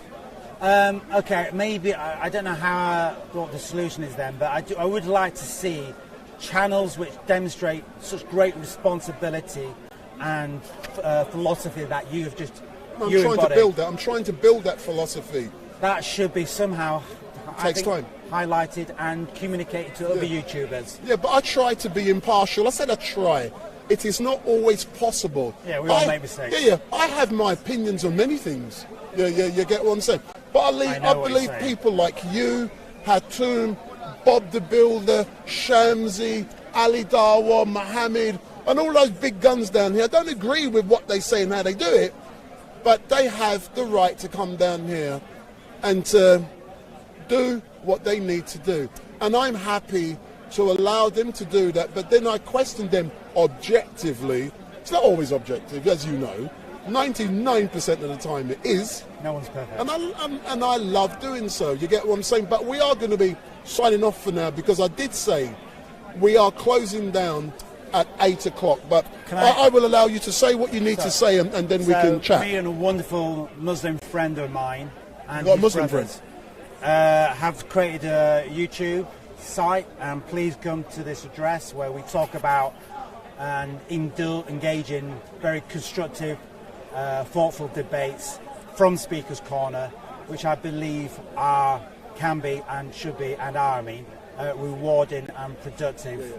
So, and also because I'm agnostic and my fellow friend is a Muslim, so you get to hear these different opinions. But having a different opinions is important, as long as we can demonstrate and conduct ourselves in a way which is reasoned and thoughtful and compassionate, which is exactly on our channel, which is what we're going to promote and try to grow as well. Yeah. So if you tell the people watching now the name of the channel and how they can find it. It's bigquestions.com, and from there you should be able to find our YouTube channels. And there's a thing code that you can take a screenshot from in the internet world. And from your screenshot you'll be able to go directly to there, so you don't even have to use your fingers to type, which is always wonderful.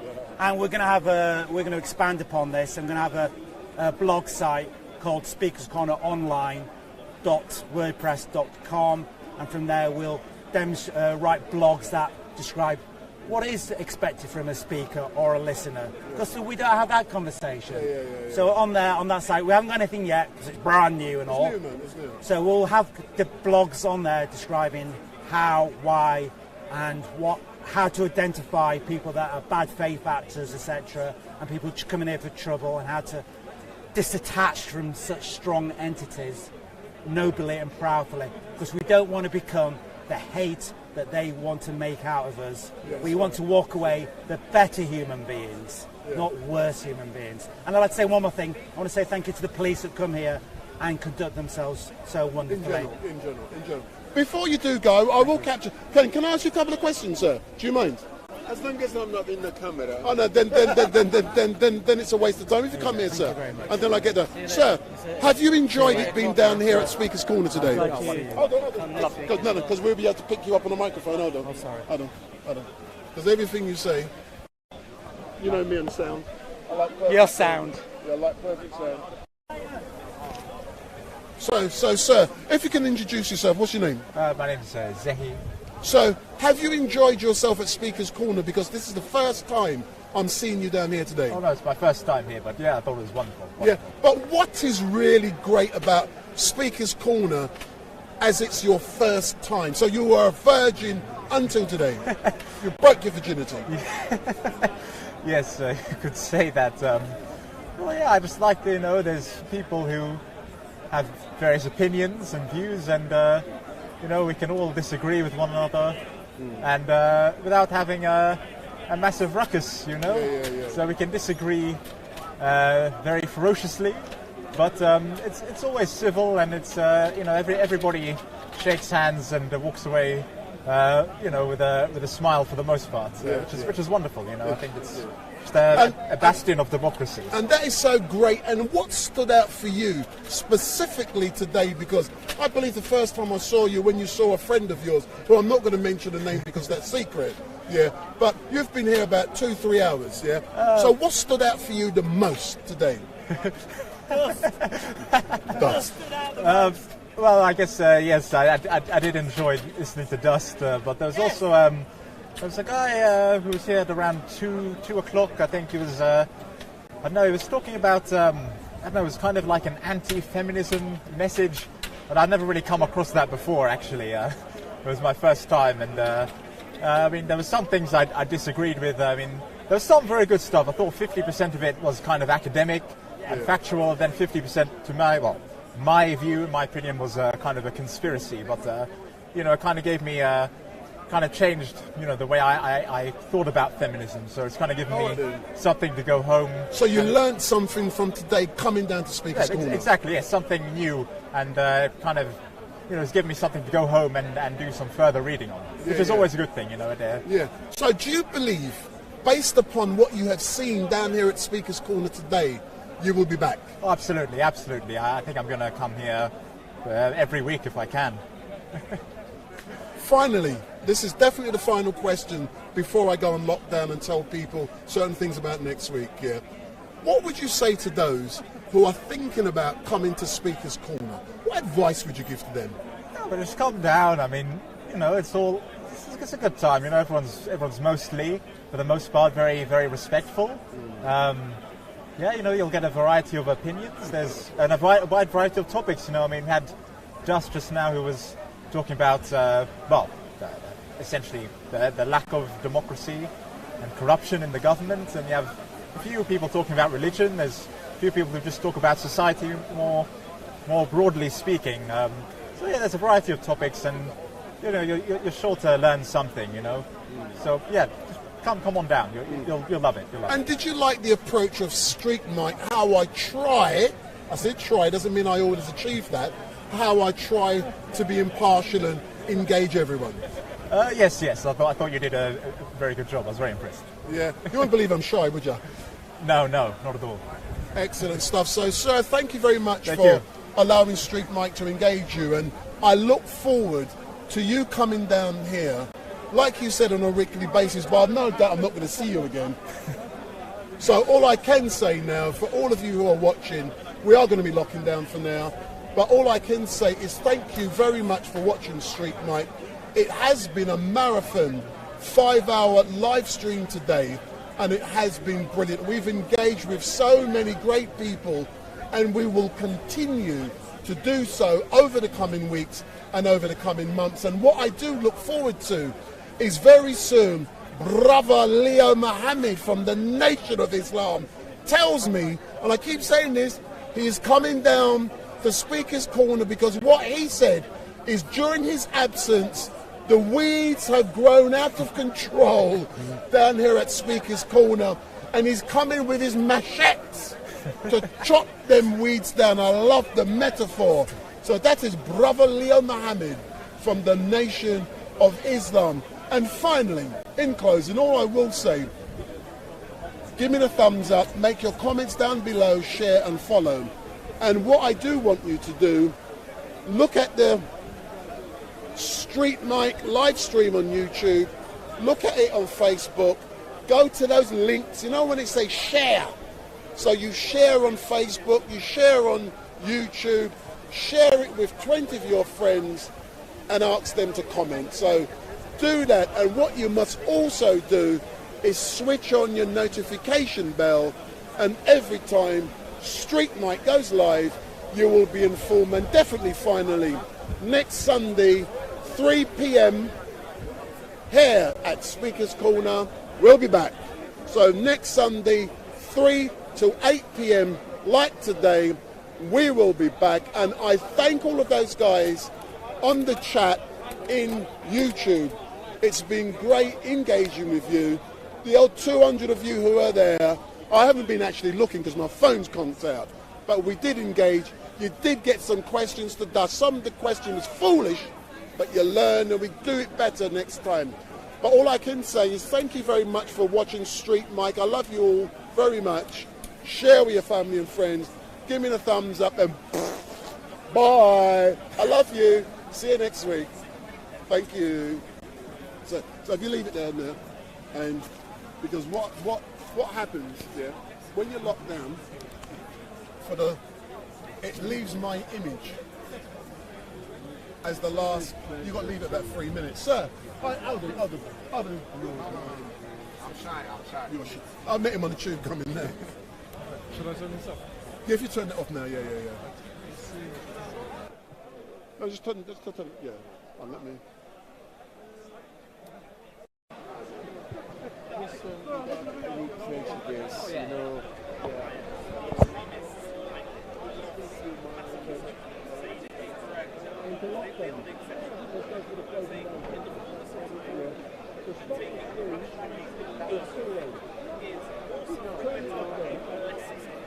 So press the stop button. So press again, the red one, the record button.